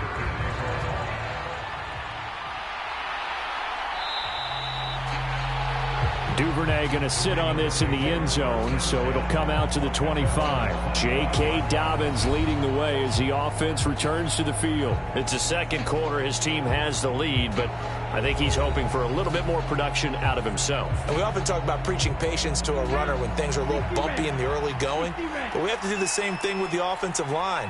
They can't wait to halftime to make the adjustments. They have to do it from series to series, so those surface tablets come into play. Check out what the defense is doing and see if they can find a better way to run it. So they search for that patience here now. Give him 10 that time, escaping the danger, running with it, and picking up a first down. Certainly not the way they drew it up in the playbook, but that's why they love this guy back there. He sees things breaking down, and he's more than capable of finding an escape route and still getting a decent gain. Ball up to the 35 now as they come up on 1st and 10. And Lance going to throw. A quick throw knocked away and incomplete.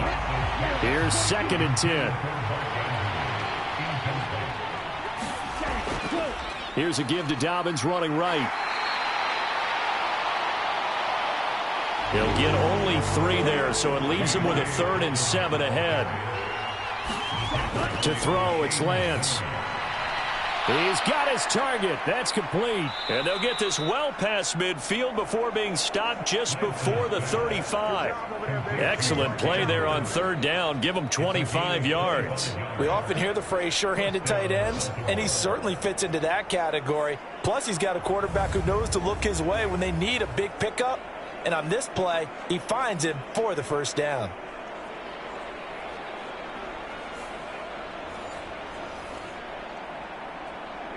From Viking territory now, they'll come up 1st and 10 at the 36. Here's Lance to throw it.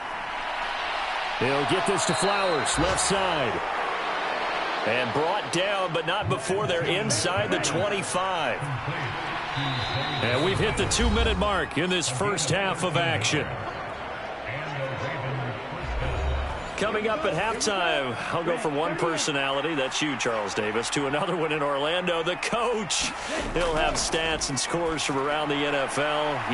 That is caught. It's Bateman for a Raven touchdown. Rashad Bateman, his 2nd touchdown on the season. And the Ravens are able to widen their advantage. A nice connection there, finding his target, and that'll put 6 up on the board. Just like they drew it up in their playbook and reiterated it on the sidelines, right? Perfect route, a good throw, and the defense, they had no answer for that right there.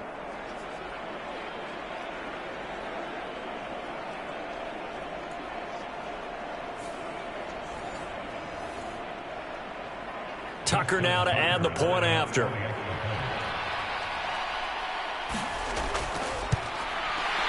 And that one pushes the lead up to an even 20. So the drive there took 6 plays. And it's Rashad Bateman who finished it all off with a touchdown. Tucker now to kick it away following the touchdown. This fielded right at the goal line.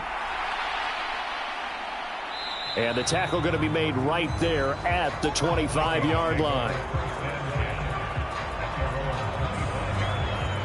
The Vikings offense now, they get ready to head back on the field. For this offense, Charles, remember the last time they were out here, marched it nearly the full length of the football field, and a lot of the attack went through the air, so now they're seeing if they can duplicate that performance. Okay, if I show my age a little bit, partner, because I can hear my high school coach, John Ford. I can hear his voice in my head. Laddie, when you put the ball in the air, 3 things can happen, and 2 of them are bad. For the way the game's being played now, this is just part of what they do, so I don't think they should change anything at all. They've been dominant. Keep throwing it around. On 2nd down, here's Allen. And he'll get this underneath, dropping it off for Barkley. Now the Ravens going to use one of their timeouts as they'll head to the sideline and talk over what to do next. Now Allen. They'll set up the screen to Barkley. The Ravens going to use the 2nd of their timeouts as they'll head to the sideline and talk over what to do next. On 4th down, Matt Ariza sent on to punt. His first punt, 48 yards. This one looks equally as good. Fighting through.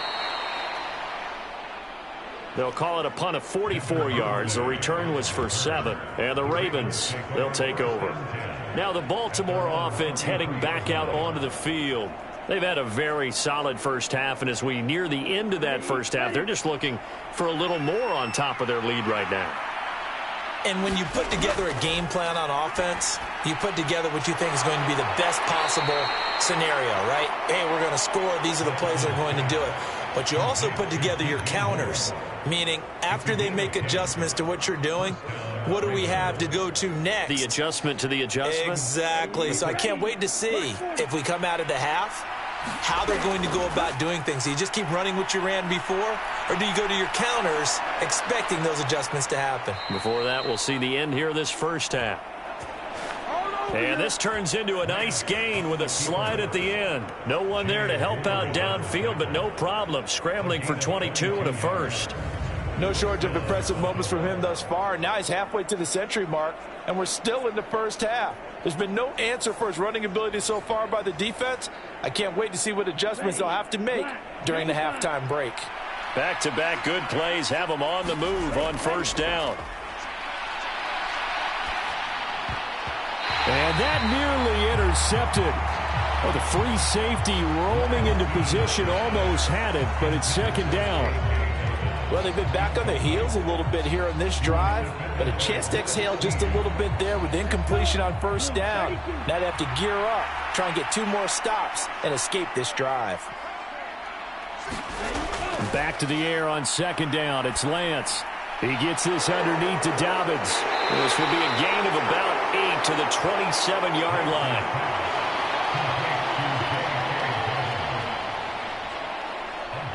They need 2. Here's third down. Operating from the gun. Lance working the middle of the field, and he's got a man complete. Ravens going to use their third and final timeout as they'll stop the clock with 12 seconds to go in this first half.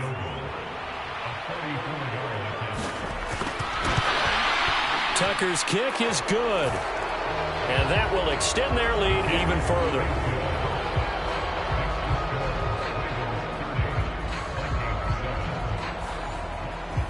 So that one is his third of the game. Now, if you're wondering, that's only halfway to his career high, as he once had 6 field goals. Brandon, 6? Let's hope we don't get that again, please. Can we see a few touchdowns here and there? That'd be nice. And beyond the 20, but not by much. In fact, just a yard pass there to the 21. And with time running short here, they'll simply take a knee, and that should do it for half number 1.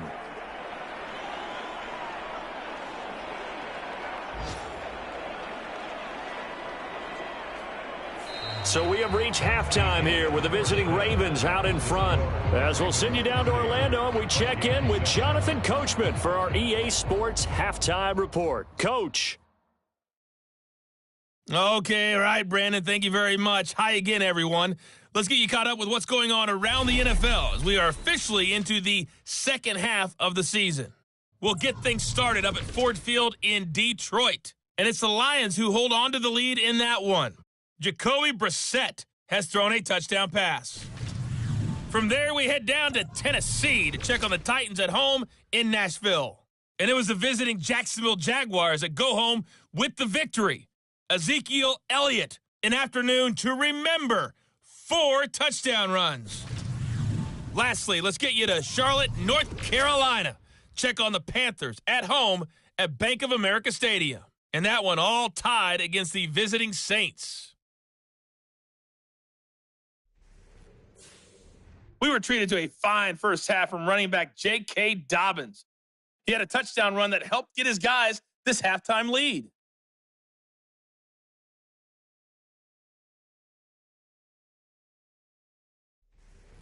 All right, Coach, thank you very much. As we welcome you back for quarter number 3.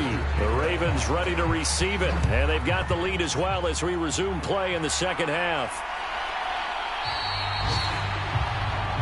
And we will not see a return to start the half, as this will be a touchback. So here are the Ravens to take over on offense. They're working on a 4-game winning streak, and they lead this one as well right now as they start 1st and 10.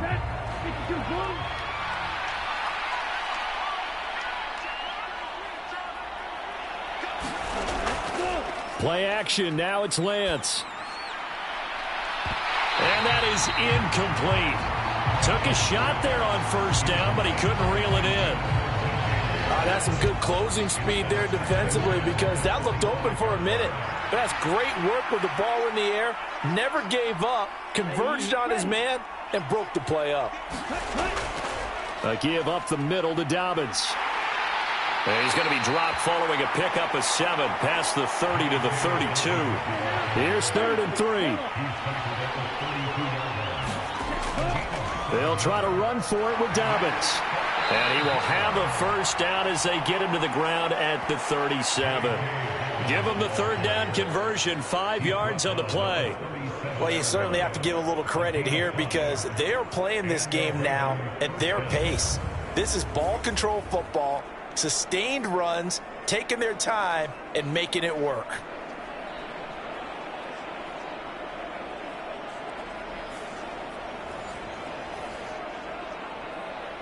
Line of scrimmage, the 37 on 1st and 10.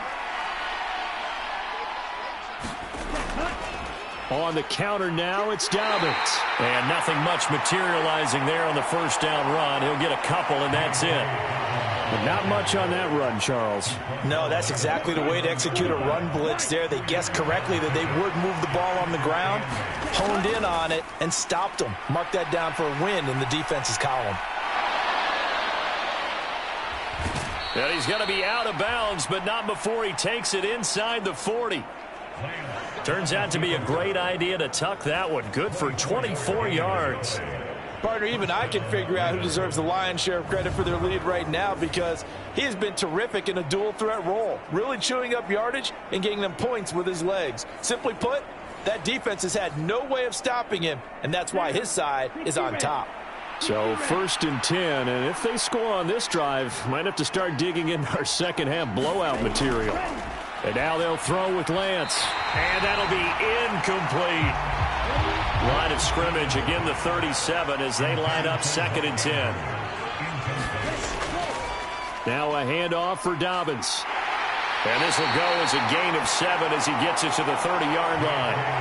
Looks to me like maybe there's a little attrition setting in with this drive, because when you see that type of a run, I get the feeling the defense gets a little bit tired. And that's the last thing they need, especially when they look up at the scoreboard. On 3rd down, here's Dobbins. And he'll be taken down, but he does have first down yardage. It's a gain of 4 there, and it gives him a new set of downs. A lot depended on the spot there, and he got it. But it wasn't by much, was it? I remember Coach Madden talking about, depending on which foot the official used, that would tell you whether you had the first down or not. You want that upfield foot to be the one that spots the ball, don't you? And you and I have the luxury of a couple extra views here in the booth, and he did get it, but not by much. Ready.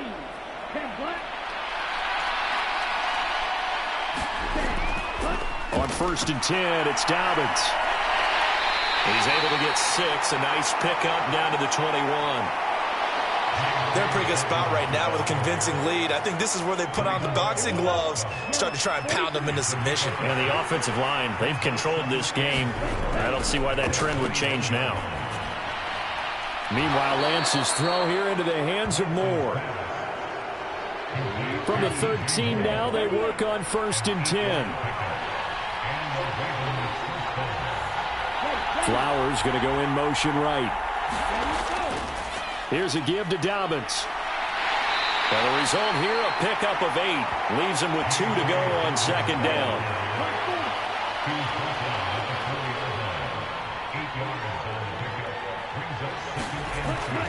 Another run here with Dobbins. And he'll be brought down right on the edge of the goal line at about the 1-yard line.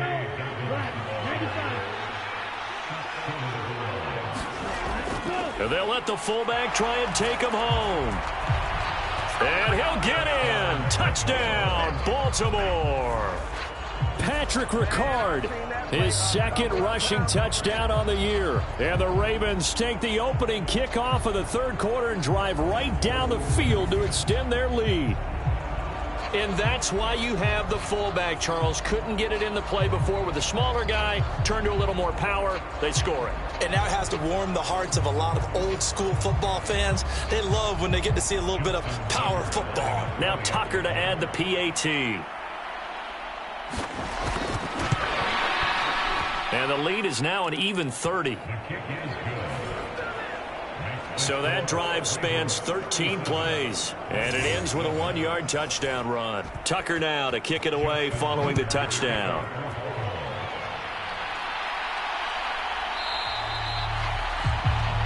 And he'll elect not to return this one, so they'll bring it out to the 25 on the touchback. It's the Vikings' turn on offense. We get ready for their first possession of the 2nd half. But CD, they certainly know the hole that they face as they begin the 2nd half. They have to do what precious few teams have done in NFL history, and that's try to come back from a 4-possession deficit. And, partner, you know, as that team gathers, they're saying to each other, you never say never, right? Because if you're on an NFL roster, that's how you have to think. You can always come back and win a ball game. And let's face it, we saw a certain Super Bowl, a 25-point lead late, that wasn't enough to put someone away. But that being said, this task is near impossible. Let's face it. And bottom line is, it officially becomes impossible if this possession is an empty one. One play has him up past the 40 already, and another 1st and 10. A handoff to Barkley on the option. And he'll manage to pick up about 4. It's 2nd down.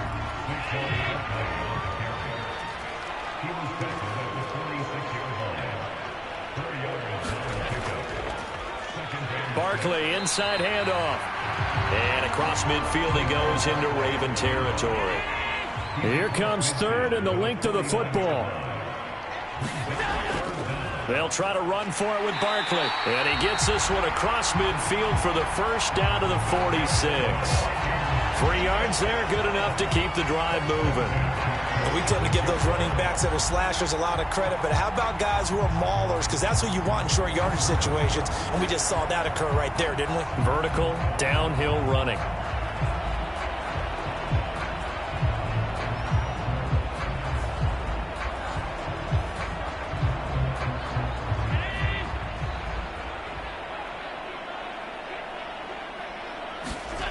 And now they'll throw with Allen. That's complete. He's got Barkley out of the backfield. And he's got this down a yard or 2 shy of the 40 before he's out of bounds. Now they'll send Boyd in motion left. Here's a fake on the jet sweep as he'll go instead with Barkley. And very little there. He might have gotten a yard. Yeah, I think he got a yard to the 41. Allen from the gun on 3rd down. And this one incomplete. And another throw that really could have been, maybe should have been intercepted. That would have been number 4. Instead, it's 4th down. And there's another stop. One of the league's best defenses is certainly bringing it again this week.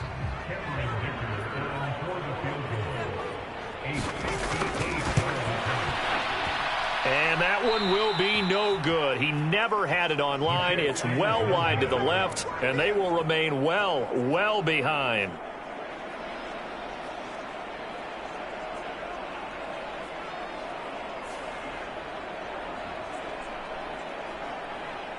The football back over to Baltimore and J.K. Dobbins. And he's sure looking like a lock for a 1,000-yard season. Don't know if he's going to get it in this game, but he'd probably like to just to get past that point. Yeah, and if he doesn't, as you noted, there's still time, still opportunity. There's still more games to be played. So, yeah, it's not a lock, but barring injury, it certainly looks like he's going to get there. And what an accomplishment that is. Anytime you get over 1,000 yards, you're celebrated in the NFL. It's been quite a season. Still a couple chapters left in that book, though. A good position to be in here, 2nd and inches.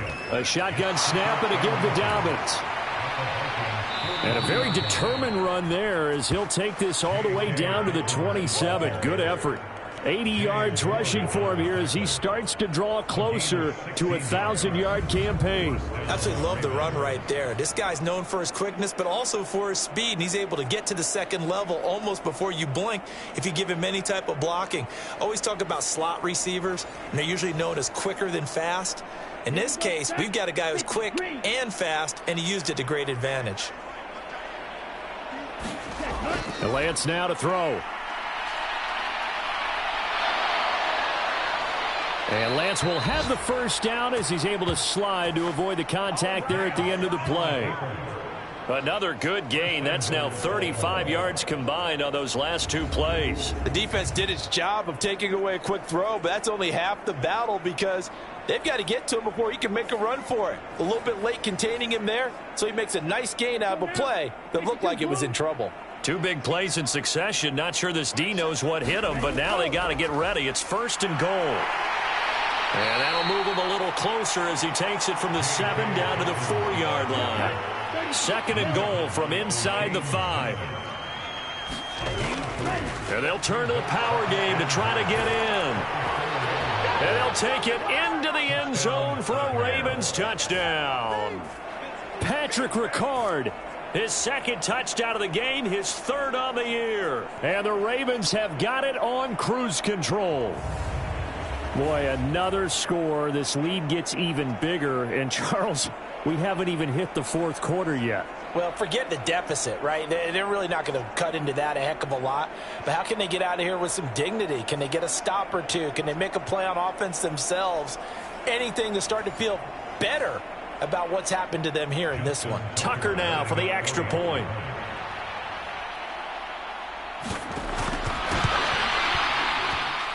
And he's been a busy man, 5 for 5 now as he knocks another one through to extend the lead. 5 plays there on that drive. And it results in a 4-yard touchdown run.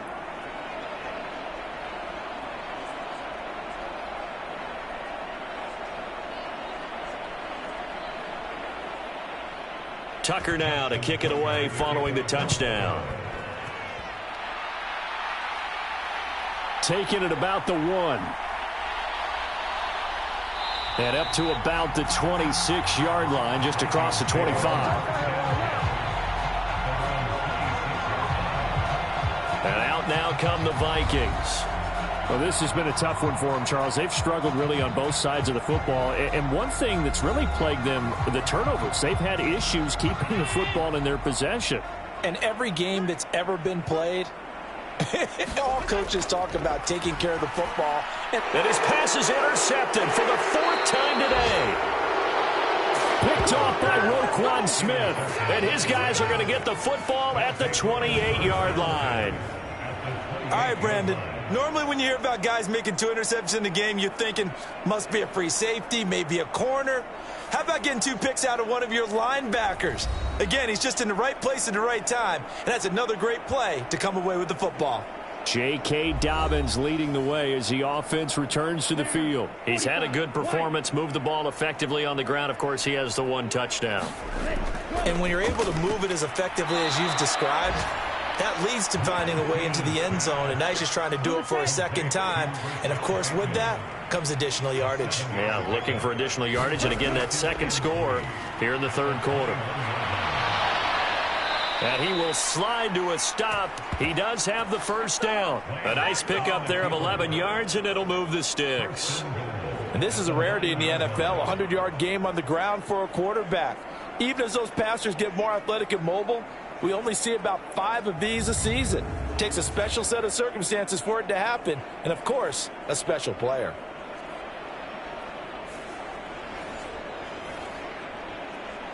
Okay, right?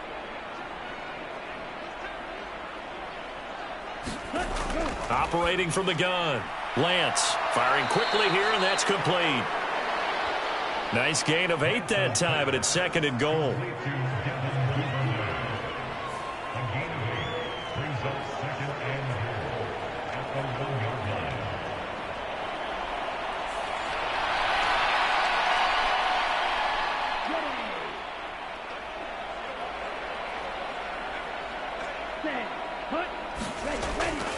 They'll try to run with Dobbins. And he is into the end zone for a Baltimore touchdown. J.K. Dobbins. His 2nd touchdown of the afternoon. And the Ravens are able to extend their lead in the final seconds of this 3rd quarter. Everybody in the stadium knew what they were going to do right there, CD. 3 tight ends on the field, all that extra bulk, and they run it in. And you saw where that one went, right? You run it over your best blocker. I can just see the head coach right now. I want to run this one over the big boy. And they got it done.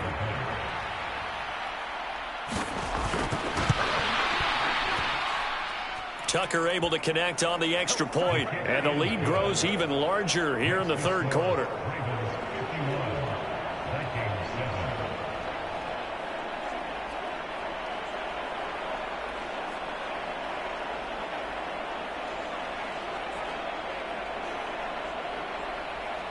Tucker now to kick it away following the touchdown. This taken in at the goal line. And he'll be brought down at the 28-yard line, so the decision to bring it out of the end zone gets him 3 more. The Minnesota offense about ready to get this next drive underway. Well, we're still in the 3rd quarter, so there's some time to kind of clean this up and make it look more respectable. Now, a win, that's probably gone out the window, Charles, but I don't know. Do you look at this as a time to just improve and maybe start to look towards the future? I think you have to find something to play for, something to grasp onto until the clock runs out. But, Brandon, we've been around this game a long time. This is an outlier. You don't get many blowouts like this no matter how the game looks on paper going in.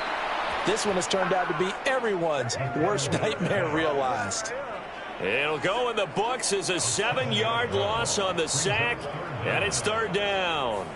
But one thing I do know, these guys on defense, they don't want this game to end. They're winning by multiple touchdowns. They've shut down the opposing quarterback in a big way, and they're still picking up sacks as we approach the end of this one.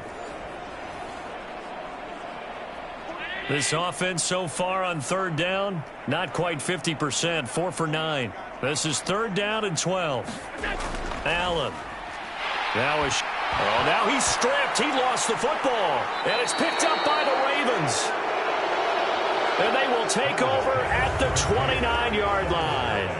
And I don't know that that fumble is going to matter a whole lot. You look at the deficit here in the fourth. It doesn't matter. The coach on the sideline still scratching his head. Yeah, not only scratching his head, but probably writing a note or two about we're going to address this come practice next week because maybe that's the reason we're down this far. Doesn't matter at this point, but being sloppy throughout the game, not going to help him improve. They'll run. It's Dobbins. Just a yard on the first down carry, so it's 2nd and 9.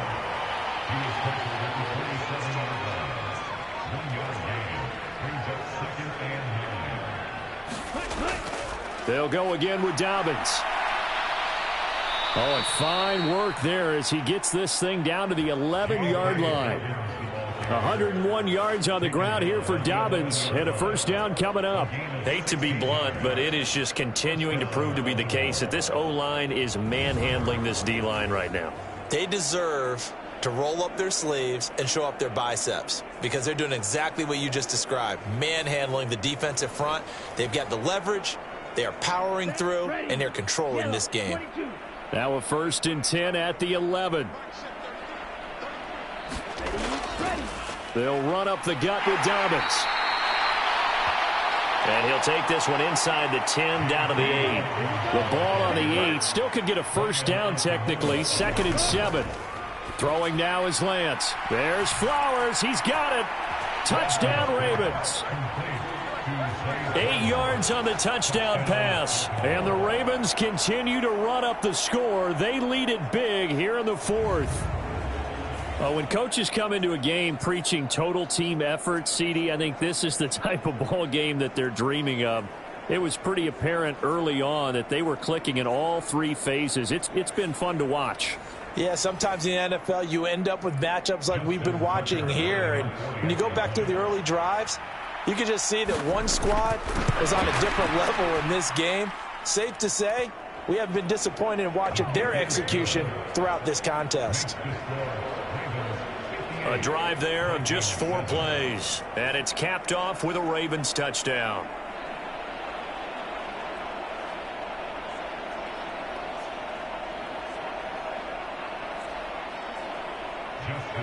Tucker now to kick it away following the touchdown.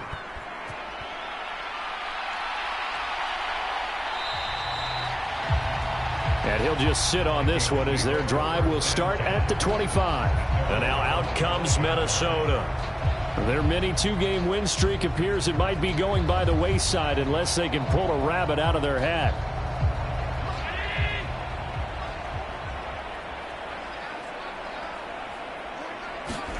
Throwing on first down is Allen. And my goodness, another interception. Picked off by Roquan Smith. Another great play defensively. They've been sharp on both sides of the ball, Charles, but that interception means that this defense will very well keep them down to single digits on the scoreboard in this game. And that's certainly something to smile about, isn't it, partner, if you're on defense? Because your goal every game is to pitch a shutout, but you and I both know that's pretty unrealistic. But to hold a team below double figures in a game, in an NFL game, that's certainly something to take pride in. Dobbins running out of the gun. And he's got it to about the 40. Brandon, I've got to think this offensive line has got some smiles on its faces. And I know it sounds crazy, but they practiced for this back in training camp. They knew they'd be in situations where it'd be extra defenders in the box coming after them, trying to keep them from locking down a game. Right now, they want to show the world they're up to the challenge. And maybe a measure of revenge there. He's had his way in this one, but this time they get him behind the line. Well, the offense has had a big day. He's been great running the football, but I don't think anybody liked that last result. No, they didn't like the last result at all, but they have to look at it in total, don't they? They've had a big day running the football. You take an occasional loss or an occasional bad play along the way, but all in all, they have to like what they've done.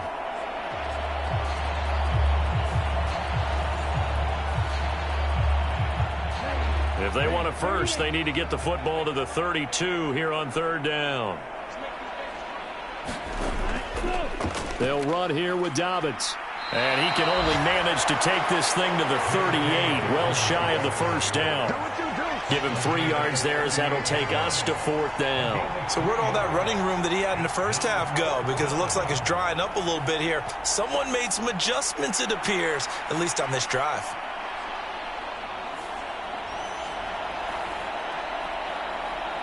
So coming on now is the field goal unit. They're going to try for 3, and he'll need all the leg he's got here. And he missed it. It's no good. But that's just a minor blip here in what's been a thoroughly dominating performance.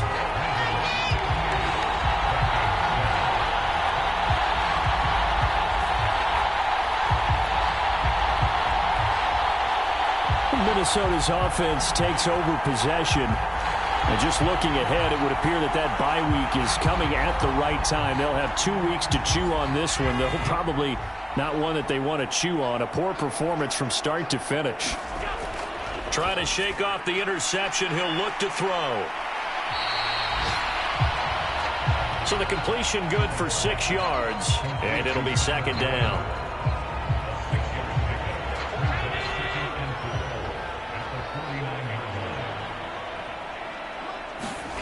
To throw, it's Allen. Now they set up the screen. That's complete. And he'll be taken down at the 44-yard line. A gain of 5, good enough for the first down. For a second there, I thought that might break big. Screen pass. Looked like it was coming together. Looked like there was an opening. Still, ended up with a solid gain. Allen now on first down. He finds him again, Saquon Barkley. And some room to maneuver. And he's going to get this inside the 30. He'll get 15 and a Vikings first down. Well, a touchdown here on this drive, it wouldn't really put much of a dent in the score, the deficit right now. But as you mentioned in the past, CD, their coach is probably just hoping to see something executed correctly on this drive before we close out the ball game. Yeah, and I think that every guy who's on the field has to feel exactly the same way, because if not, they might be looking for replacements. Treat every drive as if it's your last and make it a successful one in some small way. And he'll be brought down at the 27-yard line. This is 2nd and 8.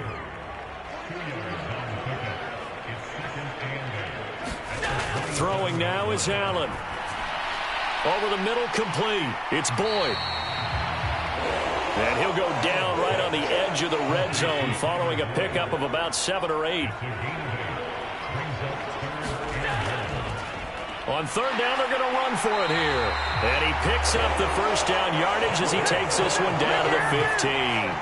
5 yards is the pickup there as that extends this drive. That's quite a spot there for his first carry of the game, but obviously they had plenty of faith in him, didn't they? No question about it. And here, why not go with the fresh legs? Able to push forward, pick up that first.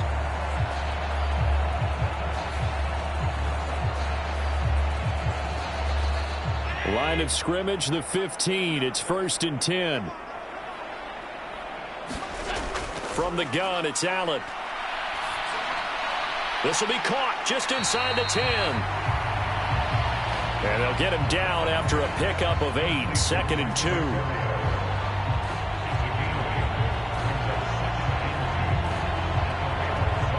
Second and 2. First down marker at the 5-yard line.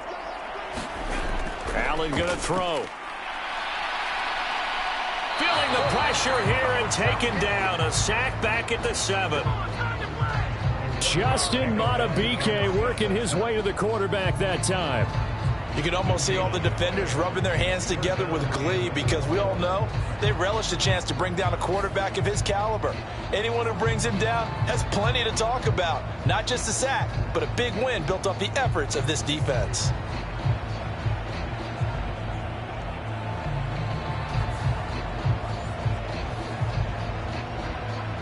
Here comes play number 9 now as they come up on a 3rd and 3.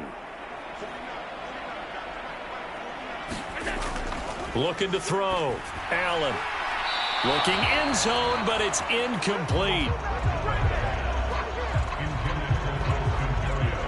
They lead big, and a major part of that has been how they've taken their play to a whole new level this second half.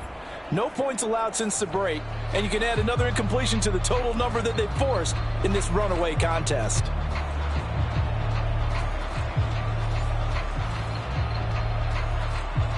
A field goal does you no good, so they're going to stay out there and go for it on 4th. They'll run with Barkley. And boy, is he close. Did he get there? No, they're going to say he's short of the line to gain. They'll get neither the touchdown nor the first down. And this 10-play drive winds up yielding nothing. They're coming out with a jumbo package to start the drive. They'll start on the ground with Dobbins. And he'll take this one up to about the 13. 115 yards rushing for him now to this point. 2nd down and 3.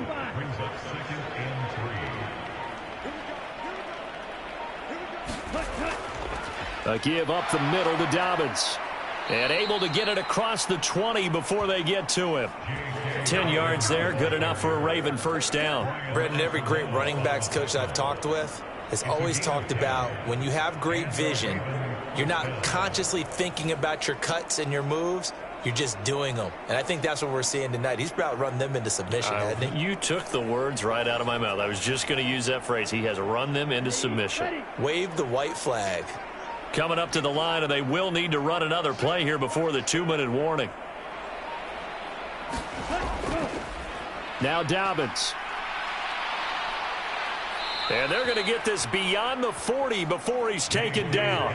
Well, they had a gain of 10 last time, now a gain of 20 here.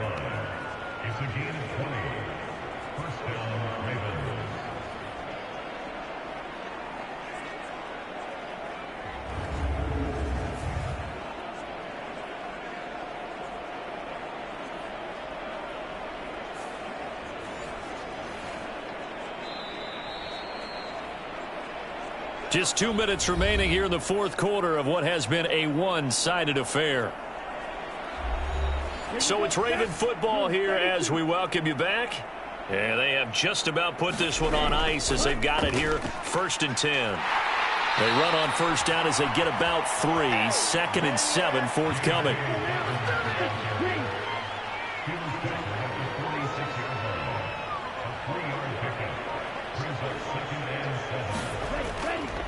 Now a handoff for Dobbins. And he'll take it down shy of the 45 at the 46. Well, we're beyond the tone setting right now. This guy's been the bell cow all day, and they'll continue to rely on him to move the chains, drain the clock, and lead his team.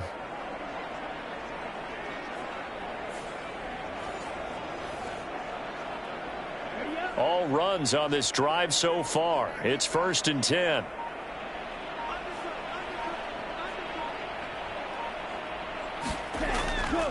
Here's Dobbins. And a pretty big hole as he's down to about the 40.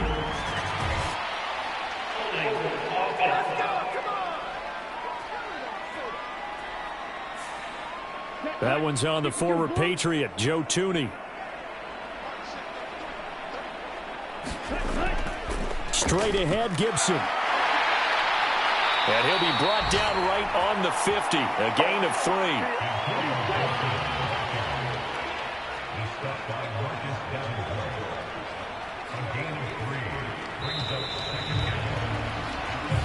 So the final seconds tick away in this Baltimore victory. And it was their defense that really made the statement after the break. They pitched the second half shutout. Yeah, think about the team that just got vanquished. They did score in the second quarter. Do you think they thought at all that that would be their last points of the game? No, but what a second half. The adjustment, whatever they did in the locker room, it certainly worked. It certainly did, and you're exactly right. Whether it was an adjustment, whether it was just more focus on what they planned to do going in, whether they just played better, whatever it was, it all came together in the second half, and no points were allowed. That's a great way to close them out.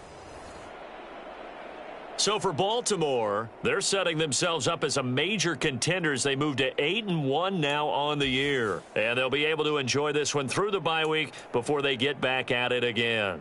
Meanwhile, for the Vikings, the loss will drop them to 6-3 now on the year. And they're going to get an extra week to stew over this as they're not back in action until week 11. Thanks for tuning in, everybody. Alongside Charles Davis, we thank our entire crew. I'm Brandon Gaudin. This is the NFL on EA Sports.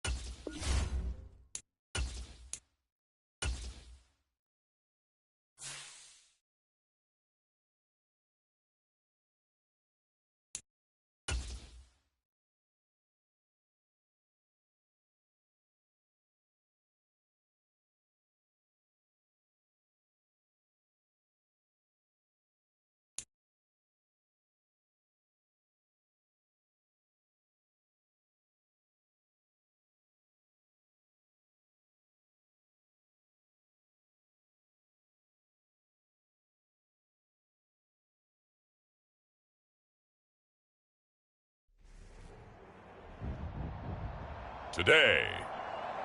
From Gillette Stadium in Foxborough,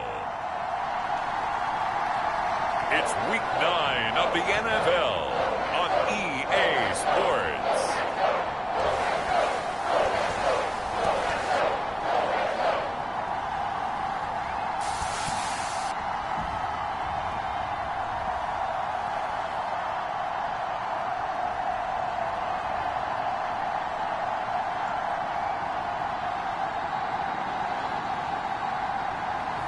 As we'll see Mac Jones and the New England Patriots taking on Jacob Eason and the New York Jets.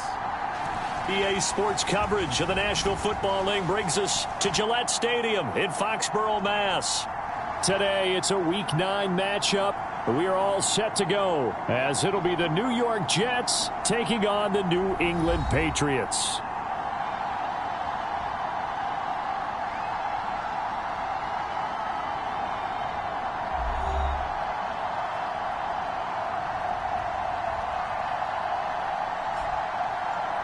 With Charles Davis, I'm Brandon Gaudin. And, Charles, we look at this Patriots team entering play.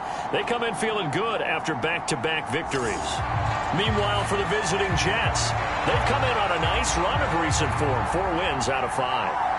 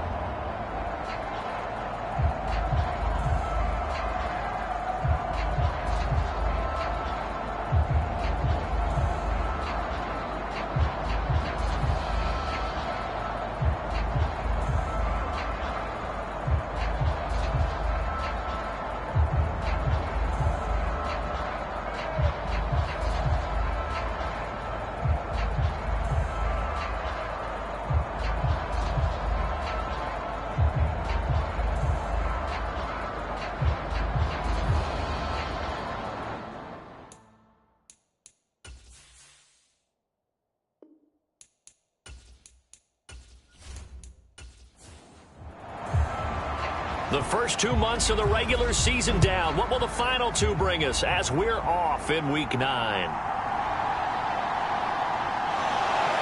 And he'll get it up just past the 20 as his guys will go to work at the 21-yard line.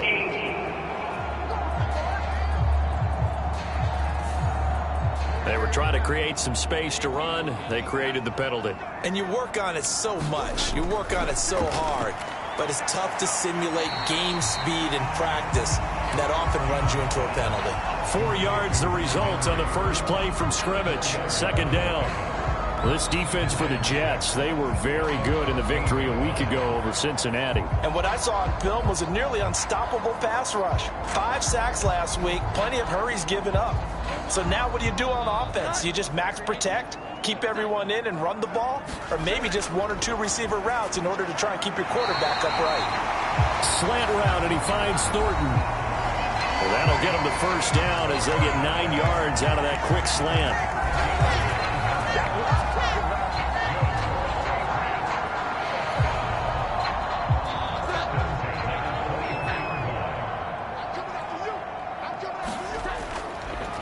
They'll run it. This is Ramondre Stevenson. And he'll get this just across the 25-yard line. You talk about this Jets defense.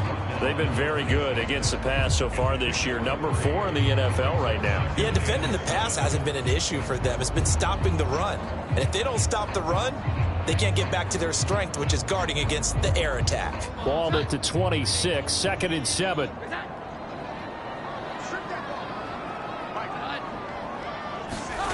Throwing, Jones.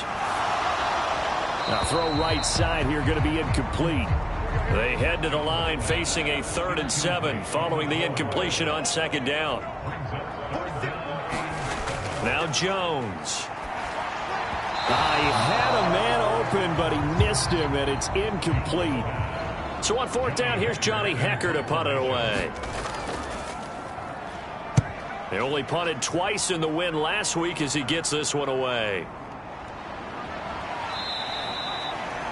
44-yard punt, return of 9. And the Jets will take over 1st and 10. So now here comes the Jet offense as they get ready to take over. They'll be led out by the man from the University of Washington. This is Jacob Eason. A bit of a winding road to the NFL for Jacob Eason, included being only the 5th true freshman starter in Georgia Bulldogs history before finishing at the University of Washington. Plenty of potential with 6'6" height and a big arm to air it out well downfield. Has to show he can take some steps forward, going from reading college defenses and taking on the speed of the NFL and rise to the challenges that those defenses present.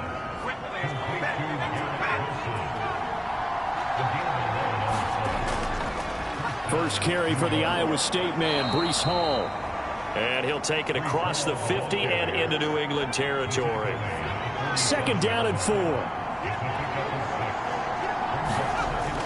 They go play action with Eason. He gets it underneath to Hall. And he'll get it inside the 40 to the 39. So from the 39 now, they'll come up on a 1st and 10. Here's Eason off the play fake. Under a heavy rush, and down he goes. They'll wind up losing 8 on the sack there, and it's 2nd down. Well, competition comes up in so many different ways, and right now, this unit, their competition is who's going to get to the quarterback the most times. Had about 5 sacks last week, and we just saw their first one of this game.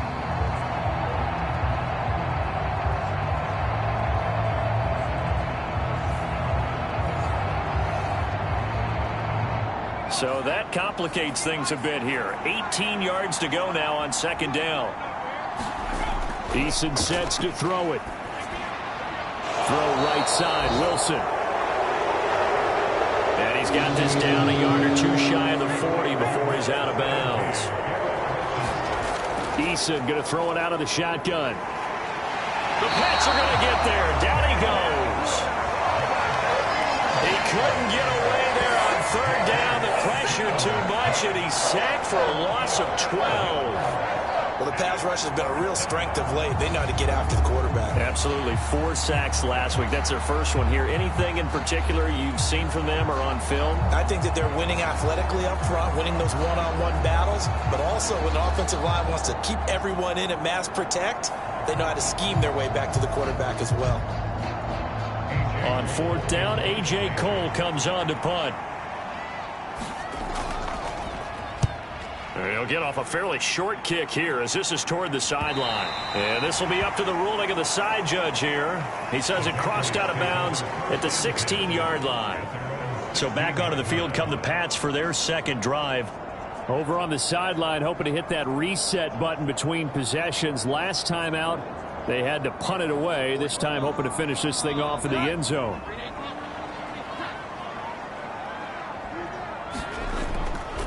They go play action here on 1st down. He'll dump this down to Stevenson. And able to get it here to about the 16-yard line. Looking to throw again on 2nd down. Jones.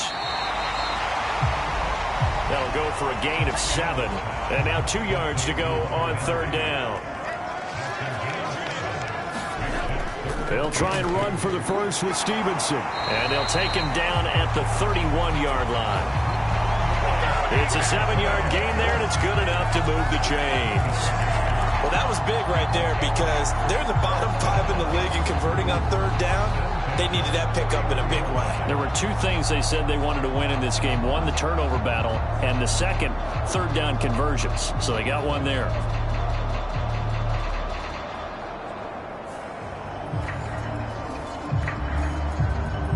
Line of scrimmage, the 31 now on 1st and 10. look to throw. Jones. Setting up a screen for Stevenson. And he'll be out of bounds, but able to get it up past the 45. 17 yards there for the Patriots as they've got themselves a first down. Nice little nifty play for him there. Yeah, that's the ability to read a defense and utilize players that don't often get picked up in coverage easily. And I'm talking about being able to use the backside of the backfield. Because I know that when I used to cover, hey, we got everybody oh, he just snuck out there, and they just got a nice first down there. What do we love to say? Get those backs into space, right? And they were able to do that there. Nice pickup on first down. 2 first downs have them up near midfield now on 1st and 10. Looking to throw. Jones. He'll find his tight end. It's Adam Troutman. And that's good for a pickup of 10 yards. And they'll be left with a second and about a foot. We've seen quite a bit of the short passing game here early on first quarter, haven't we? We have, and I think it works a couple of ways for this team because, number one, you throw the short game until they stop it. And if they're not going to stop it, you keep throwing it, and occasionally you'll break a tackle and turn it into a bigger gain. Also, if they start to creep up, start to pressure receivers, now you go over the top, take it deep, and now you get some of those big shots downfield.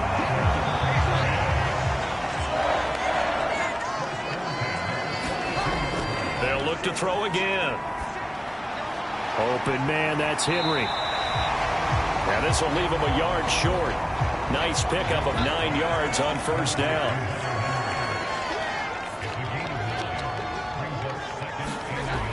Throwing again on 2nd down.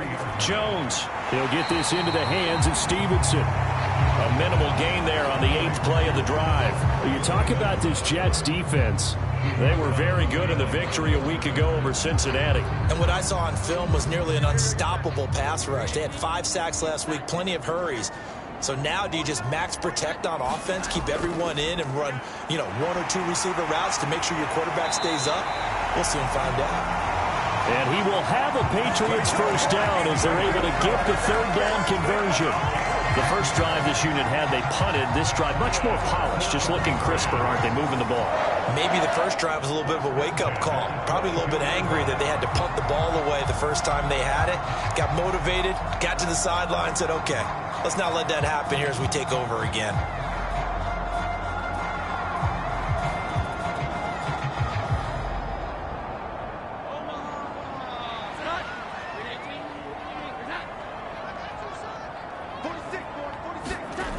Here's Jones on 1st and 10, and incomplete. 2nd and 10.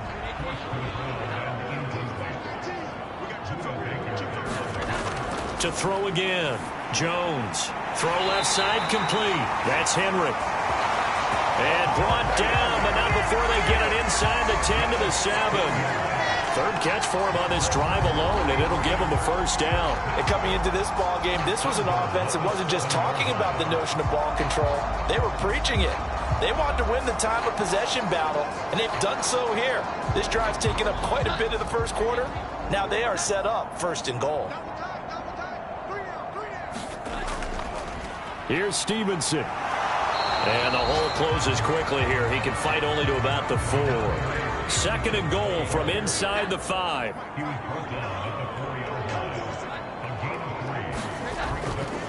Felton is not going to get a whole lot, maybe a yard down to the 3. Big play coming here. It's 3rd and goal. They'll send one of those 2 tight ends in motion. They'll run here on 3rd and goal. And he won't get to the marker as they're going to stop it for a 2nd straight play right at the line of scrimmage. No gain on the play that time, so a big stop, and it's going to leave him with a 4th and goal. This is a long drive offensively. Wouldn't you hate to end this with just 3 points? Doesn't it feel like during a ball game you have certain narratives going on and there's certain drives that seem to take on just a bit more importance than others? This feels like one of those, doesn't it? To me, 3 points here, a major letdown. This is the time to go and put 6 on the board. York able to send this one through. And the Patriots jump out to a 3-0 lead.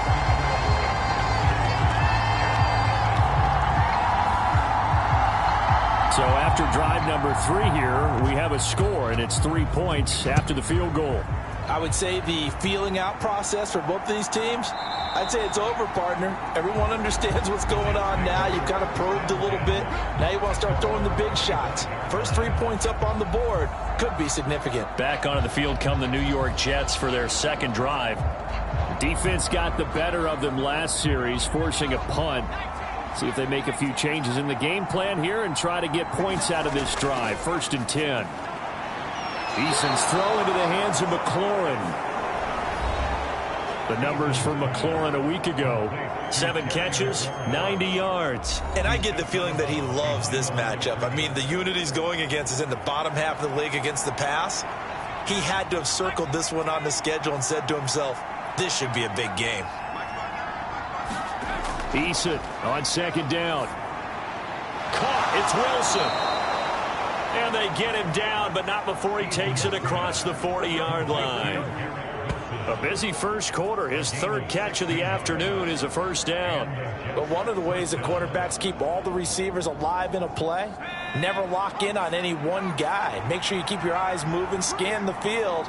And here he finds the open guy for a nice pickup. On 1st and 10, it's Hall. And he is going to wind up losing yardage here, as that will take us to the end of the first quarter of play. The Jets with the football here to start the second quarter, as they've got it 2nd down and 11.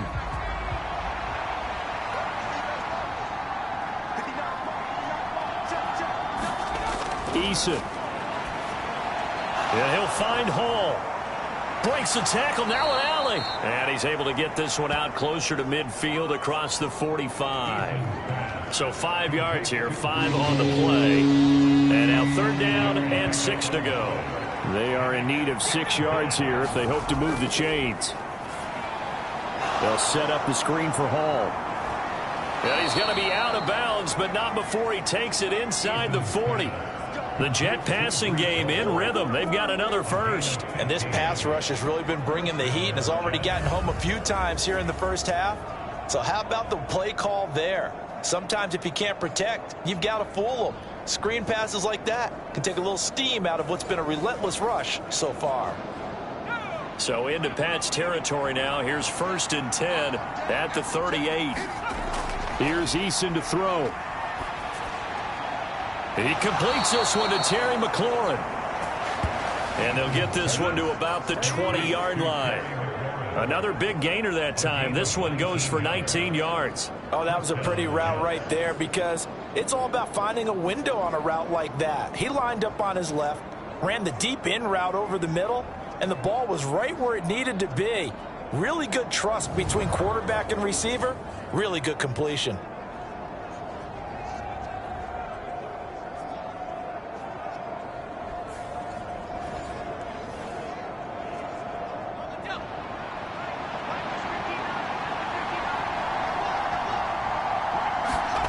On 1st down, Jacob Eason.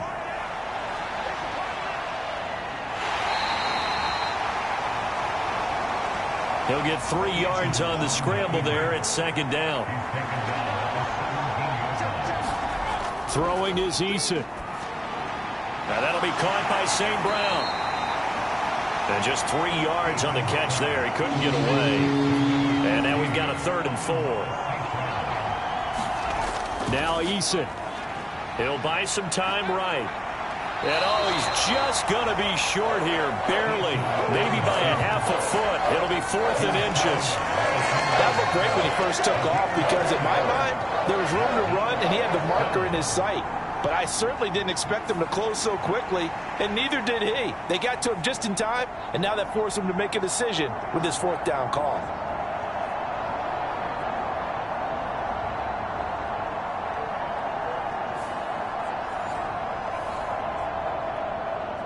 And no signs of the field goal unit. They're going for it on 4th down. From the gun is Eason. Pass taken in by his big tight end. And the Jets are going to have 1st and goal as they try to finish off this drive with 6 points. Back to throw. Eason. And he's going to take it in for a Jets touchdown. Jacob Eason. His 19th touchdown now on the season. And the Jets have taken the lead. If you're going to play quarterback in the NFL, you've got to have great vision, and you've got to remain calm when things break down in the pocket. Both of those traits are on display there. He surveys the situation, sees the middle of the field open, so he's just going to step up and take it himself. Very well done there.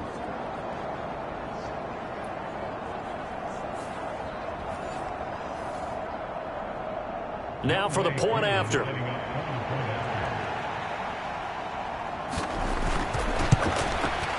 And this is up and good to make it 7-3. So that one a long 11-play drive. And it's capped off by a touchdown run of 6 yards. Set now to kick this one away, and off it goes.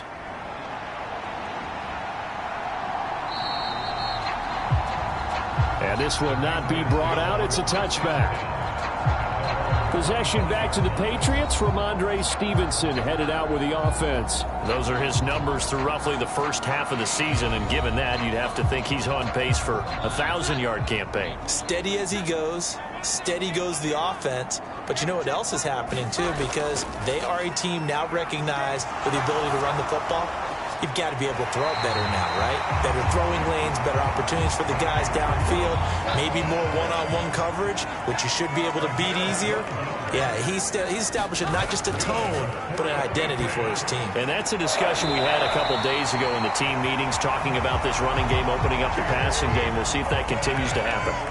This offense finding its legs now. Here's another 1st and 10. Up the middle, here's Stevenson. And he can only manage to get a couple. 2nd and 8 coming up.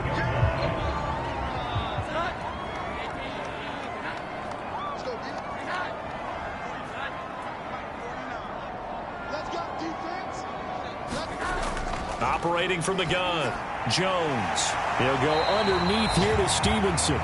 Will go down as a gain of 6, and it makes it 3rd down and 2 yards to go.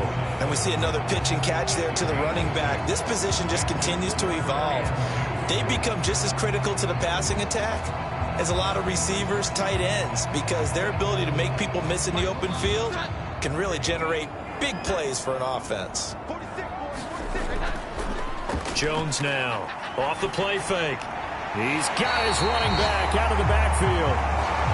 And he will have a Patriots 1st down. It's a gain of 6 that time on 3rd and 2. Well, they certainly made a point of getting him involved in the passing game here in the first half. They must have seen something in the scouting that said, hey, we can capitalize on him getting the ball, possibly in the open field. And I think in the second half, that may loosen up the defense a little bit to get the running game going back inside.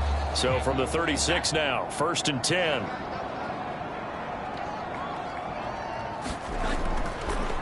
On 1st down, Felton. And he works free. And brought down, but not before they're inside the 25. That'll be a New England 1st down, a gain of 12. Some big plays in the passing game on this drive, and here's one out of the running game. So the passing game loosening things up. Now there's room to roam.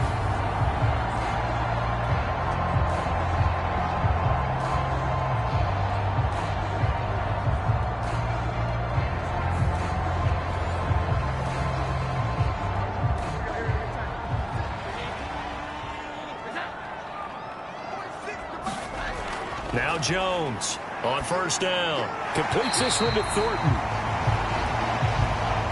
Call it a gain of 6 on the play, and that'll bring up 2nd down.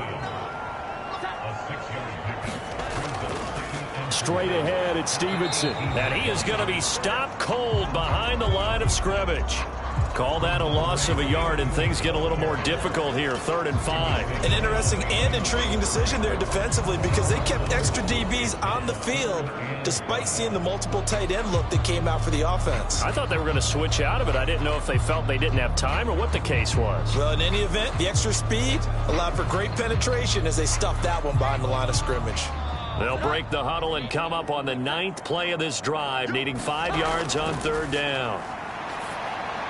Work in the middle of the field, and he's got a man complete. And the Patriots are going to have 1st and goal as they try to finish off this drive with 6 points. A field goal helps, but a touchdown gets you the lead. That had to be the message transmitted in the huddle. And they delivered there as that throw is going to keep the drive alive. And even better than that, set them up with a 1st and goal.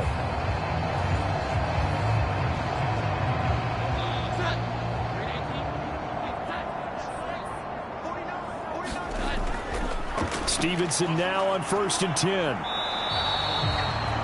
5 yards, a good run there, and now 2nd and goal. When we talk about being on schedule, I think they're on schedule after that run, getting it right down there on the doorstep. Maybe even a little bit ahead, because now the defense can't dictate with pressure. They're guessing about where you're going to go. I might come right back at them with the same play, the same set, and see if they can stop them.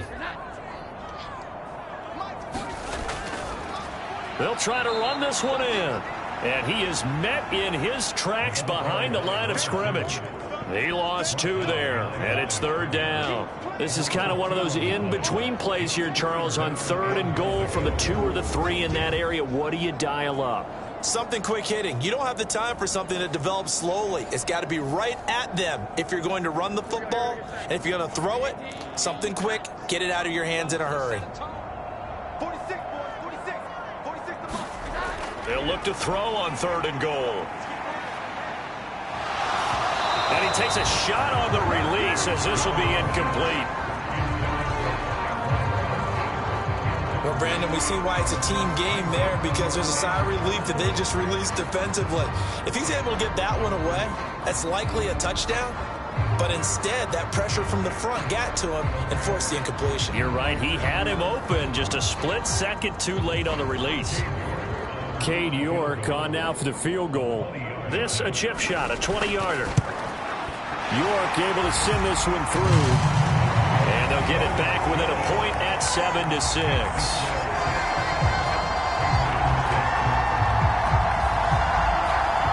So the margin shrinks there as they get the field goal to draw them a bit closer here in the 2nd quarter.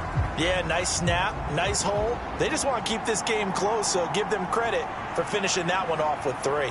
And it's a pretty good return here as he'll get this up to the 29.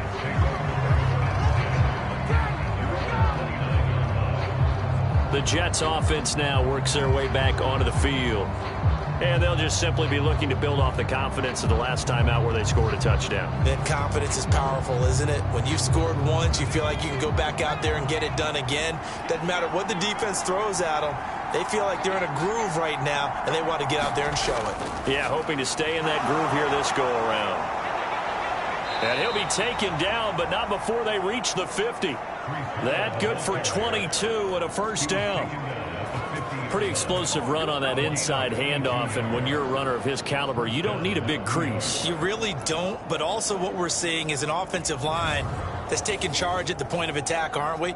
Not only are they controlling the initial contact, they're actually utilizing what they call the strain, the next 2 to 3 seconds, to continue to move people.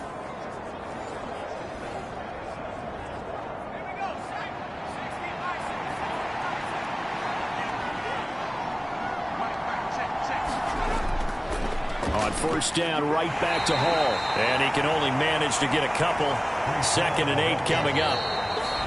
Give him a couple on the carry there. 2nd and 8. 2 minutes remaining in this first half of football. From a couple of yards beyond midfield, here's 2nd and 8. Looking to throw. Eason over the middle. And now look at this. Big gain, but a fumble. Oh, and one of the linebackers has got it. And his guys will take over at the 25-yard line.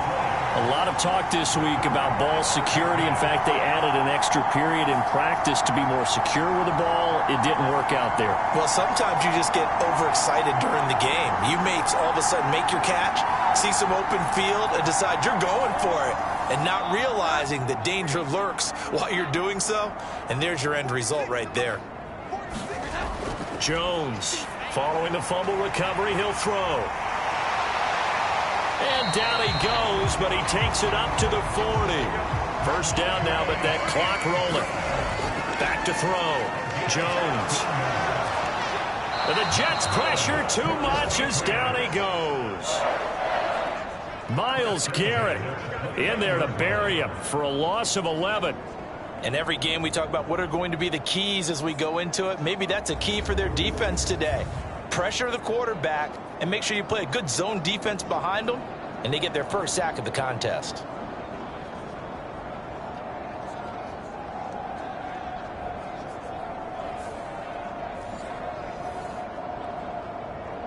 Well, they're in some hot water now. After that sack, it's 2nd and 21.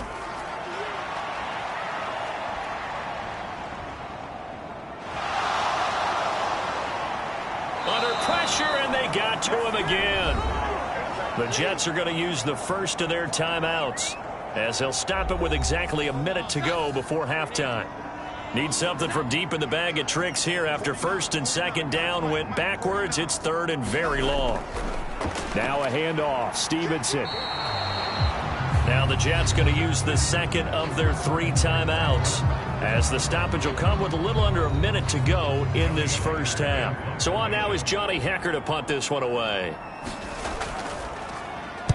46 on his first kick. This one in that neighborhood as well. Let's take it inside his own 40. A pretty good punt there, but also a nice return of 12 yards. And the Jets will have a short field to work with as they take over 1st and 10. The Jets going to take over now late in this first half. And last drive, obviously not what you're looking for. You've got the lead. You got to protect the football.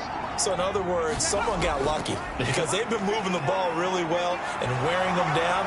In this case, though, giving up the football doesn't make them very happy. They can't wait to get back out there and atone for it. Yeah, try to atone for it here on this drive. Opted to run for it. The decision a good one. Picking up the first, getting 14 yards on the scramble. They asked him to take charge and get them to a spot where they could at least attempt to kick before the half, and he does just that. Didn't trust what he saw downfield, so he took it upon himself to get them into field goal range using his legs. That's coming through with a play they needed in a big spot.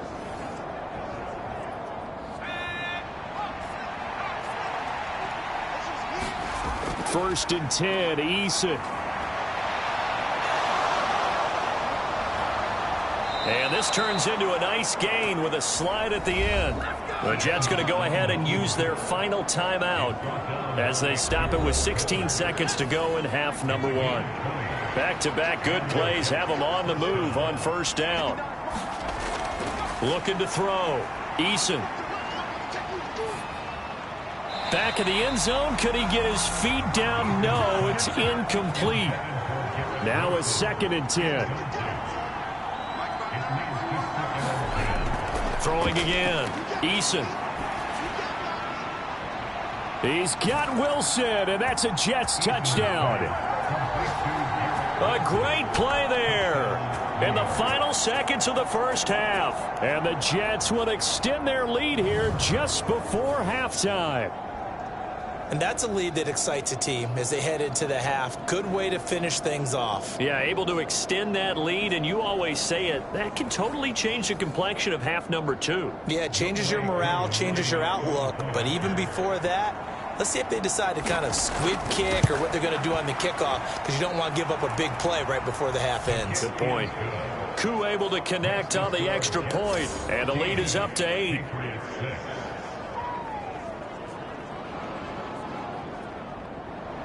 So 6 seconds, all that remains of this first half as the kick is away. This taken in right around the goal line. And not much happening on the return as he'll get this to about the 23.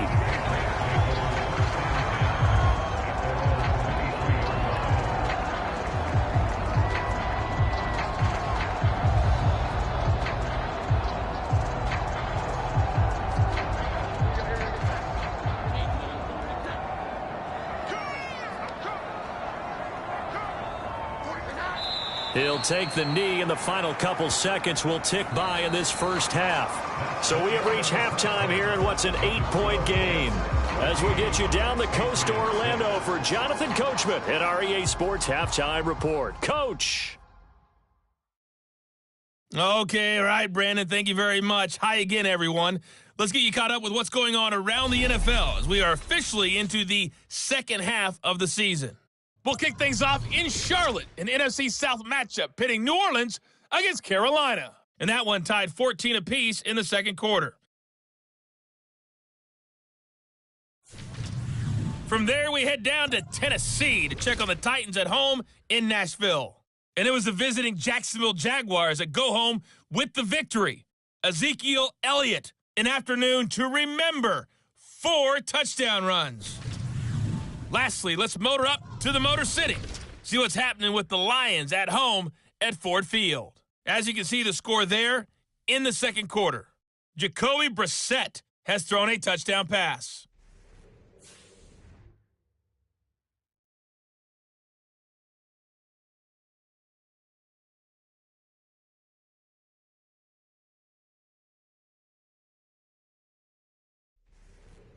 Okay, Coach, appreciate it. A one-touchdown game here as we get set to resume play in the second half. And the Jets set to receive this third quarter kickoff, and they have the lead as well as we are underway in the second half. And no fireworks to start the half. This will be a touchback. Now the Jets going to take over on offense to begin this third quarter. And they've got the lead. CD, what do you think the message was at halftime? I don't think the message was too drastic, I think, at the half, or that they need to change things too much. I do think the offensive line could play a little bit better. I think they'll try and help them out more. They'll probably keep a tight end in a few more times and maybe add a running back to the formation and pick up those pass rushers because they probably allowed a few too many sacks for comfort in the first half. 2 yards the loss, 2nd and 12. And that's what this defense is going to need to do more in the second half. Good pressure that time, forces some indecision in the backfield. He's going to wind up being taken down for a nice loss.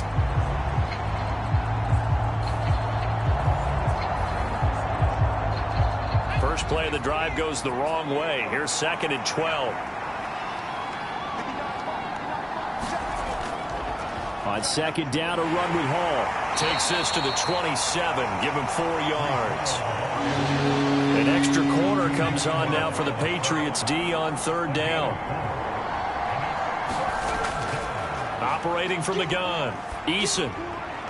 Able to find the open man. That's complete. And he is going to have a Jets first down as they're able to get the third down conversion.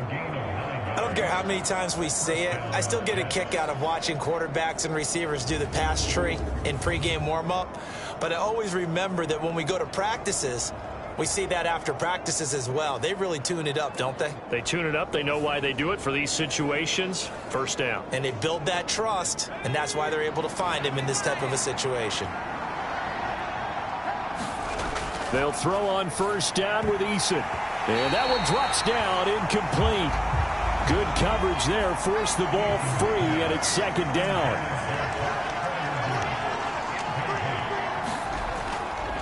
Straight ahead is Hall. And forget about finding a lane. He barely had time to look up before he was planted in the backfield. They'll wind up losing 3, and now it's third down. And plays like that are exactly what this defense needs here early in the second half to give it a little spark. I think their halftime adjustments, what they talked about, maybe it was just a little inspirational speech. Who knows? But it looks like they're ready to go.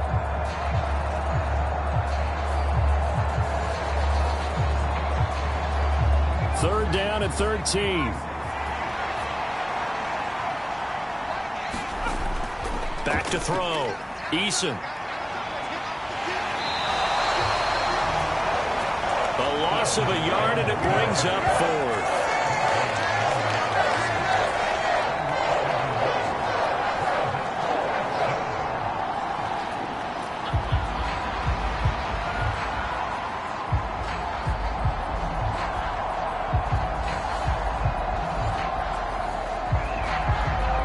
Here's A.J. Cole now as he'll kick it away for the second time.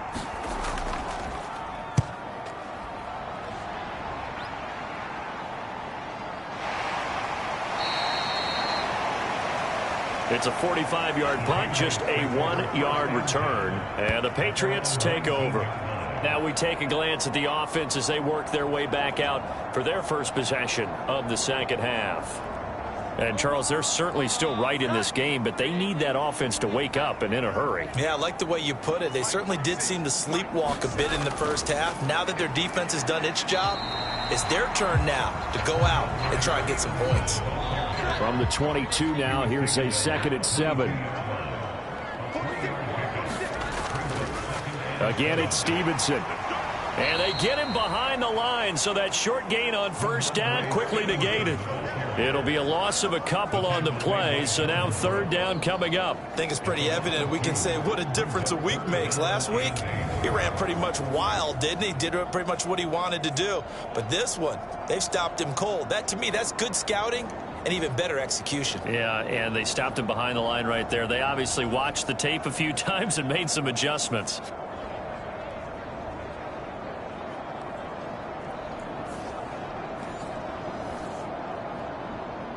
And the Jets D, they call on a couple extra defensive backs on third. Operating from the gun, Jones. Got his man complete over the middle. That's Stevenson. And he will have a Patriots first down as they're able to get the third down conversion. And it's pretty evident that this passing game has been frustrated so far. They haven't really moved the ball the way we might have expected, but this is a good pickup here for the first down.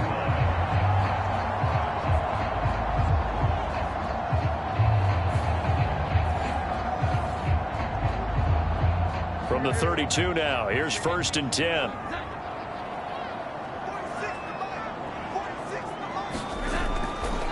Now a handoff up the middle. Felton. And not a whole lot of room to operate there on the first down run. He gets maybe 3. On second down, Felton again. And he'll take this one for about 4 up to the 40. 3rd and 2.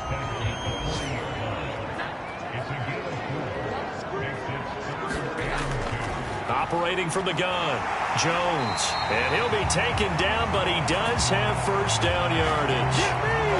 The drive stays alive, a third down gain of 8. And that one was a lot of fun right there because that was the game within the game. 3rd and short, blitz was on. What's the key for the quarterback? Get out of your hands in a hurry. And that was a quick little completion. Got the job done for a first down.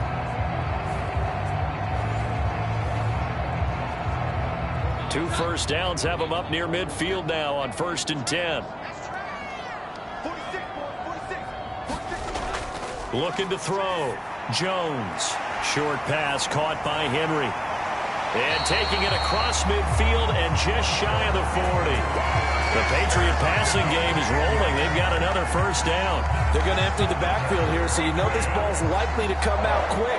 They let the 4 outside receivers run deeper routes and then let the tight end just make a beeline across the formation.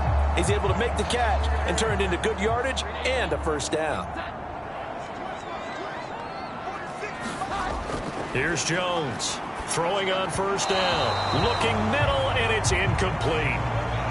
Ball on the 42 as they come up 2nd and 10.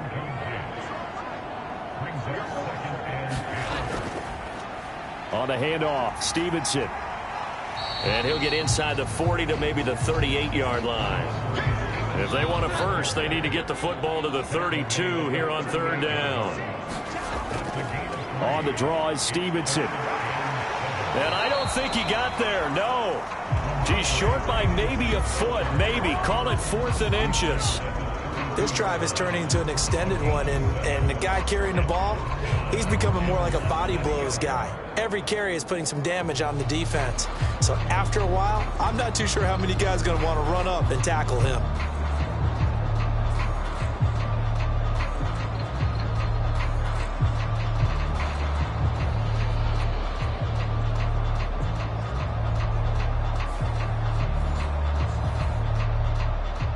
So they'll pass on what would have been a 49-yard field goal attempt, and they're going for it on 4th down. Back to throw. Jones. And it's incomplete. They cannot convert, and they turn it over. The Patriots come up empty on 4th down, and this 11-play drive is going to lead to nothing on the scoreboard. So the defense has to stay out and get one more stop. They were able to do it, forcing the incompletion. So on their record, that goes down as a successful play. Doesn't matter how they got there, how it happened. They got it done. They're the ones that are jubilant. Now Hall to start the drive. It's a 6-yard pickup, and it gets them to 2nd and 4.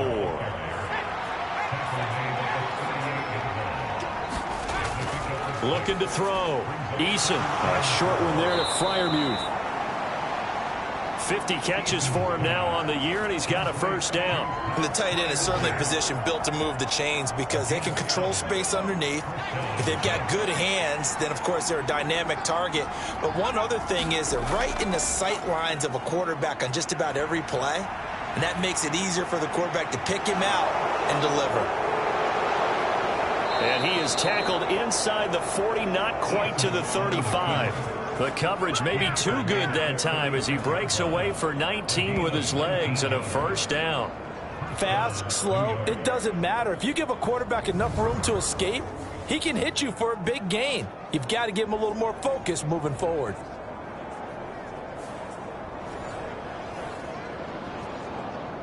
So into Pat's territory now. Here's 1st and 10 at the 36.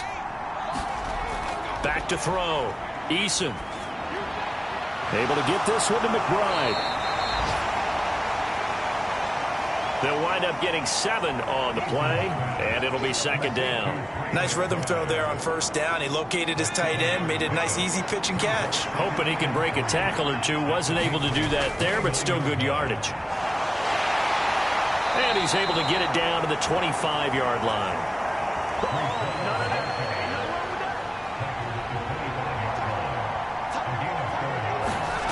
On 1st and 10, Eason. Open man, that's the tight end, Freiermuth.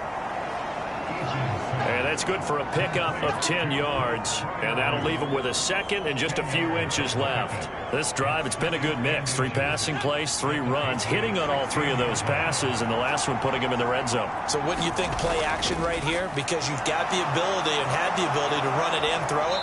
Go play action and take your shot at the end zone. And the Jets are going to be set up with a 1st and goal as good running gets them down to about the 4-yard line. Well, this has been a long drive. In fact, it's eaten up a good chunk of the 3rd quarter, which is precisely what you want when you're playing with the lead. You control the football, you control the clock, and impose your will on the defense.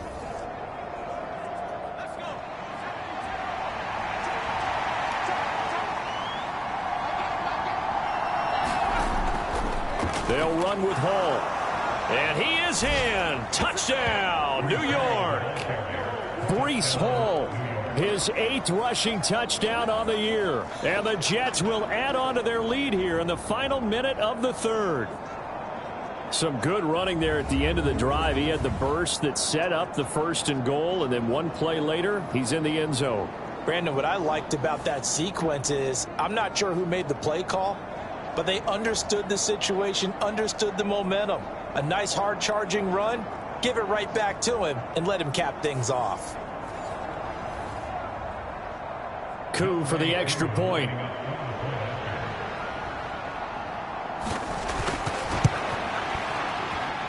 It's up and good, and that'll make the score 21-6. So that drive in total 8 plays. And it was capped off by a Breece Hall touchdown run.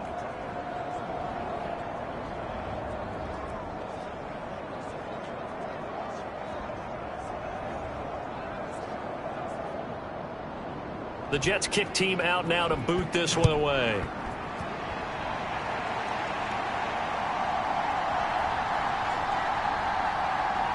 And he'll be stopped up at the 25.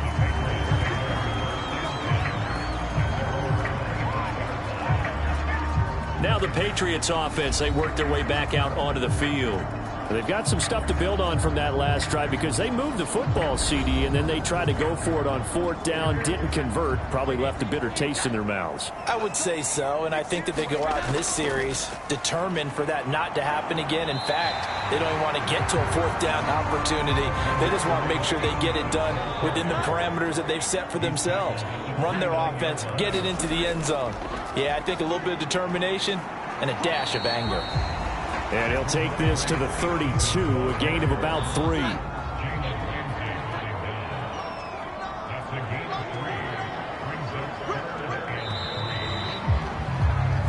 So they'll get a little extra time to come up with his 3rd down play as we've played 3 quarters. We'll return with more after this break. You're watching the NFL on EA Sports.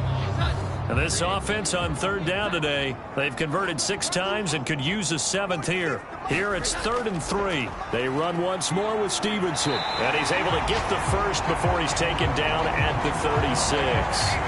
4 yards on the pickup, good enough to extend the drive.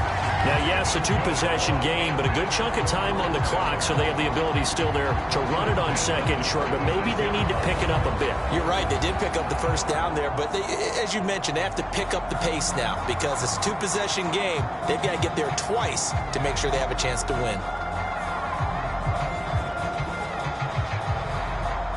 So from the 36 now, 1st and 10.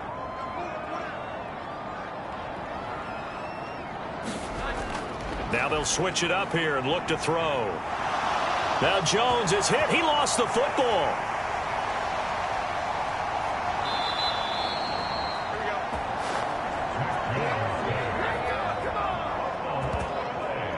Fortunate to get that football back because trailing here in the second half, last thing they needed was to lose the possession. And the word I think of here is opportunity because it could have been lost there. Their chance to score points.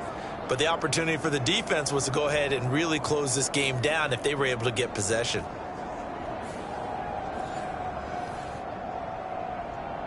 So they keep the football, but now face 2nd and long. Looking to throw. Jones. And that's good for a gain of 6. And that'll force upon him a 3rd and 14. Back to throw. Jones. He'll be taken down. The Jets get in there for the sack. Will McDonald able to record his 5th sack of the season. You can just see it in their body language. They're starting to see victory on the horizon now, and if it comes to fruition, they got to give a game ball to the front 7. Defensive line has taken charge and controlled this game. Face a challenge of stopping this opposing offense, and they've done so with ease.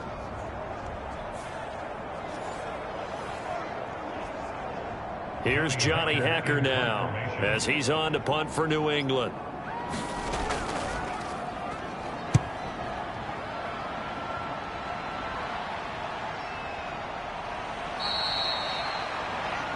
It'll be 37 yards there on the punt. And the Jets will take over. And New York set to take the field. Now, there are 2 scores on the plus side. Still time here in this 4th quarter, but maybe you start thinking about playing keep away? Yeah, I think here's the situation. You're not thinking touchdowns anymore. You're just thinking first downs. To keep up with your theme there, playing keep away, first downs, they can't touch the ball. Hang on now. We're going to pause here. We've got an injured player.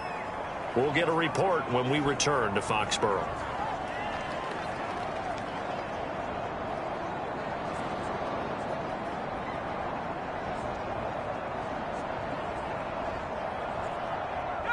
From just shy of midfield, here's 2nd and 5. Hall on a give up the middle. And just 1 yard here from the 49 to the 50. This now a 3rd and 4.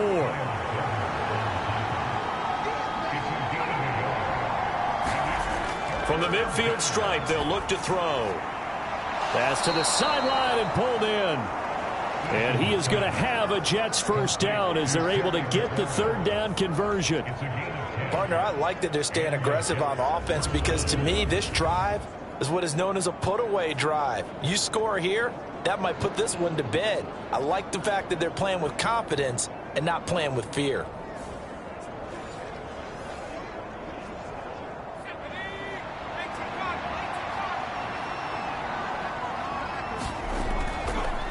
On the draw, it's Hall. And he gets this to the 35. Good for a gain of 5.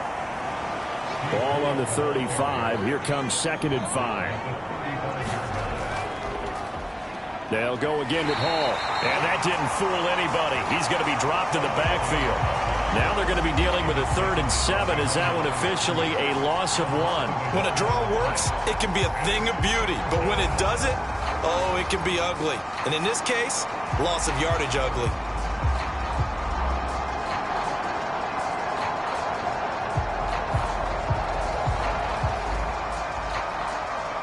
They'll need to get it to the 30 for a first. This is 3rd down.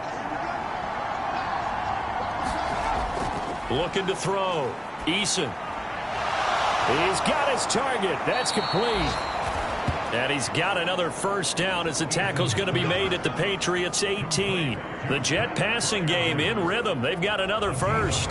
We can see offensive pass interference called on this play from time to time. The tight end's going to sell that he's going outside. Let the slot receiver come past and then work himself back to the inside. Sure enough, he's left with some open space, and he picks up the first down. So from inside the 20, here's 1st and 10 at the 18. Here's a give to Hall. And he's brought down just outside of the 10 at the 11. 65 yards rushing for him now in the ball game. If you can keep getting gains like that, Charles, with the lead here in the 4th quarter, I mean, keep running it, right? No doubt about it, but what the offense coordinator has to do is understand they're going to continue to stack the line of scrimmage. What runs do you have in your arsenal that'll work against a stacked box and continue to move the ball? It's a 10-yard gain there to set him up 1st and goal. The passing game continues to be their friend. Even with a stable lead here in the 4th, Charles, they're going back to that well. Yeah, with their overall philosophy, you know that they trust their quarterback. He's been able to throw it well. They continue to throw these safe passes. Who can blame them? They'll look to run with Hall. Nothing doing there. They're going to wind up holding him at the 2. This drive's taken more than 3 minutes off the clock already as they come up on 2nd down. Ball again. And he's in. Touchdown, Jets. Breece Hall. His 2nd touchdown of the game and his 9th on the year. And the Jets add on to their lead, and they are also closing in on a 5th straight victory. Well, he'd been the workhorse on this drive, and it would have been unfair to bring someone else in to finish the job. So they go back to him again, and he delivers with a touchdown run.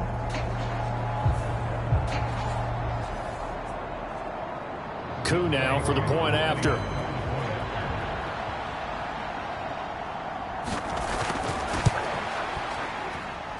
He's got it, and the lead swells. It's 28-6. A 10-play drive that time. And it was capped off by a Breece Hall touchdown run.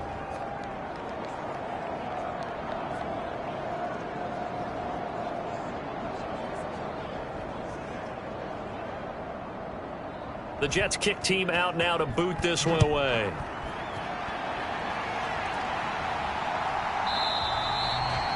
And there will not be a return here. It's a touchback, and it'll come out to the 25-yard line. New England trying to get a place on offense. Well, I think that the folks here had hoped that maybe this home atmosphere would carry their guys to a surprise victory, but it does not appear that that's going to be the case. There's too much to handle on the other side in this one. Jones now on 1st and 10. Incomplete.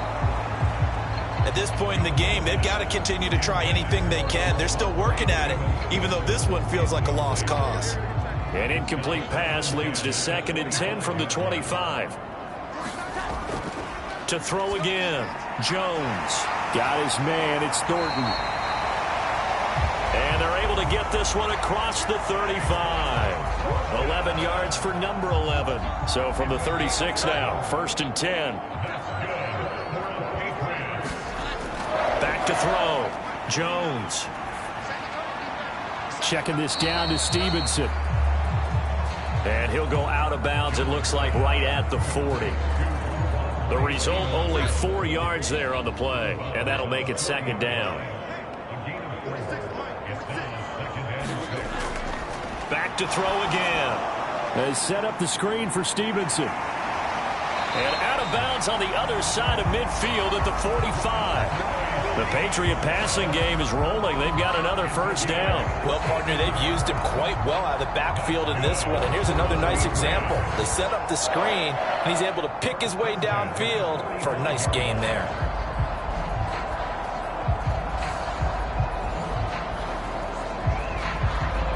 So in Jet territory now. Here's 1st and 10 at the 45-yard line. They'll stick with the passing game as he looks to throw. And that one to the right side and incomplete.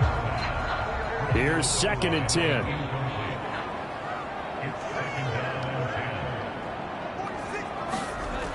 Again, he'll drop to throw. Short pass caught by Henry. They get 6. That'll leave them with 3rd and 4. In search of 4 yards here to pick up the first down. On 3rd down, Felton. And he'll be brought down, losing yardage back at the 40. A loss of a yard, and it brings up 4th. I think this offense, specifically this running game, they're going to have to find a way to turn the page because they haven't found a way to run it effectively thus far, and it's cost them.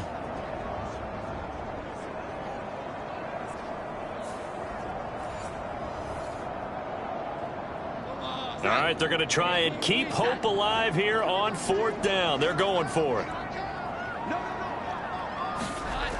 Desperation time now. Here's Jones. And it's incomplete. They cannot convert, and they turn it over. The Patriots come up empty on 4th down, and the Jets are going to get the football back. Well, that's another mistake there on the drop pass on 4th, and we've seen them do things like this all game. It's not hard to figure out why they're down by that deficit. They haven't made plays that are going to keep them in the game or win the game all game long. That's another example right there. It all boils down at the end of it to execution. Either you make the play or you don't. 5 yards on the carry. Good pickup on 1st down. Ball placed at the 45 for 2nd and 5.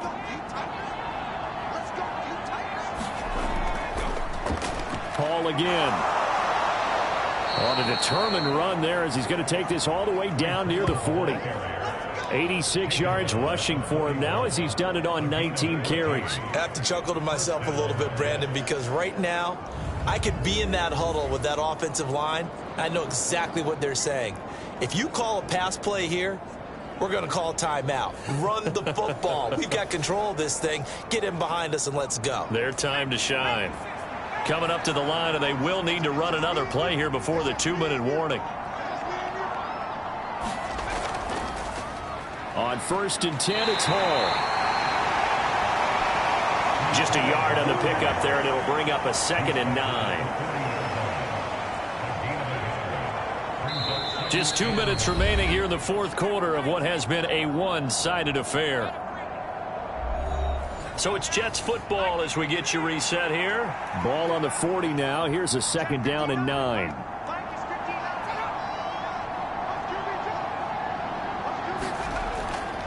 A handoff for Hall. Give him 6 yards on the carry. It's going to be 3rd and 3 now.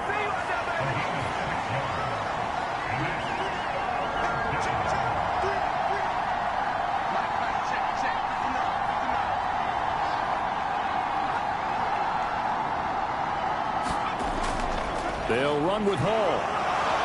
Yeah, this is only going to be a gain of 2. He needed 3. It's 4th and 1. This late in the game, Charles, I think you maybe seriously have to think about going for it. Especially where they are in terms of field position, because this is almost like no man's land. Might hurt your punter because there might not be enough space, maybe too far for your field goal kicker. I'm like the old rule. Possession is 9/10 of the law. Possession is 9/10 of winning the game. Go for it. Get the first down. Close it out. Field goal coming from Younghoe Koo. It'll be a 49-yard attempt from the left hash.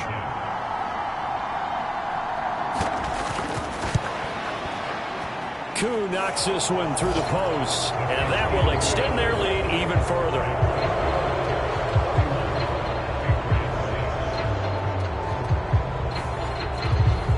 So after 4 touchdowns in the game for this offense, this time they're forced into taking the 3. But you did mention 4 touchdowns, right? So 4 out of 5, not too bad. I think that's a pretty good record for them. And that decision to bring it out ends up not being a good one. Costs him about 5 yards as he's tackled at the 20. The Patriots ready to try again on offense. Facing a big 4th quarter deficit here, things not looking good. You know, this offense, though, they've been in the top half of the NFL so far this season, but in this one, well, their defense has really struggled. Throwing Jones. Oh, he dropped it. And that's pretty indicative of the way this one's gone. Again from the 20 after the incompletion. Here's 2nd and 10. Now Jones. This complete to Henry over the middle. And he's got it past the 30 before he's hit and dropped. Now the Patriots going to use one of their timeouts as they get it with 16 seconds remaining on the clock. Now Jones on 1st down. And the Jets pressure too much as down he goes. And we've got a timeout. 9 seconds remaining. So now 20 yards to go on 2nd down after the sack. Work to be done. Looking to throw. Jones. He'll get this to his tight end, Troutman. The Patriots will take their 3rd and final timeout. And as the two teams talk it over on their respective sidelines, we take a break. Now 3rd down and 7. One final shot. They'll look to throw. And that is going to officially draw the curtain on this one as the last throw intercepted. Picked off by Tyson Campbell. And the Jets come up with a late turnover, but it will probably only matter to the statisticians as this ball game is now officially over. So it's a victory here for the New York Jets, and it was their defense that really made the statement after the break. They pitched the second half shutout. Yeah, think about the team that just got vanquished. They did score in the 2nd quarter. Do you think they thought at all that that would be their last points of the game? No, but what a second half. The adjustment, whatever they did in the locker room, it certainly worked. It certainly did, and you're exactly right. Whether it was an adjustment, whether it was just more focus on what they planned to do going in, whether they just played better, whatever it was, it all came together in the 2nd half, and no points were allowed. That's a great way to close them out. So for the Jets, they're setting themselves up as a major contender as they move to 8-1 now on the year. And they'll have another road date next week with the Miami Dolphins. Meanwhile, for the Patriots, the turnaround hasn't materialized as they fall to 2-7. And they'll get a chance to redeem themselves at home next week.